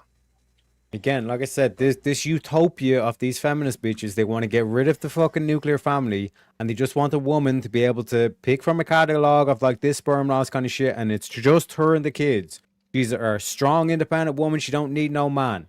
Where's the village? So Pest I control. don't believe in the hypergamy that you're speaking of, Marte. Maybe that's the world you live in, but women aren't just choosing the top 20%. People get into relationships all the time. This is true. If you look at the metrics on dating sites, and not to mention this, if you look at this, the choosing is in 80% to 89% of women select 7 feet tall, which is only 17% of the population. This is also pointing to that as a reference to. I can also demonstrate and just destroy your whole argument on how this is a proof positive for what I'm talking about. All right. Cooked. Fuck. No, if you're talking about if you're talking specifically about the dating app statistics, those statistics also go the other way, where men select for attractiveness and stuff as well. So, like, those statistics go both ways with the dating app stuff. Men have less choice if it's only the 20%. The math ain't mathing, bro. Crazy. All right. So, next question. We have here more Mr. Northumberland for the $10, and thank you, by the way. Should gender roles exist outside of relationships? If men are expected to intervene on behalf of any random women in trouble, since men should be protectors, I think he meant to say, what should women do for any random man? I mean, wouldn't necessarily consider the protector thing like outside of relationships a gender role. I mean, women oftentimes like whenever it comes to like situations like in bars and stuff, other women step up for other women as well. Like when we talk about like stepping up to protect other people, that's just generally something that you should fucking do, whether you're a man or a woman. And whether the person being victimized is a man or a woman. It's not like a general gender role thing. And I would say that's something that should be done in and outside of relationships. Vigilante, you picked the sloppiest way to answer a question that I'm going to destroy you on right now. What are men better suited at than women are? When it comes to protectorate positions, are men better suited at this than women? Because all you did was bring up a slimy example of like women do this for women. Okay, great. But men for women or women for men, the opposite sex, who's better suited at the protectorate class role? I mean, it's not about who is better suited for it. I mean, I can grant that men are typically speaking. Who is? Men are It's not about. I'm asking you a question. Who is? Which one? I was about to go into that. I can grant that men, typically speaking, are more muscular and better suited to step in these situations, but that is absent of the reality that we should all do that regardless of gender. Generally speaking, men are going to be more muscular and better suited to handle these situations. No question. Like basically, what this question is getting at, what you used to again went over your head is that like men that's even today it's still an expectation that a man is, even for a random woman, will put himself in line. This whole concept of like signing up for the draft, that like women having no privilege, they're oppressed. Women are oppressed, all this kind of shit. But even for a random woman, a man will still step out of his way to go and protect her if she's in danger, all this kind of shit. But there's literally nothing you can name that a woman should do for a random man. And you still think that you buy into this propaganda that women are oppressed and oh my god, like so I literally said that if I had the same thought process you have, but then what should a woman do for a random man, Vigilante? Hey, the only thing that stops a bad guy with a gun pest is control. a good person with a gun. And literally anybody can have a firearm. And if a woman decides to protect a man with that firearm out in the street, good on her for doing so. But I don't think it's incumbent on anybody to do so. What's more optimal in society? What should we lean towards? Who protecting? I mean, as far as I understand, the 2A people think everybody should have a gun, so that is optimal. Yeah, what we should lean towards is everybody having a gun and fucking being able to step up for somebody in these situations. Great. We've created equality in society. I should tell my wife, hey, I did it last month. You should go check on the burglar. That's wiser than me going down. It's equality, right? That's entirely up to you. I would not No, anybody going optimal? down. No, it's entirely up to me. What's more optimal? So you understand we live in a society with technology. Whoever's better with a gun. What's more of a detriment to relationships? Should we encourage that if I take the night shift and stop the intruder this month, that I should say it's your turn next month? Is that wise as a prescription, since we're talking prescriptions? Again, prescription-wise, I don't suggest anybody go check on the burglar. You should have cameras and be able to call the cops. This slimy invasion isn't going to work. Which one? Whichever one's better at shooting. Literally. Whichever one who is better at handling a gun. This is ridiculous. All right, okay, let me give it just real quick, easy. Let me just give it a very simple example. Like last word an on this expectation one, so would be a man holding a door for a woman. Like what would be the equivalent? Like what's the equivalent to chivalry from women? There you go. Yep.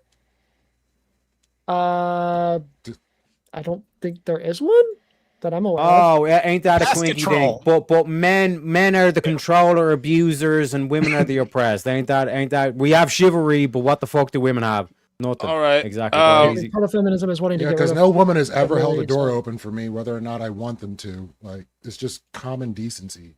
We have a word real for quick. men being kind and so generous. What's We the don't have next one for question women. there, Tiny, that we got? Do we have another question there? Draco comes in. I think this one's for Lethe. Working in child services. Wait, did Lethe say you worked in child services? Yeah, I did work at child services. I don't anymore. Oh, okay. I was like, wait, I don't remember that part. Maybe it was when I went to go pee there quick. That's probably what it was. But working in child services, did you abort the abused and neglected child or hold the parents accountable? Oh. Yeah, because we abort live children. That's a goofy ass question. But you hold the parents accountable, and usually the kids end up with a family member, hopefully. But in the worst cases, they end up in a group home, and that's a terrible outcome. Realistically, we should abort the parents. Wouldn't disagree with that.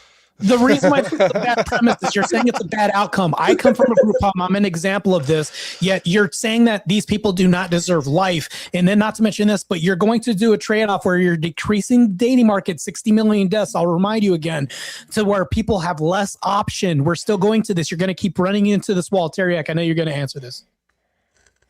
Yeah, again, like this whole aspect of like, oh, there's going to be suffering or there's going to be pain in the child's life. It's just better off that we just kill the kid. Makes no sense. Yep. You know what I mean? like we go back like fucking like thousands of years ago and all this kind of stuff. Did I argue where for there's killing literally- kids? There's like black plague, there's mass starvation, there's mass disease and all this kind of stuff. Horrendous living conditions, but people were still able to have kids and actually produce populations and all this kind of stuff. Like we talk about like this whole thing of like, and this is another thing that the feminists do, like that they'll say like, oh, like women, like with the stats they'll pull, they'll say like women who are in like impoverished families and stuff, they didn't get an education, but they worked in the house and they were like slaves and all this kind of shit. But then what was the equivalent for the poor guy? He was fucked into a mine to go dig for coal and all this kind of shit where the fucking mine shaft could collapse any second. He gets crushed to death. But again, men are the oppressors. But my simple example that I just used was this whole thing of like, we have a word where men are kind and generous to women. It's called chivalry. What is the equivalent for women? There ain't one. Common decency, and it works both ways. But from what you're saying about the men fucking off to work in the mine, that is why people wanted higher birth rates, so you can get more serfs to go in there and fuck off down the mine and die for the profits of the wealthy. That's why they want more people. This He destroys wasn't your educated either. But this Go ahead. destroys your argument as well too. As far as men workplace deaths, which is higher, women or men? Men. Oh shit, Teriak, call pest control, bro. Let's do it, bro. Yeah. So should we work to like have more physically equal out that demanding outcome? jobs. Should we put more women Yeah, on the Leafy answered. I oil don't know rigs? if you could hear him. We don't want more people dying in the workplace. We want to create better conditions for everybody to be able to work where they need to work without dying. How do you Which is why we prevent shut more down most of deaths the mines. when only Automation. mostly men can do these industrial jobs? No, because men have to repair and maintain these machines, which are still dangerous to even have to do. You'll never be able to eliminate this. Do we replace this with women then? Who else better than do this than men? I think. But women bear can in be mind, perfectly Marte, capable women mechanics. can protect men, even Yeah, though that's they right. can't work on these oil rigs. Correct. All right, real quick, we got one last one, kind of just responding to one of Leafy's answers to the question earlier.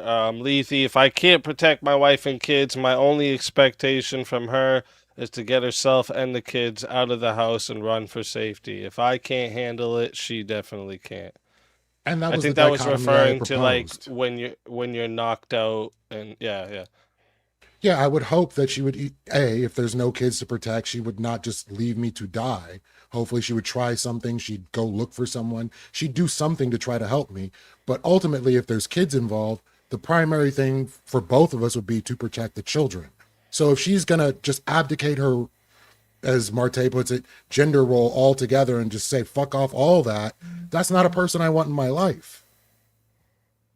Gotcha. No, it's like if you're walking down an alleyway and there's a bunch of habibis and like they're clearly going to kick the shit out and all this kind of or Habibis. rape your wife and all this kind of shit, right? Yeah.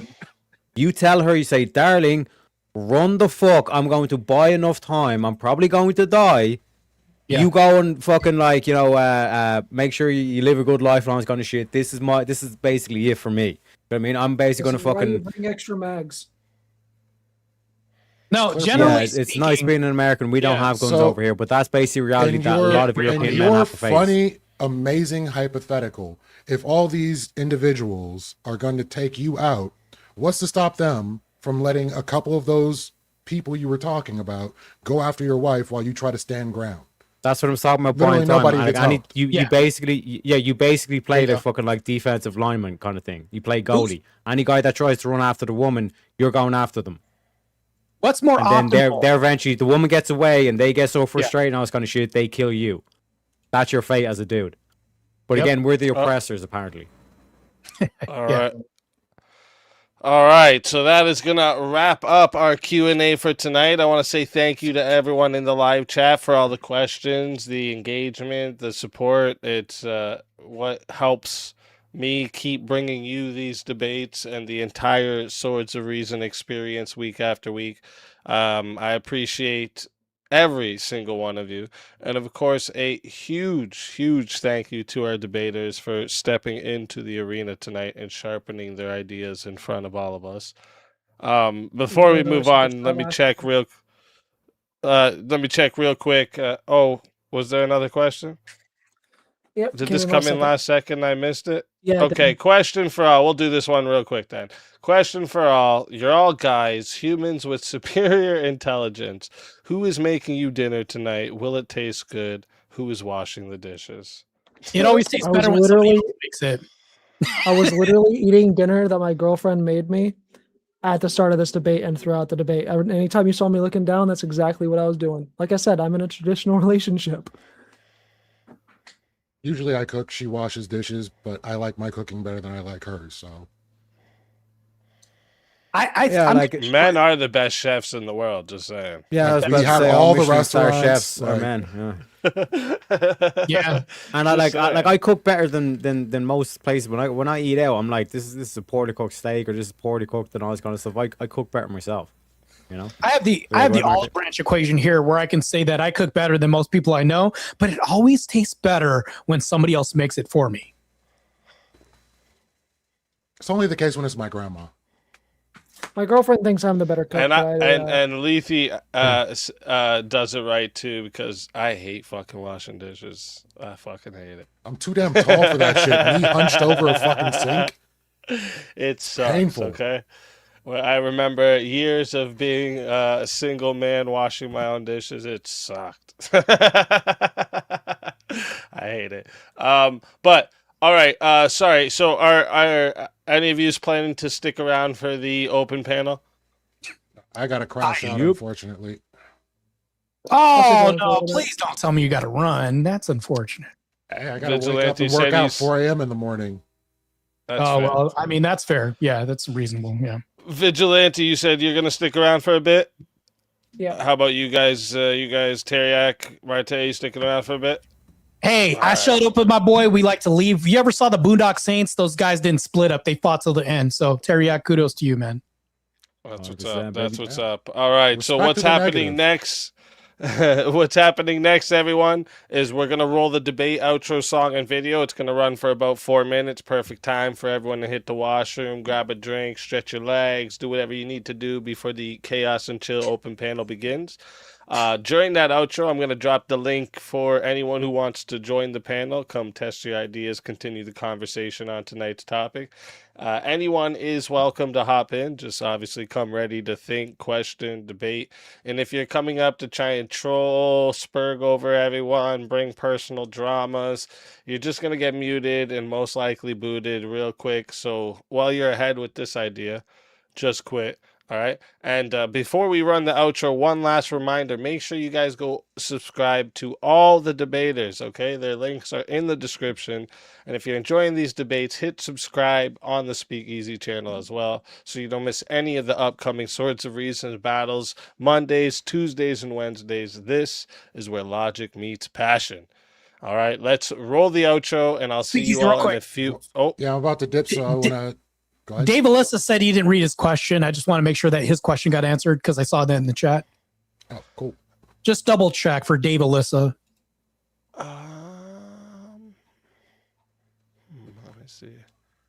If I'm wrong, I'm wrong. I just saw that. It's okay. It might be. I'm scrolling.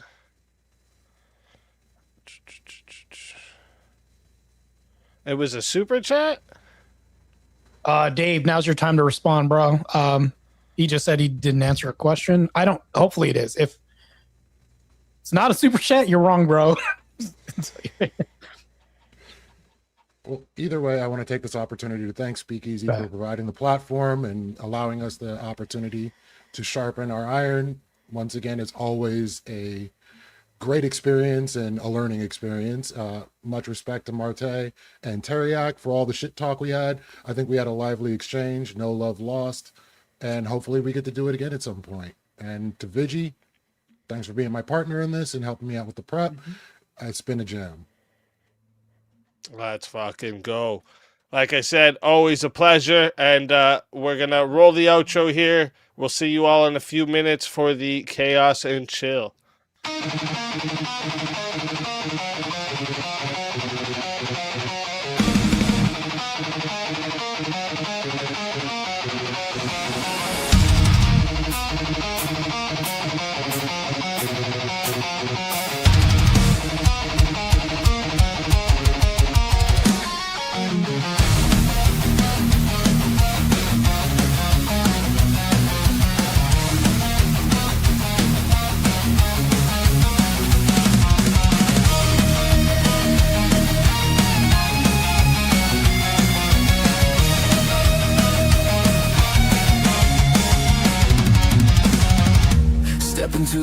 circle where the echoes collide.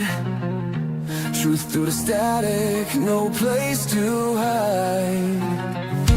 Iron tongue, sharpen fire in our breath. We dance with conviction on the edge of death. Your words are bullets, mine are storms. Ideas forged where lightning forms. No retreat, no treason. This is the season. We clash our swords of reason. Cut through lies with steel precision. No faith, no fear, just raw collision. We clash our swords of reason.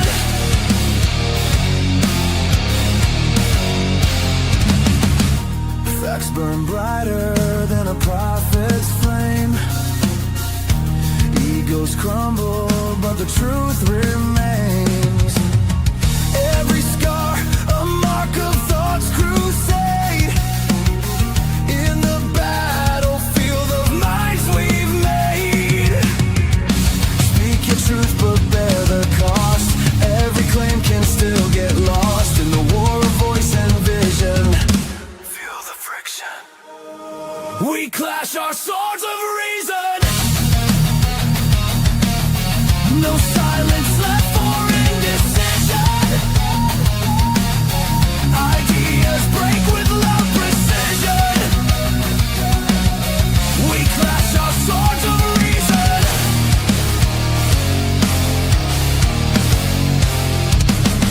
Strike me with logic, I'll bleed my proof. We cut through chaos to carve out truth. Let the sparks fly, let the echo scream. This is no debate, it's a metal dream.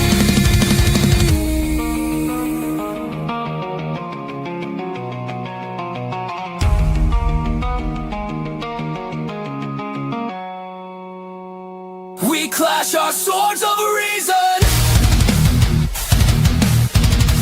In the storm of thought collision.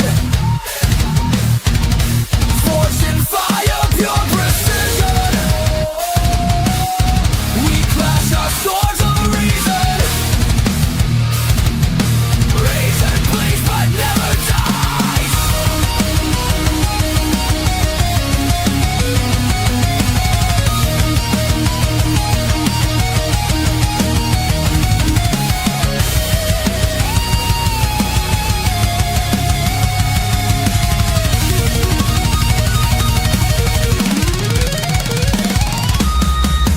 No surrender, no retreat. In the war of words, we find a beat. Swords of reason.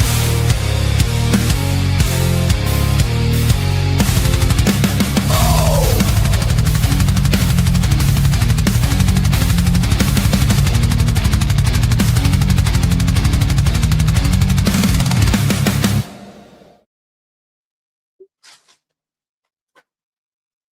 And we're back. And so far, only got Daniel in here. Wrath said, I just got in, and this is the glayest shit I have ever heard. Thanks, Wrath. He said that a while back ago. to being quiet and listening comes in from Abby. Thank you, Abby. Back to the kitchen, Ab. Original Vintage 5 says, for the body bag fund. Good debate, gents. Thank you, Vintage. Hi, I'm Avarice. You have a show. What's up, Avarice? What's up, Avarice? This is one of the best two-punch tag teams from Marte and the Leprechaun I've seen. Total lib takedown. Hey, did I get to tell you today was a fantastic day for me too? I got to see a total grid takedown.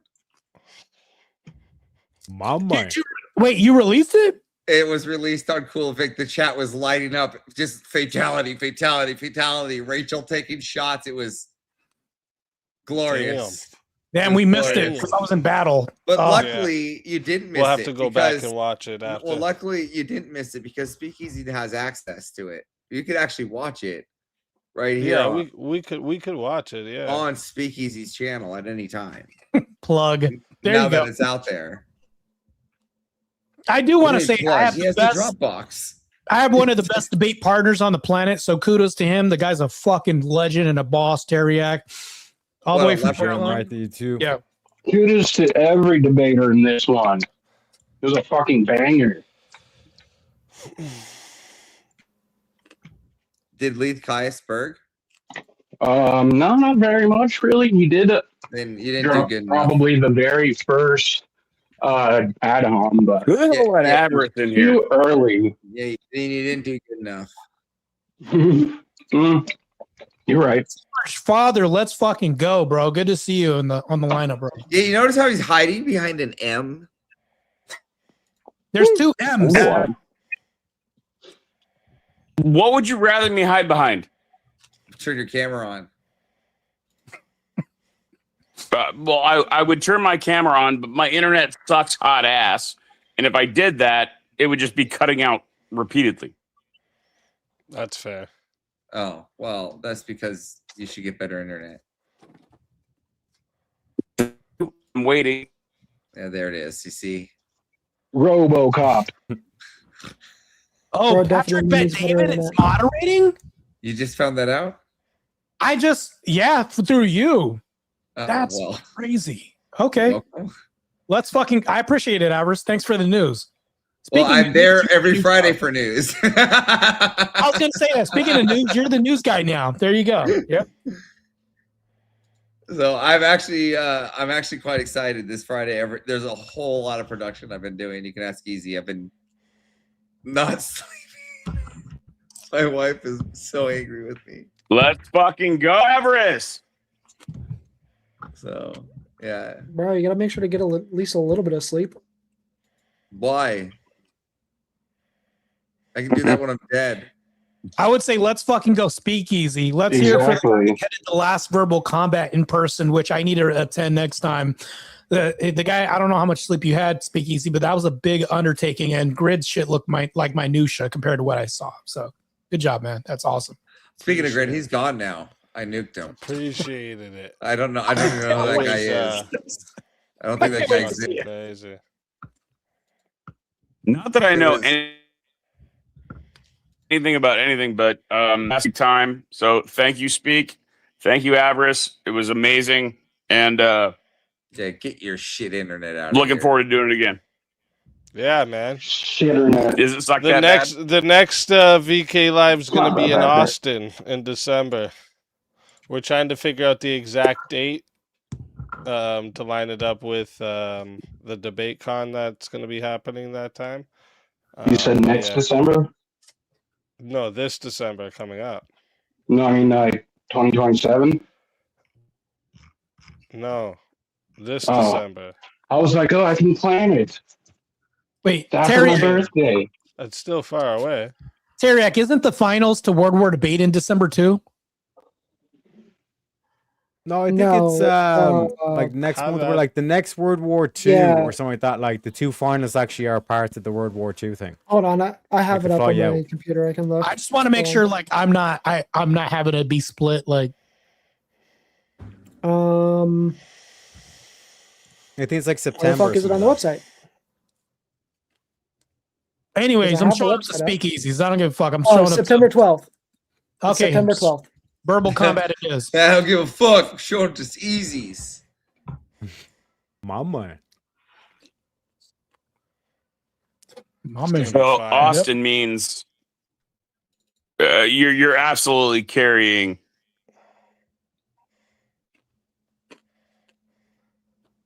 Yeah, we're not dropping shit in the parking lots like other people. So let's fucking go. Yeah, We're not dropping Blue's Clues. I'll have security with me too.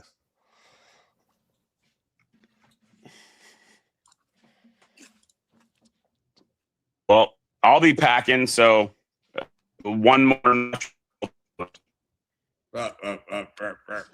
Robo. My name is.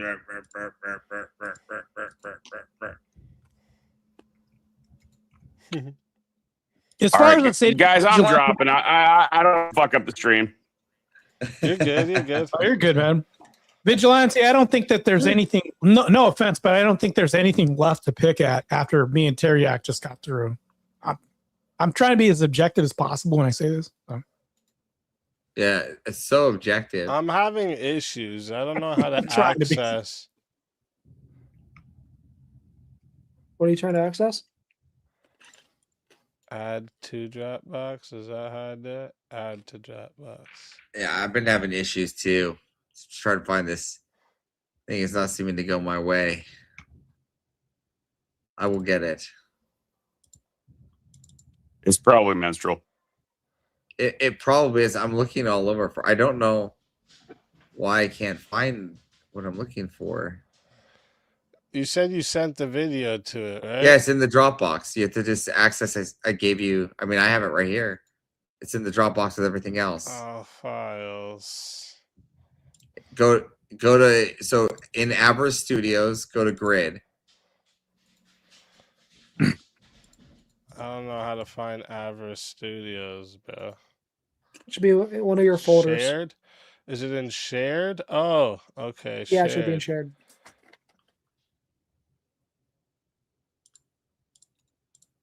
Bro, just send this to me an email. Wants me to fucking pay to get more storage and shit just to look at this shit? That's retarded. Not to look at it. What do you mean to look at it? Just pull it out. Yeah, I can't open it until I fucking get a bigger plan. It won't let me. Yeah, What? Dropbox is yeah. That's why I don't use Dropbox. Dropbox. No, I is have bullshit. no. He's on a business Dropbox. Oh my god, you're not getting it. It's No, my Dropbox- Dropbox though that I have to use Yeah, no. to access it. when you're using Dropbox, when you open something somebody shared with you, it goes through your and downloads. Yeah, to but your he Dropbox. can just pull it out though. You can just pull it and put it on your computer. He's not getting it, does he? It's a business. It's a company Dropbox. It's not like an individual one. Okay. You don't get it, so I don't know what to do. I can't email. If I emailed it, it would be parts. Use It's too Google Drive. big. Google Drive or OneDrive are usually better You don't for have- sharing stuff. There's the parts. Wait, here. Here's parts. Easy. Are you trying to open it on Dropbox? Or are you dragging and dropping it onto your desktop? I was trying to open it on Dropbox. Yeah, try drag and drop it onto your desktop. Let's see if this works. That's what I tried to say. Well, you didn't say that, motherfucker. I did. I did. No, you didn't. I No, quite the literally. fuck you did. How do you think Teriak got that idea? Because that's quite literally what I was saying. Download versus stream.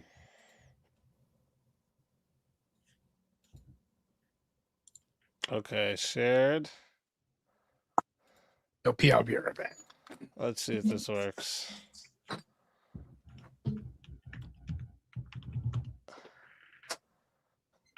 No, it just opens the file when I do that. Yeah, when I do that, it's telling me I DM'd you. I just DM'd you. files. And this I DM'd you two downloads, part 1 and part 2. You have to WinRAR them at the same time though. Shared. Yeah, when I click and drag it, all it does is give me the link to come to here. You know what I'm saying? To answer the super chat. I mean, yeah, I do believe some of it. I literally sent it to him in parts in Discord. So all right, let him answer. I agree with like Versus parts. I agree with like the first, second, and like I'd say most of the third wave feminism. Where feminism in general kind of loses me is like a lot of the fourth wave stuff. I think like the only thing that's really come out of fourth wave feminism, even to a degree, and I wouldn't even say that it was all the way good, was the Me Too movement. And the reason why it wasn't all the way good is because obviously a lot of people got hit with false accusations and shit. Generally speaking, Like crap spackle, Batman. First and second wave feminism are literally just are the ones that were meant to just give women like legal rights and shit, which was like the primary part of it that was actually needed. I don't remember what third wave's purpose was right now. Yeah, but you do realize that a lot of that shit is propaganda. Like women weren't allowed to own property, they weren't allowed to go to education. Like that's all bullshit. It's true in so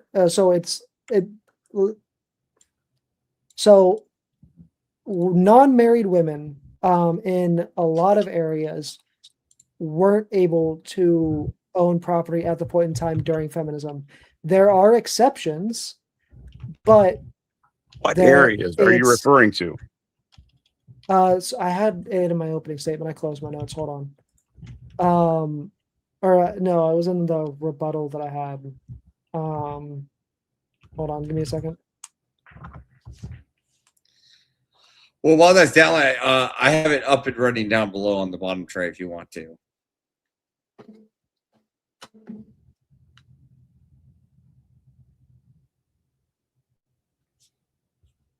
Like a G6. So like, for example, in 1896, Wyoming granted women the right to vote. That's one example of like an exception.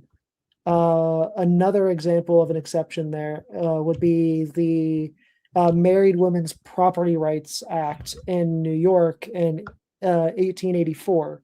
Like these are examples of like exceptions where certain states provided women with rights that generally speaking only men would have, but the rest of society didn't necessarily have those rights. Like there were exceptions to this, like when you were married. You're speaking of laws that were enacted, but you're not referring to any laws on the books that prevented any of those things. Yeah, like fundamentally, like this whole aspect of like a woman like getting the right to vote and all this kind of shit, like that's a special case because like a man has to sign up for the draft, otherwise he's not able to vote.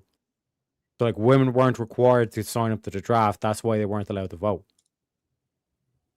But women that did sign up for the draft, they were able to vote. I don't know if there were like laws specifically prohibiting women from owning property. Because like here's the thing. Vigilante, like here's the thing. Like, let's focus on the voting thing. Like this concept of like trying to like expand out and make sure that everybody has the right to vote, even if they're fucking an immigrant and all this kind of shit. Apparently, and like, that's how crazy things are getting. Like we should like reduce the amount of people who are able to vote down to skin in the game, meaning like owning property and all this kind of shit, as well as like a competency test. Yeah, you realize I don't believe in that, right? I don't believe that the right to vote should be based off of property. I do believe that there needs to be a. I do believe you're citing laws. I do believe in the idea that there needs to be some sort of test in order to be able to get the right to vote. I don't think that like owning property, for example, is like a good enough test for that, especially like in today's economy where like the vast majority of people can't afford to fucking buy a house. That because the economy is just so fucking shit. I don't support oligarchical systems like that because it's, in reality that's what that is. It's an oligarchical system. I'm perfectly okay with doing like a civics test in order to make people in order for people to qualify to vote. I'm okay with people having to pass a like a propaganda recognition test to be able to identify when that guy's is to either me or fight me. Everything else is peanuts. Sorry, DEI. Sorry, I had to restart my OBS and it's fucking around. Sorry. Yeah, sorry. We can only have one black guy on stage at a time. I was pulling the hammer. DEI. Shut DEI. up. Fuck off. Put DEI. it on there. DEI. Avarice, So, don't make me take your keys. Oh, what's up, Yeah. Tomahawk? The bulldog is bulldogging. Hey guys, how's it going? How's it going? Correct, Tomahawk. So, like, you're citing like antiquated whole thing of, like, laws viewing- that allow viewing- things. viewing this shit in terms of like true gender or like sex, Okay, on yeah, like I women got versus you. men, all this kind of I shit is what understand. You causes wanted issues. Tomahawk on the stage. I Yeah, don't worry, disagree. I got it. That's Oh. why I don't disagree. That's why I don't support the modern feminist movement. Is because But that's always the been the modern case fe- with feminism. there so there were prior in like the older feminism, like the first few waves of feminism, it was the extremes viewed it that way. Up until like the fourth wave of feminism, the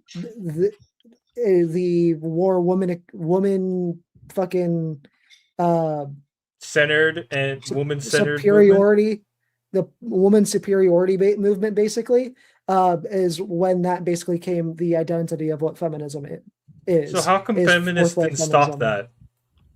Why didn't feminists say, well, hold on, we've got enough, and stop themselves? Why are we in fourth wave when third wave seems to be where things reach their peak of acceptance? So there are still some issues that haven't been resolved or like didn't get start getting resolved until fairly recently. Like there are states that didn't have marital rape illegal until fairly recently. My state of Ohio is one of them. Marital rape wasn't illegal in Ohio up until 2024. There are still states that penalize marital rape as a lesser offense. Things like this are the reason why the feminism movement still exists. But is that a right, though? Is that a No, but it's- right that feminism is still trying to achieve? So feminism isn't all about achieving rights, it's also about equality under the law. What Yeah, are but- what are women missing What for that what I'm trying equality? to The state's trying not to actually point out- properly punishing marital rape. But what I'm trying to point out is like this whole thing of like, if you view everything under the guise of like men versus women, like that there will always be a quote unquote need for, because it's like no two men are equal, let alone a man and a woman. They will never be equal. So it's like this Yeah, false this is why I pretense hate. that you do it on. This is why I don't like feminism, and I don't like the manosphere movement because I think they both fucking suck. But this is why, like, this whole thing of like the feminism, this is what like feminism will inevitably get to. Like you're saying, like fourth wave feminism, you recognize, okay, this is it. Like fucking, like it's too extreme. Like they're listening to all the extremists and all this kind of shit, and it's just batshit crazy and stuff. This is what it inevitably leads to. Yeah, these are extremes that exist on both sides. You have people like Andrew Tate, who do this exact same type of shit on the fucking men's side. Like these are extremes on both sides that are going to exist regardless, unfortunately. But I don't hear people on the man side really condoning on a whole what Andrew Tate does for a living. They may take some of his words and say, yeah, he makes some valid points, but in terms of encouraging behavior like Andrew Tate, most manosphere people don't encourage that behavior. So what would the feminist equivalent would that be? I mean, earlier in the debate, you mentioned your partner mentioned Destiny as, you know, someone that lives the lifestyle yeah, that lives the lifestyle of feminism, of feminists, of that equality thing, and yet you Just a real life wouldn't. example. He gave his fake name. yeah, I Say mean, again? you can use feminism or like use like polyamorous relationships as an example of like the feminist equivalent. Equivalent of Stephen Andrew Tate. Ball is a cuck. But feminists and feminism encourages polyamory. They don't disavow that lifestyle the same way that manosphere people disavow Andrew Tate's lifestyle. They don't suggest that the majority of the manosphere style people didn't start disavowing Andrew Tate till charges started popping up. So that's up until he started getting charged for his shit, the majority of people accepted what Andrew Tate was saying and parroted it. was You're saying. muted, Easy. I said his lifestyle. Intentional mute, Easy? Yeah, I was telling my wife to bring me food, so. Rat ass. Yeah, real quick, I think it's funny that people are railing against Andrew Tate's lifestyle and feminists hate that, but then they're allowing all these Muslims, which is Andrew Tate's main primary religion, into offices and being okay with something more patriarchal than what we have in Christianity. That was actually my new question in the Q&A, which is, how does feminism fight back against the patriarchal dominance of Islam? Lee says just import Islam to fix the birth rates. Islam doesn't like feminism. How does feminism fight against that? How does feminism keep itself relevant in a culture that actively dislikes it and wants it destroyed? Right. Needs it destroyed. There is a feminist movement going through. What's up, Guani? How's it going? What's going on, Marte? There is a feminist movement that was a bloodbath, by the way, sweeping through the Islamic countries. Specifically, like the most recent one is Iran. They are trying to do away with the whole the feminist movement in the Islamic countries is trying to do away with the whole like wear the fucking covering shit 24/7 and all of that. They're trying to do the same thing in Islamic countries that has happened here. And then you do realize they're going to fail, though, right? This is almost the most DEI panel I've seen. Just one girl, and then it will be. Why is it DEI? Because there's people of color? That's stupid. Oh, and then there's also a guy from Europe. I don't necessarily think, to answer your question, I don't necessarily think it's going to fail. It might fail. You might be right. Well, they don't. The reason why if it does fail, the reason why it would end up failing is because they're set up in a way that's better suited to destroy movements like this because they're authoritarian governments, which they're more militant about it. They're less tolerant and are more willing to use force than Christian nations are. Yeah, that makes sense. They have the monopoly on force, bro. I mean, I am somebody who's somebody who's very anti-Islam. I rail against Islam just as much as, or I would rail against Islam if there were fucking Islamic people in this space. But yet, your partner said import the third world to solve the birth rates, which includes Islamic countries. Importing the third world will just turn the place into a dictatorship. Marte, you and Terry killed it, by the way. You guys killed it. You guys killed it, by the way. Absolutely. Appreciate it, man. You know, we might not agree on a whole lot, Marte, but this topic, y'all murdered it. Yeah, it was pretty good. I think some of your points could have been a little bit more structured, but that's more so just my own critiques than you're handling it. So, but that was cool. What you guys did was great. I heard. Wait. Are you referring to vigilantes could have been more structured or what? No, both of you, you and Terry. I wasn't a big fan of you guys kind of just talking over them. It would have been, a little more structured and trying to hit more to their points, because I think there were more holes that you could have poked in their arguments than what you guys were doing. But just imagine before this, there was and I SpeakeaZy contest to this. This was getting we're attacking each other. There was F slurs being thrown, and I was like, oh, this is about to get personal in the Discord before we even got here. So just to let you know, like if that hadn't occurred, I wouldn't have been so relentless and over talking to the degree, and it would have been so emotional. But that's what led up to it, just to hear the behind the scenes stuff. SpeakeaZy knows, he's seen it. So there was a lot. There was a lot of trolling involved. I heard. Yeah, there was a lot of. It was a pretty exciting group chat. I thought I was going to miss the panel with 3 black guys on it. It was sorry. It was literally like the group chat has like over 1,000 messages in it, and like the first 3 is like just easy organizing like the setup and all that stuff, and the rest of like the 997 messages in that group chat is just all trash talk. So did all I had it open. I had it open for a minute. I was reading and stuff while they were going back and forth. I leave that chat, like I leave it to look at something else. I think I got away from the computer for like 30 minutes. Come back, 146 messages. Oh my god! So I said something about DEI, and the only thing we were missing was a lady, but we now have Mrs. Ava Rice. We don't need a All lady. DEI panel. I'm just wondering how we had such a mixture of color added to the panel. Oh, well, you were too white for us.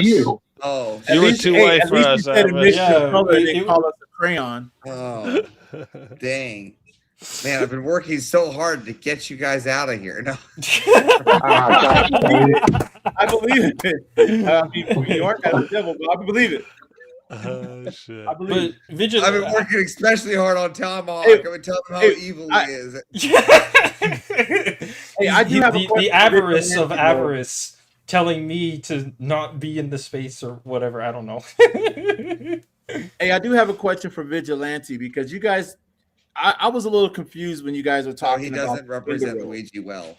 Like when you guys were talking about the gender roles, were you on board of like it was an equality thing when it came to the gender roles in a relationship? Like, is that where you were landing on and thinking that that was better for modern relationships? Yeah, so it's more of that, like whenever it comes down to the roles in the relationship, it should be a negotiated thing, and where that comes into being able to be a negotiated thing, that leaves room for traditional relationships. Like if that's what you guys negotiate and that's what you want, that's what you can have. Could I ask you a question? Could I ask you a question with the negotiation? I'm a little confused. So you're saying like you and your woman would sit down and negotiate, like, okay, babe, look, if somebody breaks into the house, we need to negotiate on who is going to protect us. Is it going to be you? Excuse autocorrect. Or is it going to be me? Let's negotiate.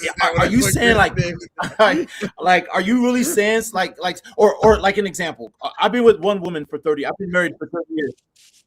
Like are you also saying like when you're out with your girl, your negotiation is going to be, because one time I was out with my girl and a dude grabbed her ass. So should I negotiate with my woman and say, okay, hey babe, do you want me to say something, or do you want me to protect you in that? Or I mean, what do you mean negotiation? Explain that to me. Hold on, Klever. You're in a lasting relationship for 30 years. That's not very 30 years. In fact, I'm getting ready to celebrate my 30-year anniversary next week. I know her and I met her. So that's not very. Hold on. That's not very black of you, man. You should not. You're bucking the stereotype, dude. He's asked a good question. Let Vigilante answer. My kids know I can dig into this. So hold on. Does she make more money than you? Go Vigilante. No, hold on. Let Vigilante answer. Let Vigilante answer. Let him answer. Yeah. So when we're talking about negotiation, like this is something that would happen in like the dating phase, like the whole like discussing your expectations in a relationship, like part of the natural dating phase of a relationship. That's where the negotiation of roles happens. It comes way before marriage. It comes way before like you move in together. It is when you guys are starting to understand like the expectations you guys have and like where you want the relationship to go. But that's not the same. That's not the same as somebody breaking into the house, bro. And you guys talking about, you're like, hey, on our date, we're gonna sit. I would like to know, babe, we're on this date. So, if somebody breaks in or a guy grabs your ass while we're out, what do you want me to do? I mean, are you the kind of guy? What if she says, you know what? I think it should be 50-50 if somebody breaks in the house. Are you the kind of guy to be like, yes, that's a good for modern relationships, right? That's what I was saying. Is that something to discuss during the dating phase? If something happens like that you can. No, that would be I would say like how you're gonna protect the house and stuff. I would say that would be something to discuss like when you guys are moving in together. Like because it's like it's not as black and white as like the man should always be the one to protect the house, right? Because like there are instances where like maybe you have guns, like obviously like outside unless you're Teriyaki in fucking Ireland where they don't have guns. Like you should have a gun. The IRA doesn't have guns. Listen, okay, that's the whole ordeal. But like Home Alone is able to defend his house without using a single bullet. You know what I'm saying? I mean, like you don't necessarily need a gun. Like you can have a fucking baseball bat or whatever, right? What you guys need to do is you guys need to have like when you guys go dating for you single guys, you guys need to treat it like Rodeo Drive, right? You need to have the girls line up and you just pick one, right? Like Rodeo, like they come out at you like a clothing line, right? And you go, I want that one. Right, and like a bachelor or some shit. Right. Well, that's what I did. Like vigilante though. Like vigilante. If we're being serious, if we're being serious here, the generality would probably be men because remember I gave you the stats. Women being disarmed is at a rate of 65%, men 11%. So if we're looking at the odds of a probability happening, if you were to offer a prescription, would you offer the neutrality of saying either or? Doesn't matter. If you're offering the nation a prescription for the next tidal wave of propaganda, which one would you push for? No, I mean, like generally, you're right. Like generally speaking, it is going to be the man that's the one that's going to step up and like do the protecting. There you go, Blondie. Like, there's your answer. There are different like there are going to be cases where like it would be the woman. Like say the guy like fucking sucks with shooting a gun. You're not going to want the guy to fucking pick up the gun and go fucking defend the house. If the chick's the one that's better at shooting. Wait. A vigilante, that's okay. So you're arguing from a woman's standpoint, like on something that's on the way out. Let's just say there's no gun in the house. Listen, I've been with a woman and having a family in the household for a long time. Let's say there's a woman. You might not even be the best fighter in the world. But will you sit there and if you had to go hand to hand, are you saying that, you might not be good at shooting a gun, you also might not be good at fighting, but who is going to be the one to take on the assailant, dude? That's a good You question. are the girl. Even if you can't fight, fool, who's going to do it? Yeah, I'd rather have easy high on fentanyl fighting off the assailant than my wife. Easy. Vigilante, that's why I gave the example of like you're down the alleyway and there's a bunch of like Habibis. Like I basically gave you a situation where there's no chance where you're going to like come out of this essentially.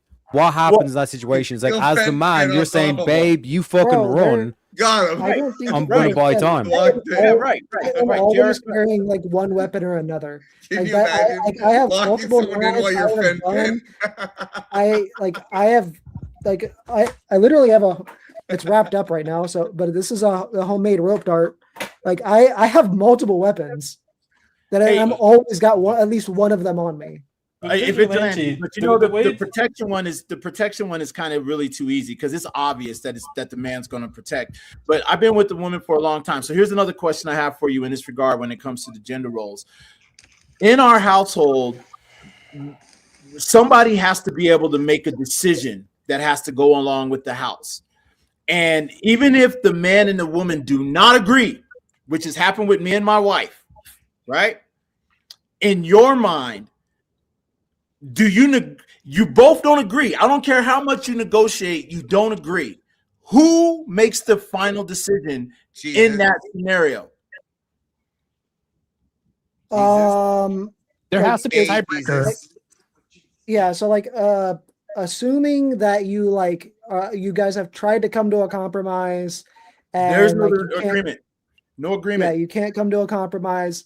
Honestly, in my opinion, I'd say whoever makes more money. You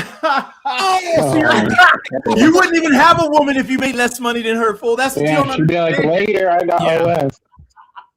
Damn, man. Yeah, so you mean to tell me that if a guy to be fair though, decisions.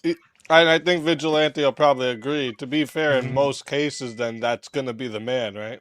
Yes. Like Yeah, in in most most cases. cases, it's going to be the man. Until trends, as we're seeing with society now, until we see that a lot of women these days are going to be out earning men. So you're going to have a woman making the final. You would have a woman making the final decision, and the woman could just be like, "Oh well, I mean."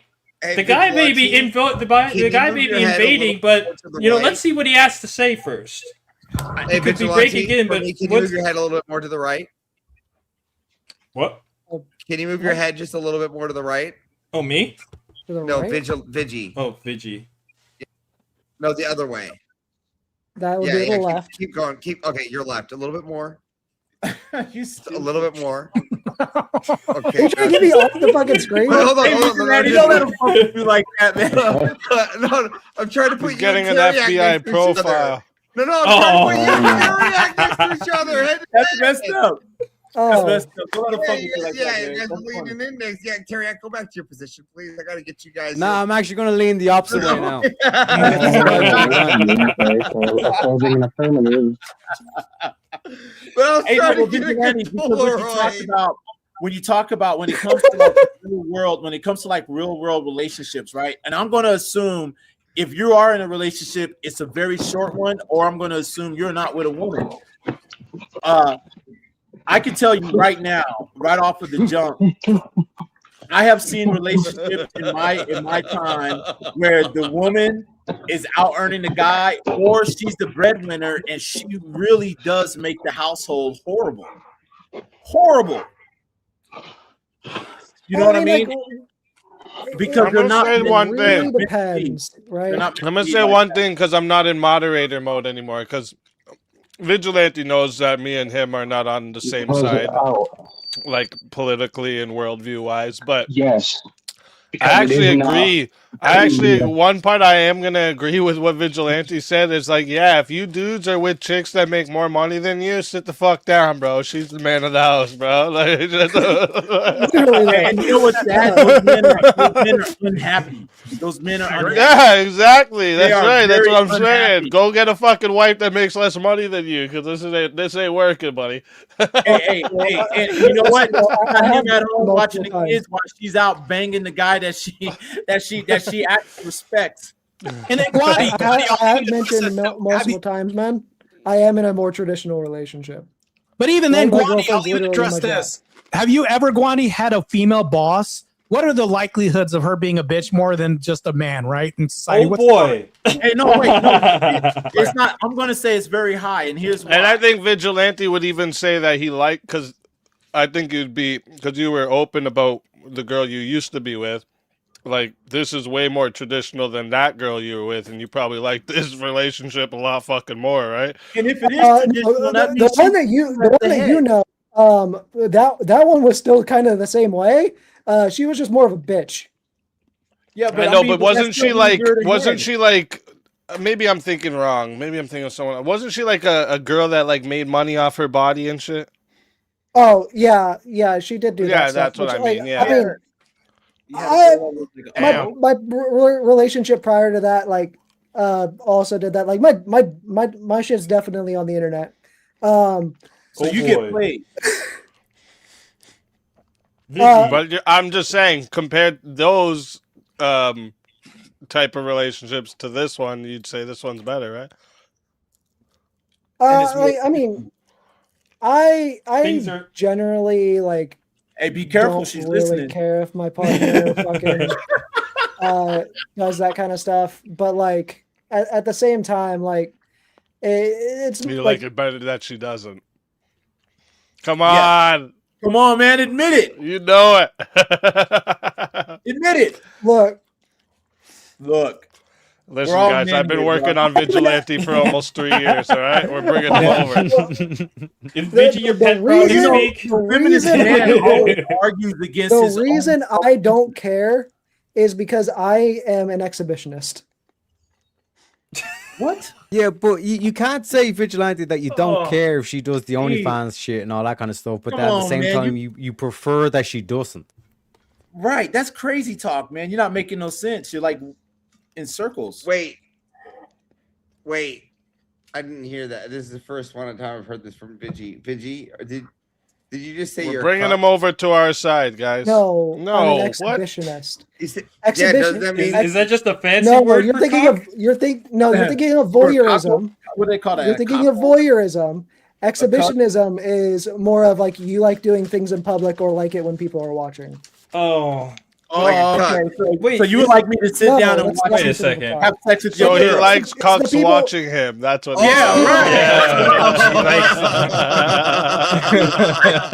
It's the people that the cucks watch. Hey, vigilante. You know, like right now, like this is what the manosphere is about. You're getting clowned on, Haas. This is why you can't have a girl that does that, because feminism tells women to put themselves out there, and then we men don't respect guys like you that have women like that. We talk shit. Wait. Oh, he's gone. Oh, I was gonna say I respect Vigilante. I respect Vigilante. Not every choice that he makes, but I respect him. At least he admits to it, man. Like I respect that more than most other guys that say no. I have a good relationship when secretly they're all destinies.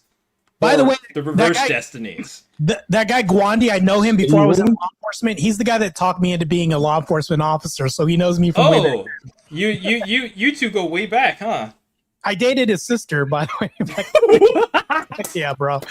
Yeah, hey, I must Gotta be love this. We're still on good terms, and I dated your sister. So Yeah, it's like, exactly. No.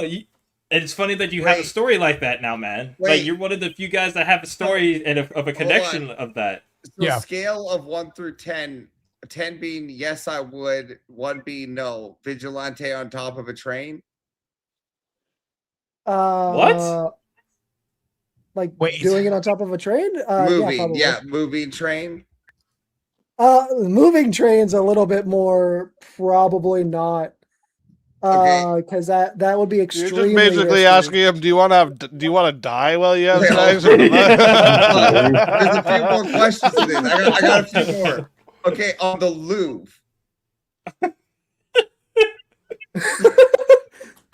I prefer to do it in places that with the least risk.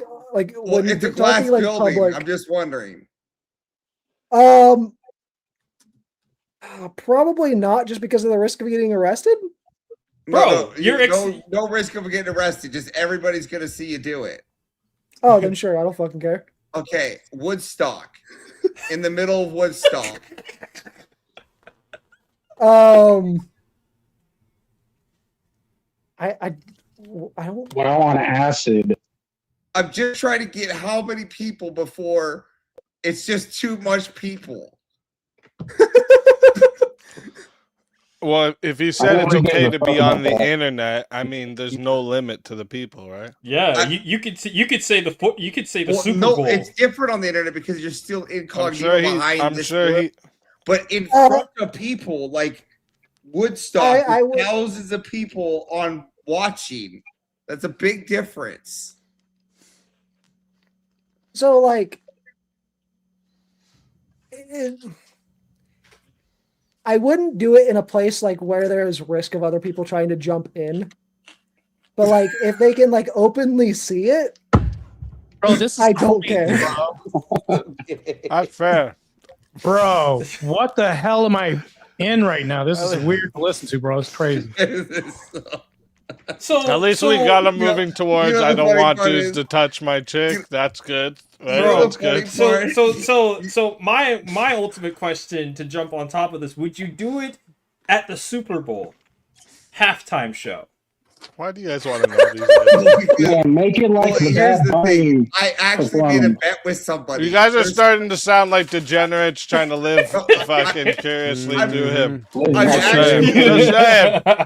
actually proving a bet. Hold on, I'm actually proving a bet. Okay, It's all a hypothetical, No, I'm Speakeasy. killing It's a two birds with- hypothetical. I'm killing Okay. 2 birds with 1 stone. Right, hear me out. So this guy earlier today on That's X like got- the guy who tricks the girl into flashing him because he's like, I bet your tits aren't even that nice. Because he really wanted to see her tits. It sounds like you guys really want to know about where he's putting Don't his hate pee-pee the in front player, of. bro. Yeah, no. Well, so this is a twofer for me. So on X today, I got in a debate today with this guy that I posted that Andrew Wilson thing that he posted, the 5-minute clip, and the guy Yeah, the said that's 5-minute fundraiser. Yeah, the guy ended up saying that's the cringiest thing he ever said. I said, "You want to bet? Watch." And so I just made the cringiest thing he'll see today, and now I just have to clip it right and put that on, and I go, "Now you've seen the cringiest thing today." So I'm killing two birds with one stone. Oh, is Tiny back there? Or Avis, you have the keys. My hand's full right now. What do you want me to You do? can bring Klever back up. He's back up. What up, Hey, what's up, guys? Sorry, I don't know what happened. My laptop acted stupid. If JS is here, I'll quickly bring Tiny up for a react. Wow. Don't do that to Tiny. I was joking. This is one of my favorite scenes of all times. I've never seen JS move Listen, so we're getting the simp out of JS. All right, don't be reminding him. I don't think that's possible. I went to DebateCon. All right, he was hand in hand with Mr. E. All right. No, he was not. Yeah, No, he was not. Hey. No, I'm gonna speak as a witness to JS the whole weekend. JS was good. All right, the whole weekend. Good opening a beer. Like, what's good? Starting your day off with a beer and ending it with beer? Is that like good? Oh. Yeah, that's good for vacation time. Fuck yeah.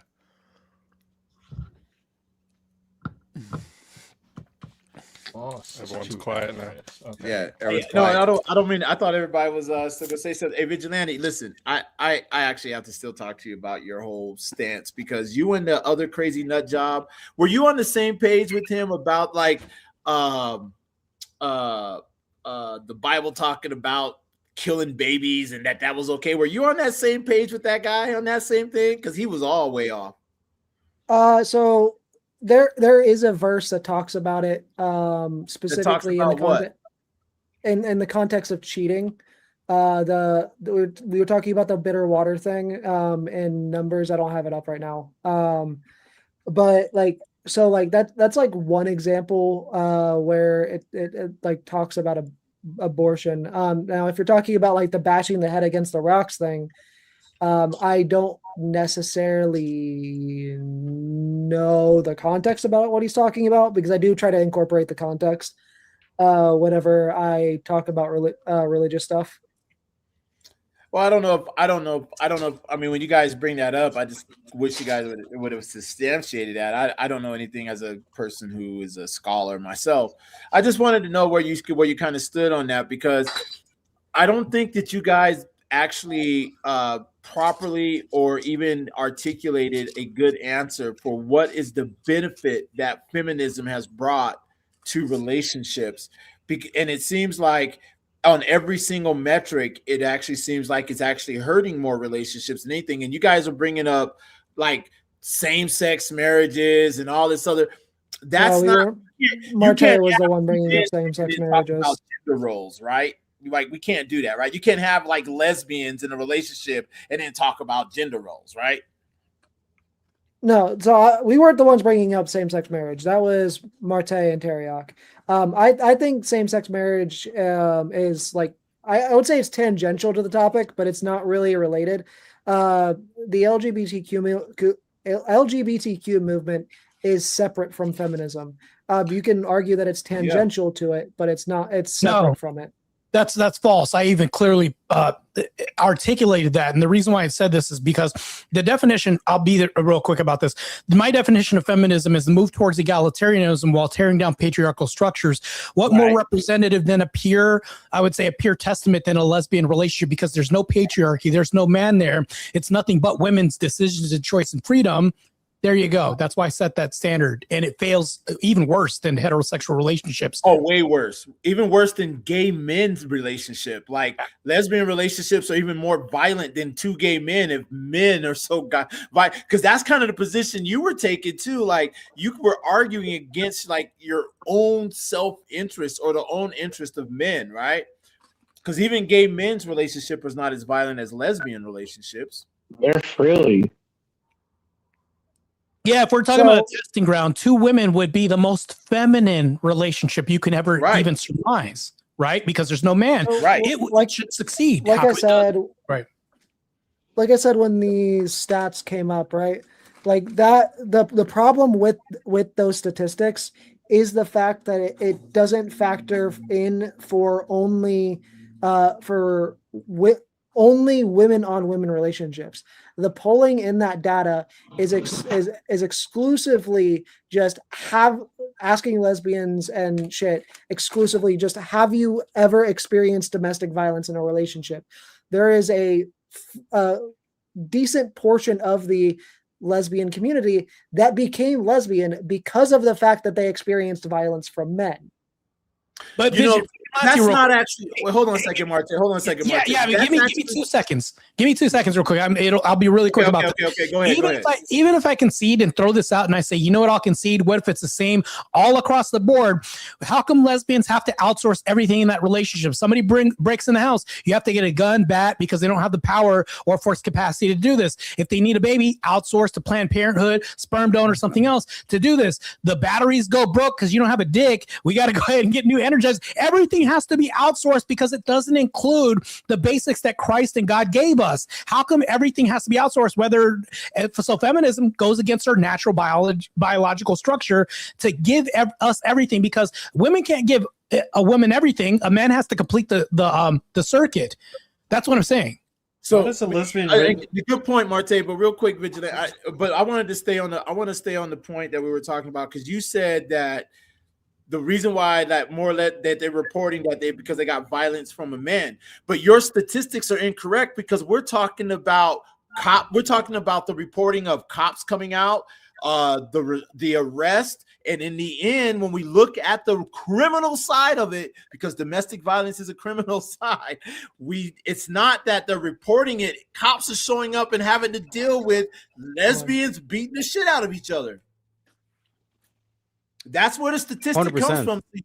Your whole premise of saying, "Oh, well, it's because men were beating up on girls." That's not where that statistic comes from, bro. The reason why it's more likely that it's the case is because it's coming from the cops showing up, the arrest that's happening. Precisely. And just real quick, while you look those stats up, Vigilante, real quick, I just want to clarify in terms of the religious arguments. The Psalms quote that Kai was reading out, like that's like Psalms is just literally a book of songs, and one of the quotes I was reading out was from basically a war song where it's talking about like that the Babylonians, that's like, we will literally fucking like smash your kids' heads against rocks kind of thing. It's the same thing if I Psalms 139. Okay. Oh, 137 maybe. It's 137. It's one of those. Yes, but I wanted to look it up myself because I was like, wait, that's not right. It's basically a war song that's saying that it's like the Babylonians like singing to them, saying that we're going to fucking smash your kids thing. We want to wipe this out and all this kind of shit. Fighting with their enemies, bro. It's talking about fighting against the enemies of Israel, bro. That's what it's about. So when Homeboy brought that up about the dashing of stones and trying to make it that it's about abortion, it has nothing got to do with abortion. Had nothing to do with that. And then even the one that Vigilante was reading now in terms of like the woman drinking the dust with the water and all the stuff in the tabernacle, like that's a whole kind of like ritual, because at the very end that it says, then the woman is to say amen, so be it. So it's like the fact that the woman's there, basically it's put pressures on her because a woman who actually has cheated is going to be like, fuck that shit, like I'm not going to do this. So it's basically a test for the woman. And that's why I brought up the Solomon thing, in terms of Solomon wasn't actually going to split the baby in two. It was a test for the women, because the mother of the child wouldn't want to see the child actually die in front of them or get cut in half right in front of her. And that's why the woman who says, no, give her to the other woman, that's when Solomon says, give her to the woman that thing. You know what I mean? Right, because he realized that was the real mother. That's the truth, bro. Exactly. Good job, Tariq. I'm very impressed. Very kind. To add context to the verse in question, the 8th and 9th verse is literally, "O daughter of Babylon, who are to be destroyed, happy the one who repays you as you have served us. Happy the one who takes and dashes your little ones against the rock." It has nothing to do with any sort of abortion. Like Teriak was saying, that's for the enemy that was keeping the Israelites captured. That's right. In sort of, doing to them what the Babylonians or what the Babylonians were doing to the Israelites who had captured them in a time of war. That's right. Tomahawk, I'm very disappointed right now. There's no black on black crime right now. We're getting along. We're disobeying the public ordinance right now. I can't believe this. I already called Klever out for beating the stereotype of being a father in the home. Like, what the hell is happening, dude? No such thing. No such thing. No such thing. Although Marte, although I know this is a little bit off subject, but although Marte, I have seen you in the debates with the other black folks that want to call you a coon because of some of your views, but I find myself half and half on your side because I grew up in an all-white spot and I was made fun of because I speak proper English. I was called, "Oh, you're trying to talk white," all that kind of shit from my own people. So yeah. So I understand where you're coming from on that one. I think it's sad that you're a little bit against us so-called black people. But I do understand where you're coming from, bro, because I've experienced some of those same things that you did.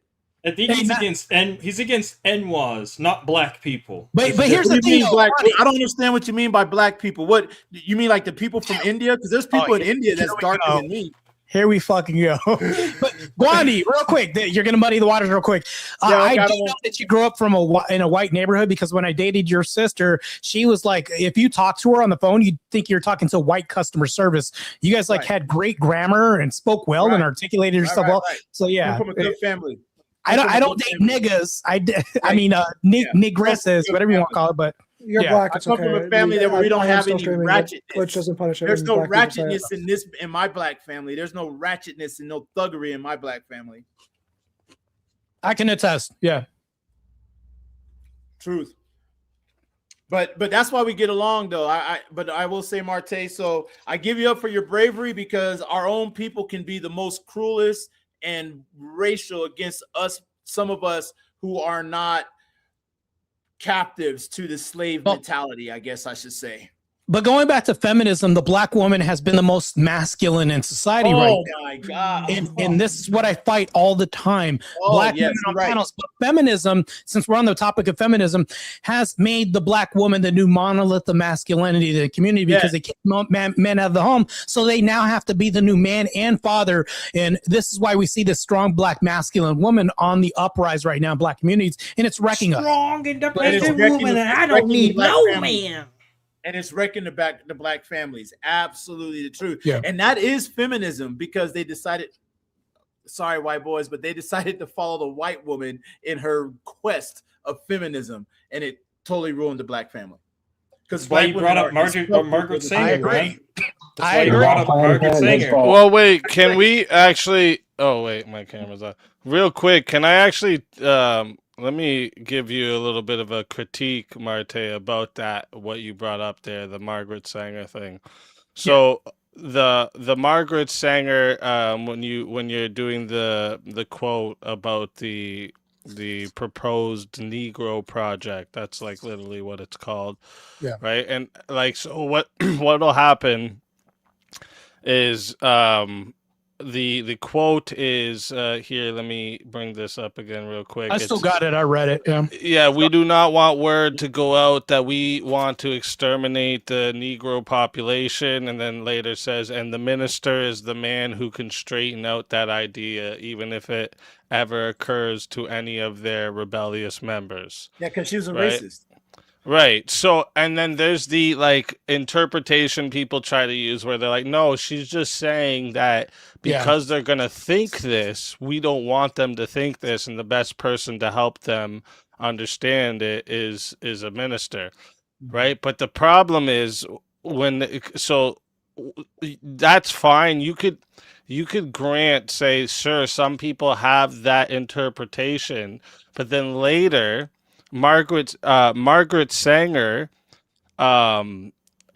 she is the one that quotes Du Bois in the passage that's in her Negro Project, and Du Bois says the mass of ignorant Negroes still breed carelessly and disastrously, so that the increase among Negroes, even more than the increase among whites, is from that part of the population least intelligent and fit and least able to rear their children properly. Wow. So when she says that abortion is meant for the unfit, and then quotes Dubois for what unfit means, she's literally saying she wants to eliminate the black population. That's what you have to bring up, is that reference she does to Dubois, because like he's a they're straight fucking blatant saying we need to get rid of black people, and she uses that to reference when she's talking about unfit people. Right? She was more snaky about the way she did shit. The problem with this is, though, Speaky, is that when you Google, sometimes Google leans feminist or liberal, and that's the problem when you Google it. So you have to, like, I guarantee you probably had to You go have to through put in the work. Yeah. You have to put in work. I didn't have time to put in the work, so obviously I got the neutral answer, which is bullshit. So of course, Yeah, that's I crazy. appreciate Yeah. So But we already knew that she was a racist. It was in go look at Margaret Sanger's birth control review in 1932, and you'll get it there. That's right. And then she later quotes that in the passage in the Negro Project proposal. Well, Okay, and not only that, Vigilante's stance was in feminism. I know he talked about third wave, fourth wave. The reason why there's so many different waves is because they're women. They can't make up their goddamn mind, right? So with that being said, even with Vigilante on that note, like, he could not answer, or they skirted around some of the things that the founders of feminism were saying. I think Teriak was bringing out a bunch of quotes that they were saying, and you ran from them quotes. So, like, if you're going to get up here and say how feminism helps the modern relationship, but then you hear Teriak actually reading what the founders and the people who started this stuff, these women that said it, and you deny what they're saying, then your whole stance on feminism helps modern relationships falls on its face. You have no standing at all, because you have to address what the founders or the people who are pushing feminism were saying.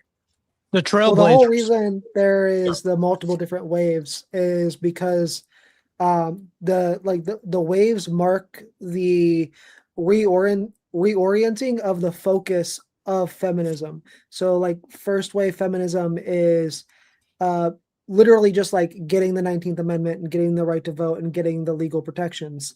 Hold on, I'll actually pull up a breakdown of like what. But you do realize that most men couldn't vote, right?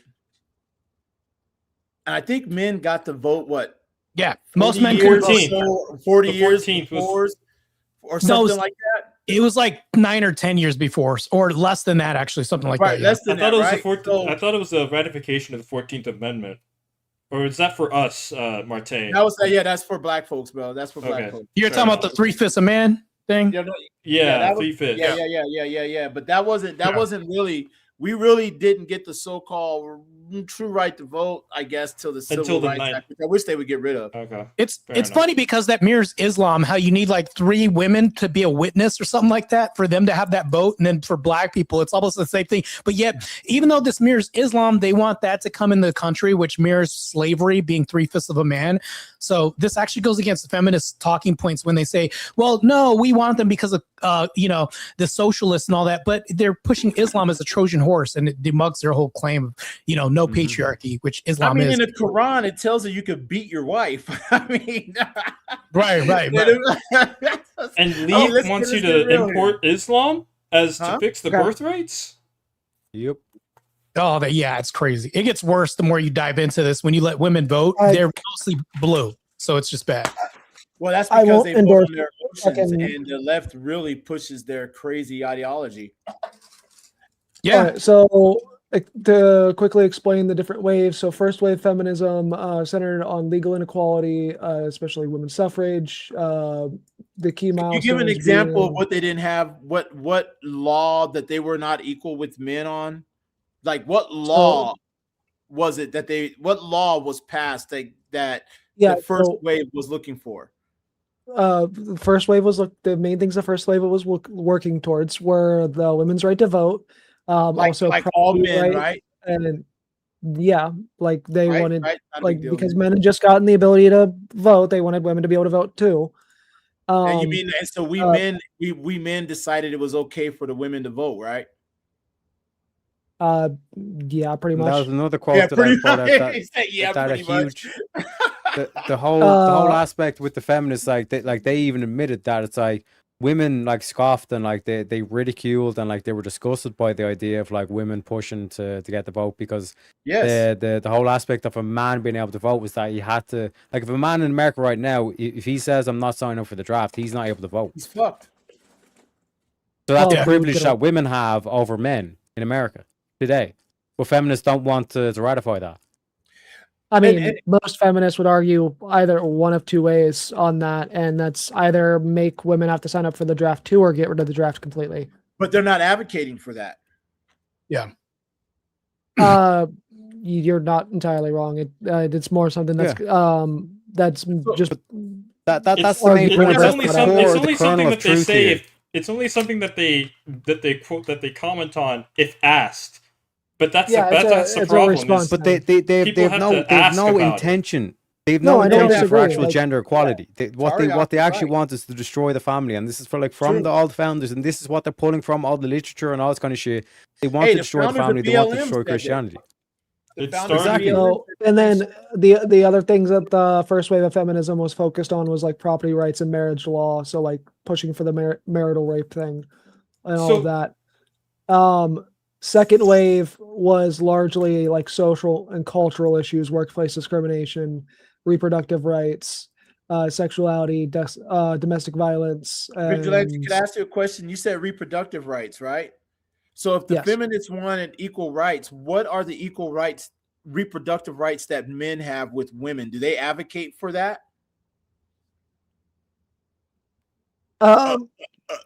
So that one is a little bit more complicated. Like, It's especially, always around more the topic complicated. of abortion. That one's like the most complicated one. That's the one we're still fucking dealing with, right? Like, Can you explain what the complication is for giving Yeah. men 50% of the choice over the baby? Good question, Yeah. Tomahawk. Good question. What's complicated about that? I mean, the problem when it comes down to it, right, is like on the actual, like, whether or not the woman could get the abortion, is it leave like having the man be able to have to sign off on it violates the woman's personal autonomy. But what about like, the man? It violates his seed. Like, we put the seed in that woman. That's our kid too. What? Not to all mention, I'm not to asking mention, you, Vigilante. Well, here's what I'm asking. In your recollection as a person that's down for feminism, right? Can you give an example of feminist advocating for equal reproductive rights for men? Yeah, heaven maxers. Average. Come on. This is gonna be crazy. You crazy, Haas. Hey, you know what? I'm gonna let Avarice have this. Yes, Avarice, go for it, Haas.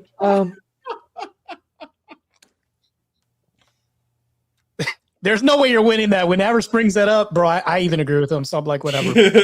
No, but real quick, I don't want us to move fast because like Vigilante, see the way like you're struggling. Like this whole thing that you've been fed, where it's like we just want equality amongst the genders and all this stuff. Like that is complete bollocks. Yeah, that is a lie. Well, exactly. the whole By reason- virtue, Getting ready to test that logic. by virtue whole of reason you why struggling there's, to like, find an not- answer and saying it's complicated is the very contradiction that we talk about. Right. That is the problem. Right. With feminism feminism doesn't address the men's side of the issue of equality.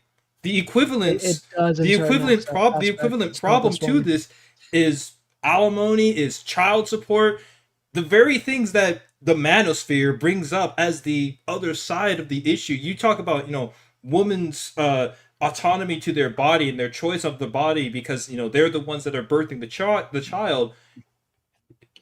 feminism and most family courts talk about, you know, the man has, whenever there are any sort of family disputes about the child, first of all, women typically get the child most of the time, and secondly, by getting the child, they are also then forcing the men to give up their bodily autonomy in the form of their resources, in the form of their support of the child itself. They mandate that. They force men to do that. They don't give men the choice versus they give women all of the choice. They don't. Statistically speaking, whenever it comes down to court decisions, the courts strive for 50-50 custody. And I would have to find the statistic. I would have to find the statistics again. When men actually challenge for custody, at least in America, statistically speaking, the majority of the time, men get 50-50 custody with kids in America. That's cap. So could I real quick, I want to ask you guys, the whole panel, this question. So you're going to see a big movement of this. I catch them when they're small and I see where it's going. I've watched these patterns happen over and over. A big movement now from these chicks. It's going to start on TikTok. It'll come over to YouTube and all this afterwards. Is women saying, and dudes are saying this too, the male feminists are saying it as well. When men consent to sex, they consent to abortions. And this is the new thing. And this is going to be a big fucking thing that they're going to come for now. And I want you guys to all understand that, because they're going to, and listen, it's going to be a tough one to fight, because they're going to say, all you men knowing that abortion's on the table, when you have sex, you're consenting to those abortions. Just understand that's going to be a hard one for you guys to fight. I want you to be ready for it. I'm telling you right now. I actually put out content in regards to this by saying that if women don't consent to sex, they also don't consent to abortions. You know, so it's like there's two ways you can fight this. So you can say that, or they would agree with that, Marte. They would just agree. Yeah, the women that don't consent to it, they don't consent to abortion because they're not having sex. They would just agree with that. No, there's a different line of attack, and I'll talk to some of you boys. I'm gonna add it into the debate class we're doing Saturday about how the best way to attack this, because this is a that's gonna be. You guys can, I do want to hear your guys' opinion too, but this is gonna be a hard one. I'm telling you. That's gonna be very difficult. simple answer. It's If they want to go try. to a new age way of doing things, I want to go to an archaic way of doing things. I'm going to go back in my garage, go get my baby steel club, and I'm just going to start clubbing them. All right, every single one of them, bitches. All right, You're mine. All right, you're mine. So just real quick, that's what they're answering to, Tim. No, that's what they're answering to. Yes, Tim is They're right. answering. I was getting ready to say the same If thing, women Tim. have sex, they consent to having a child. But they have the option of not having the child. So the argument is, I have both those options, and you know that. So whatever, when you have sex with me, you're consenting to both my options. That's what they're saying. You're consenting to taking my seed. Wait, with the option to abort it. That's what they're going to argue. I'm telling you, this is a harder argument than you guys think it is. I'm telling you right now. I'm not going to give you their side's arguments though, so fuck that. No, it's fine. When a woman consents to sex, she consents to motherhood. That's the other thing that I wrote down too. But they're just gonna say, well, I just consent to having an abortion. I don't. What are you gonna say? I would they say consent I would to also motherhood. say No, I maybe the don't. other side was that Abortion. you were deceived. She So- deceived you. She All right. she deceived you. Her whole Yeah, plan was Guani, to this kill is the your baby. logic. When a woman consents to date, she consents to date grape. That's the logic, basically. It's like that would sound stupid, right? It's like that's the stupid logic that they're using. Yeah, that's crazy. How am I wrong though? That's crazy. You consent to this date grape because you consented to the sex. That's how stupid it sounds, right? It does. I get what you're saying, but then there's an answer that they can give you to this that it's not gonna sound so stupid. You guys really think about it. That's all I'm saying. I want you guys to be ready for these guys, because that's a new thing coming. I'm seeing it, and I know where this goes. It's funny. That's gonna be a big one used. It's funny because I recently saw on X. I've been up for 4 days. I've been making videos after videos after videos. Hey, you can't leave yet. You're gonna miss out on the stream, the next stream. Can I just sit in the back? Can I just? Sit Well, in the you back? can, yeah. But Yeah, I'm just saying we're gonna be wrapping up shortly, and then going to the other stream so we can play that video. Okay, I'm gonna. And then make, we're going over to. I think Teriak is streaming, right? Yep. Yeah. Mr. So what I'm. Irishman. So what I'm gonna be doing in the next like 10 minutes here is all right. If you want to sit in the back, sit in the back. Yeah, I'm Go just ahead. exhausted. All right, go ahead. I'm What we're gonna be doing in the next like. end. Yeah, in the next like 10 minutes, we're gonna wrap up, give everyone their last word, and shout out their channels, all that. And then I'm gonna raid this stream to another stream I'm scheduling because we're gonna play the video Avarice made about grid, and it's just so that everybody has a place to go for just that video if they want. How long is this video? It's about 30 minutes. 30 minutes. Okay, yeah. I can't stay, but you know. Yeah. But I'll see it later. Yeah, it'll be up available for everyone. So what I've been doing is I'm just working on the thumbnail right now. It's almost done here. And then I'm going to schedule that live. It's about Grid exposing his fucking lies that he does. So, real quick, I do want to answer the DV Darth homosexuality statistics that were brought up earlier. okay. So I did look for that. And I found the Department of Justice page that you're talking about. The problem is that the actual study, like where it brings all of the numbers together and actually like has the numbers available, is no longer available. So I can't verify what you're saying. And the only thing that is actually available still is the self-reported surveys.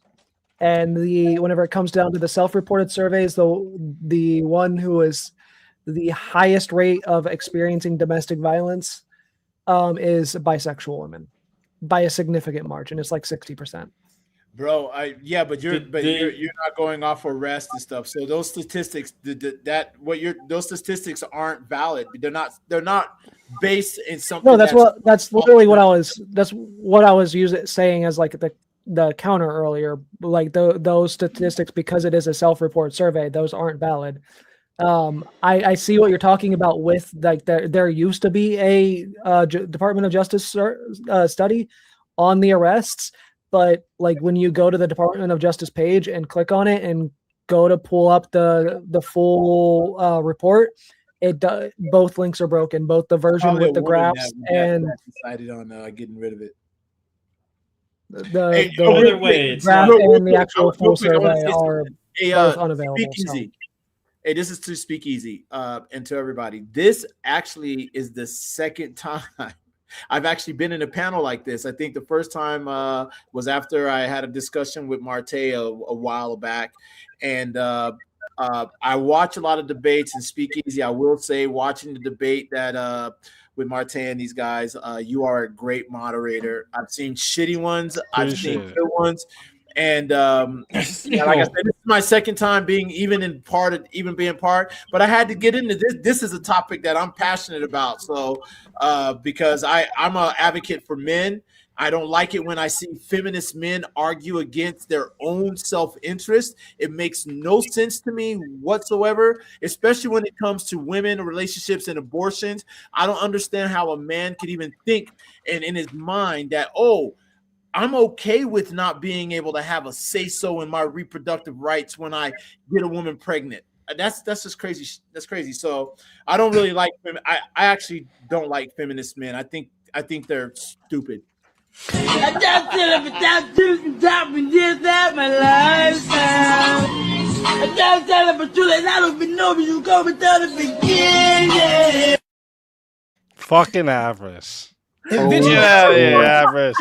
Vigilante, you knew that this was going to happen when I was debating alongside Thomas Shelby.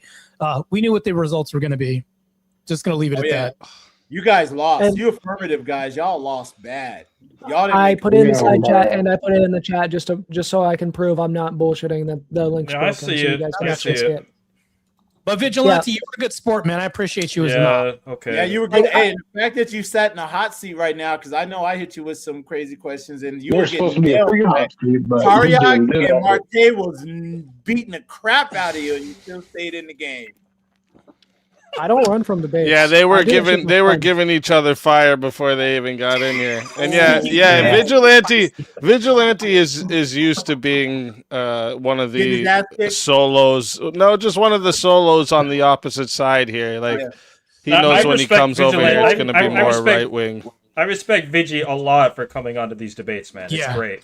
I do too, And, actually. he's willing to answer questions. I keep like telling the him fact I'm that going to he's bring willing him to over one of these days. All right. My next debate that's going to be on here later in the month against Kung Fu Joe. I expect the afterpay to be significantly worse than this. What's the topic? You want here? Let me get you the exact Go ahead. one for that one. I debated Vigilante on civil rights, by the way, too. That happened between me and him. The too. topic is Hey, laws. Marte, you know, Laws that enforce Christian values. Go away. Laws that enforce Christian values are not anti-Christian, and he's taking the negative side.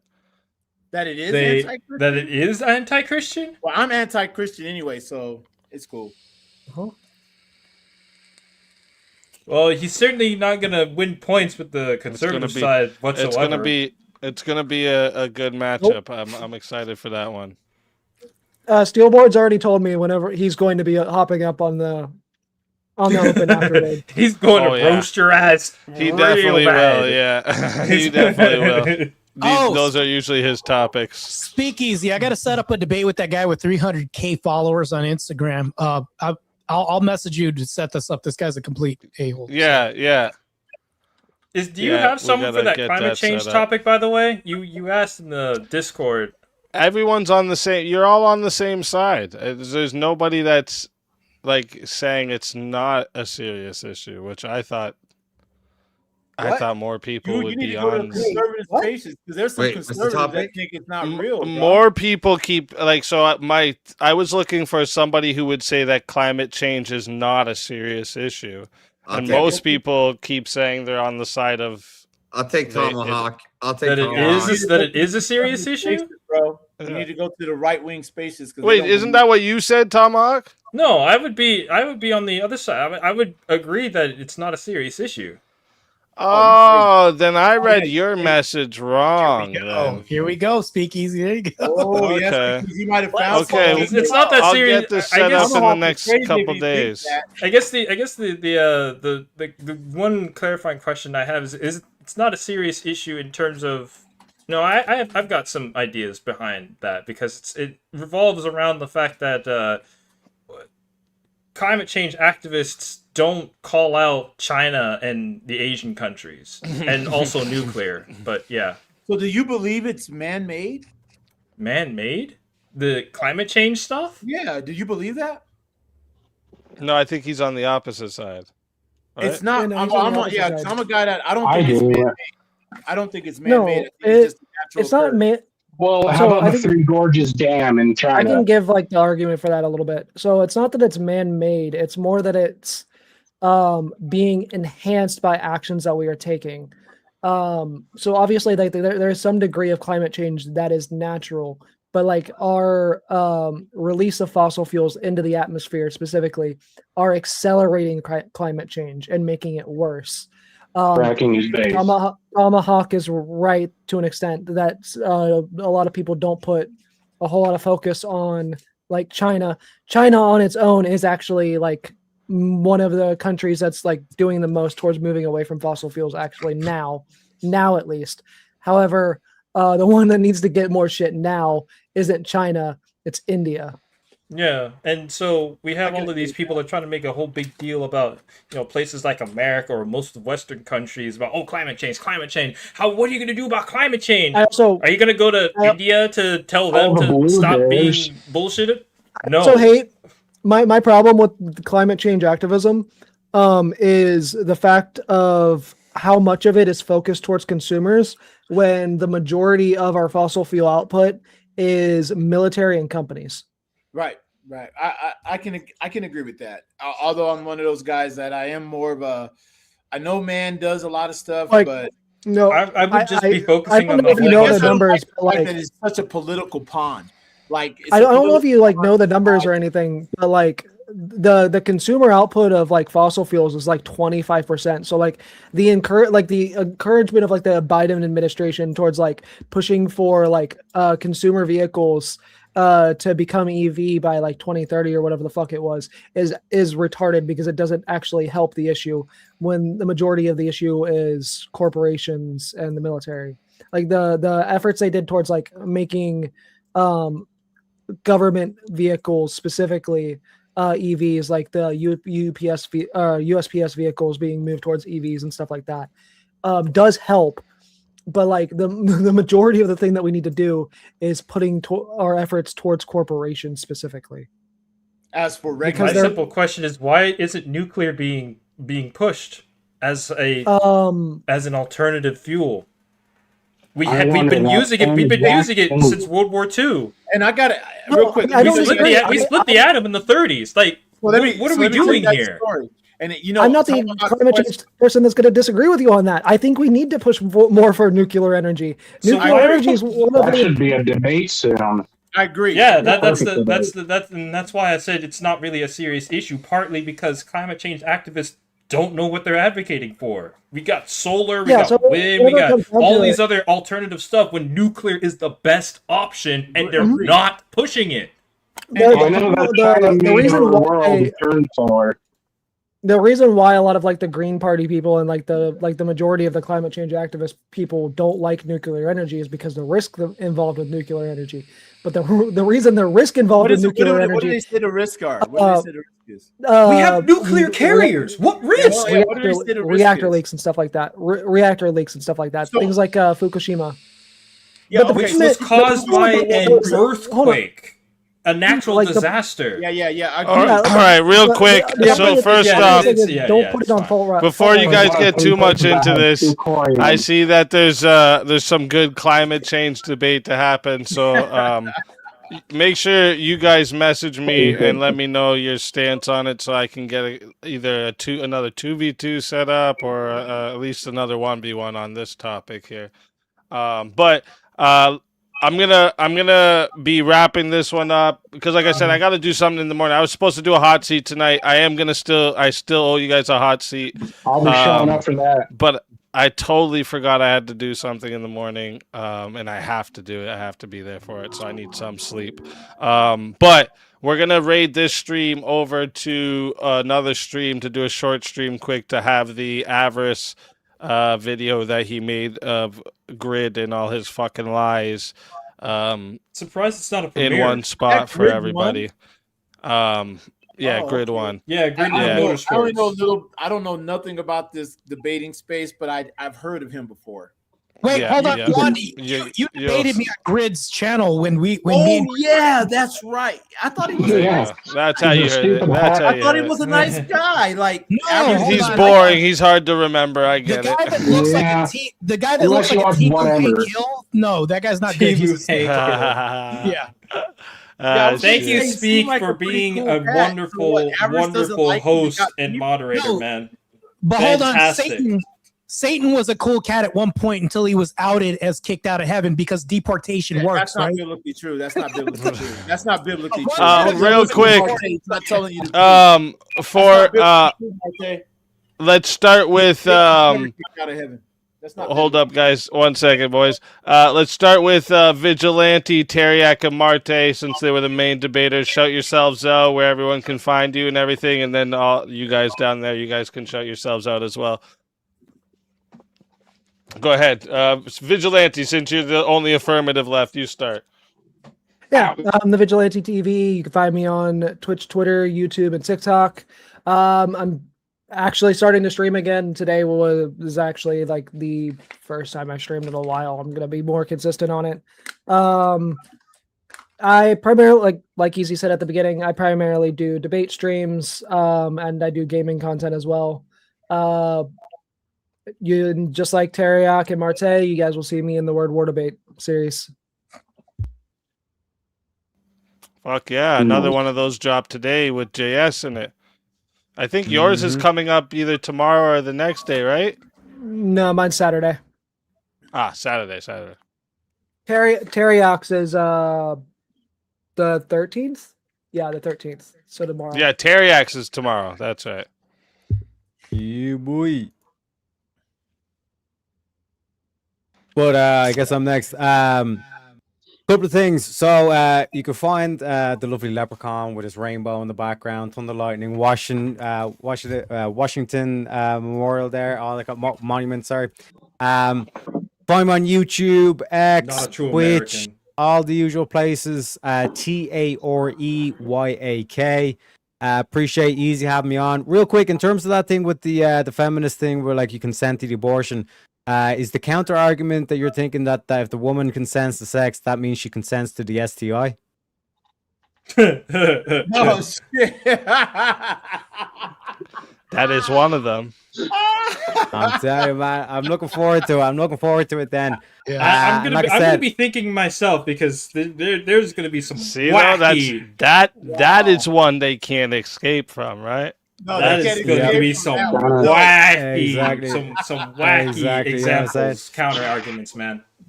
I'm just saying. So again, appreciate you having me on. Again, appreciate you, Marte, for being a stellar partner. Hopefully, we get more 2v2s and all this kind of shit. If you ever need a sniper backup, Please. let me know. Also, as salutes to Vigilante for having the courage to step into the arena, as they say. And again, obviously, gracious host, illustrious host, Easy as well for putting this on as well. First 2v2 and Swords of Reason history made. You know what I'm saying? And like I said, I'm gonna run off and quickly get something to eat before the stream starts, kind of thing. So real quick before I go, Marte, quick question. Do you know what an Irish goodbye is? No. This fucking guy. This guy, right? Terry, No. Just say fuck you as a friend, Terry. Fuck you.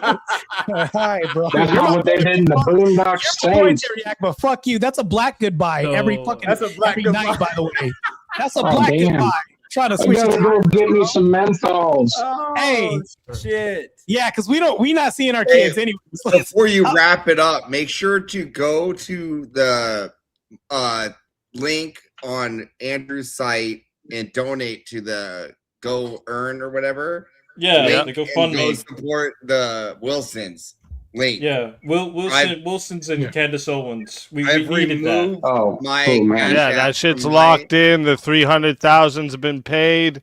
This shit's on the go, baby. Yeah, so I'm we all need to excited, get man. behind I'm I gonna. removed my Cash App from my site until the whole 3,000 has been reimbursed through the website.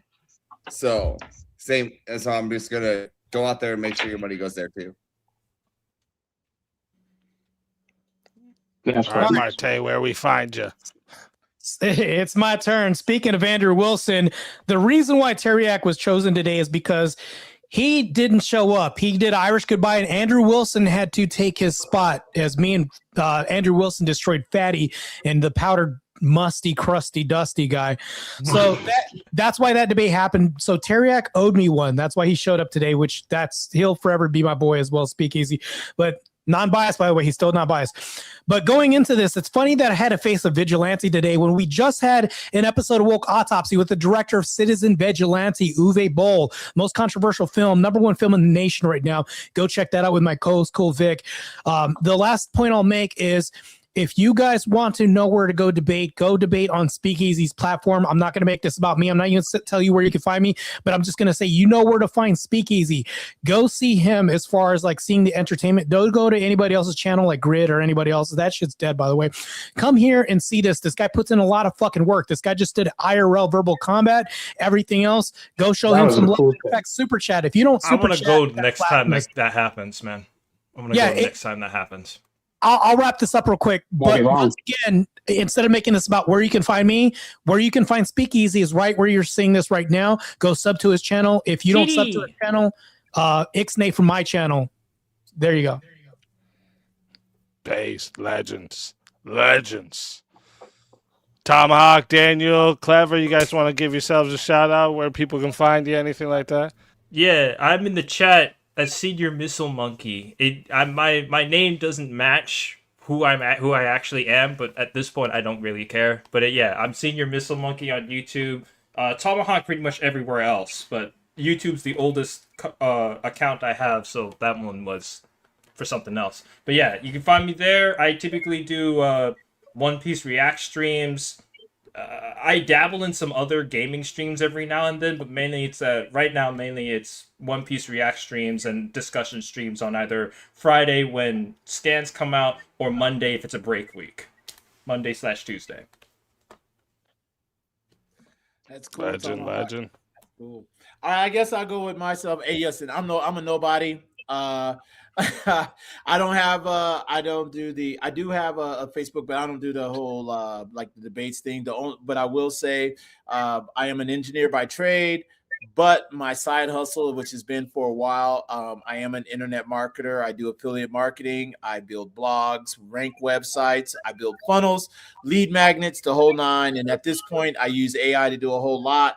I've got some of my own projects going on. I actually have some GPTs that I built to help people, to walk people on how to build their own blog, get their own lead magnet, email sequence, blah, blah, blah, blah, blah, blah, blah. So that's what I do on the side, but I'm not one of those guys that's out there and got my face all over YouTube or nothing like that. SpeakeaZy, for the first time you coming on your platform, you are an excellent moderator, bro. From this point on, I will follow you. You'll probably see me pop in every now and then and say what's up, Marte. Of course, I don't watch anytime. You listen and watch for you, bro, because I want to support you in what you do. Even though I think some of your it's only the black stuff I think you're crazy. Everything else I think I agree on. So you hate facts. Got it. Well, Marte's known for his hot takes. You know? Yeah, he's known for his hot takes. Like you kind of like you dislike us people of color, but no, the culture, not the people. No. But I have to. I do understand where you come from because listen, the black community is fucked up, bro. I've seen you in the debates with other black folks. I never popped in and said nothing, and they act ignorant all the goddamn time. So, they prove the point. Yes, they prove the rule. They prove the stereotype. They prove the each rule. time. They prove the stereotype. So that's where I'm at. But I just want to give mad props to SpeakeaZy. I don't know anybody. Follow his shit. I was very impressed with you, bro. You will see appreciate me it. Appreciate it. See me again. I'm glad I found you. Also want to say that Marte, though, by the way, just to let you know, I found you through Marte. Also just want to say that I'll also appear on panels every now and then. Recently I've just been working a lot and chilling, but I'm gonna start coming back on the panels and stuff because this is really fun and I need to hone my skills. Hey, we get it. It's summertime, and if this isn't like your if this isn't like your main source of income, I get it, right? Summertime, that's when you're out doing the most hustling, you're out touching the most grass. I get it, bro. That's how summer is. Man, like the internet thing is my side hustle. It's my little income on the side that I got my boat, I got a couple cars, I got a nice house, you know what I mean? So, yeah. That's what's up. Daniel, let's go. I buried this guy last year. Oh, that's sad. What a beautiful. I know. Man, I'm sorry Look at that guy. Yeah. Sorry to hear about that. Beautiful. What kind of dog is that? That's a pit He's a bull. little What kind of pit? staffy. I thought so. pit? Oh, he's a staffy, dude.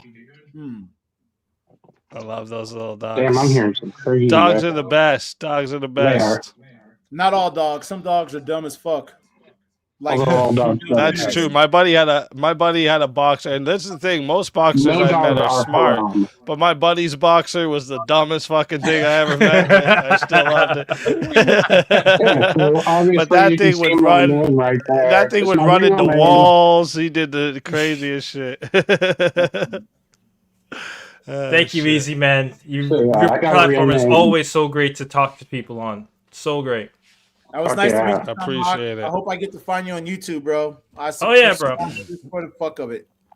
Yeah, and Klever, if you're not in the Discord too, join the Discord. Everyone always links each other in there. Join the Discord. If I go to Discord, do I just search for your name? Yeah, or Bear Cave. if you go to the YouTube chat, one of my mods will put it in the YouTube chat for you. Or I think it's in the description too. So there you go. It's right there. Yeah, it's in the description. Yeah. So that's you have cool. In the description. So go read that. Cool. Yeah, so I'm getting my actual computer on Thursday. I've been waiting to Nice. actually do this shit. I have disability because I have epilepsy, so I can't go driving and doing job stuff. So I'm just planning on making this, which I have so much time on my hands, just into a regular thing. Yeah, bro. So- You And should any Need- help need you your need, voice you out just there, let man. me know. Need Any your help voice you out need there. with it, let me know, because I'm more than happy to help my Okay. boys with getting their shit going. Yeah, I'm dude, not if that I good do at that the kind of YouTube shit, I thing, will bro, not turn but, into a Michael clone. Hey, I'm not that good at the YouTube thing, but I know how to find an offer and make money off of it on the online. Just talk to me That's how about you do that. it. I mean, I don't talk a lot in the bear cave, but that's where I am. I teach you what I know, man. Show you how to build a funnel, get your what's email up. Cool. list, and get your audience, and boom, make some money, Yeah, bro. that's what I want to That's do. what it's about. Networking is important. Trust me. Yes. Part of yes, I Anything. part of the advantage of being in this space is all the wonderful people you come in contact. Everyone's Even Andrew very Wilson cool. himself, like Actually, yeah. on Verbal Combat, both Rob and Andrew both come on here and go and just eliminate people. So it's You never great. know when they're gonna pop in on you. Yeah, exactly. Captain Cesariak. I'll get my VK All right, boys. I'm gonna throw y'all into the back so we can raid over to the next one. But I appreciate you gone, all. but God thank you, bless though. you all. God bless. God bless. God bless. And listen, you beautiful chat, you. All right. If you're not going to be coming with us to the next one and then over to Terry X, I just want to say thank you all for joining us tonight. It was a fucking banger of a debate. All right, we're going to be going over to the next short stream. It's going to be just about 30 minutes. We're going to be playing the video that Avarice recently just made. He put a lot of work into it. All right.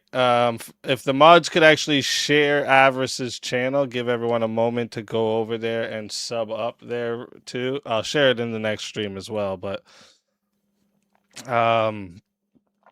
yeah, it's first off, video's fucking greatly done. Completely exposes all the fucking lies, this goof going around. All right. But yeah, I'm gonna be sending us over to the next one here, and then we are gonna go to Terry X after that's done. All right. So if you're not sticking around, all right, which you should. If you don't, you're stupid. But if you're not sticking around, remember what I always tell everybody, okay? It could be 30 in the chat. It can be. Oh wait, one more thing before you go too. We're gonna be doing movie night in the Discord tomorrow. Well, tonight now, but so it's gonna be starting at 9 p.m. It is gonna be we're gonna be doing a watch party for the new scary movie. All right, that's gonna be at 9 p.m. starting. All right, so if you guys want to come watch the scary movie with us, you're more than welcome to join. All right, and then also in the Crucible Discord in the Foundry, I'm doing part 2 on Saturday of the debate lesson that we started last Saturday. I have 10 modules I put together for my debate lesson. We got to module 6. We were just about to start module 6, so we're halfway through. So we're going to be doing part 2 this Saturday at 6:30 p.m.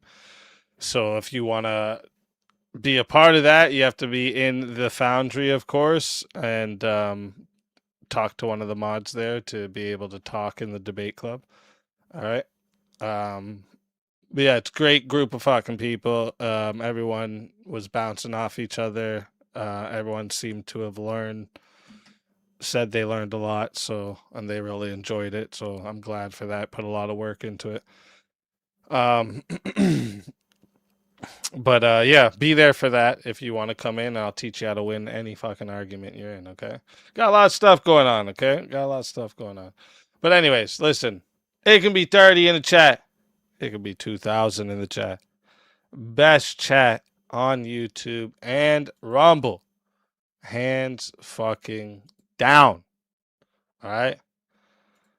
I love you guys. God bless you all. Have a beautiful morning, evening, night, whatever it is, wherever you're at. And oh wait, we need to do something. We need to switch it over to this. And for now, This is Sparta! Spartans! What is your profession?